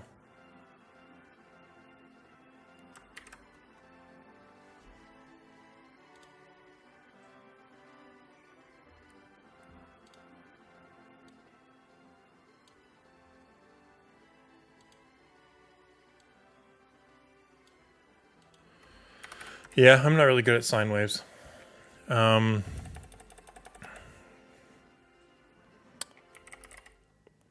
Time divided by 2.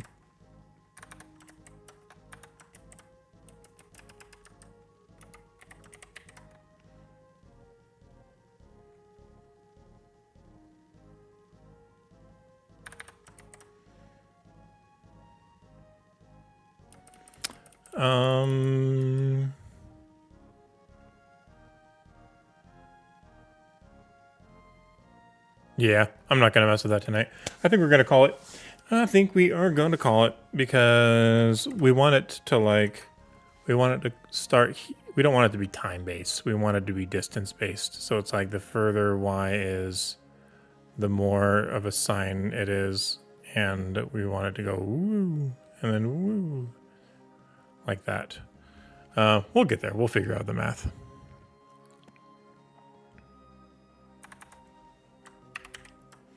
But right now, I mean, it's pulling the right one.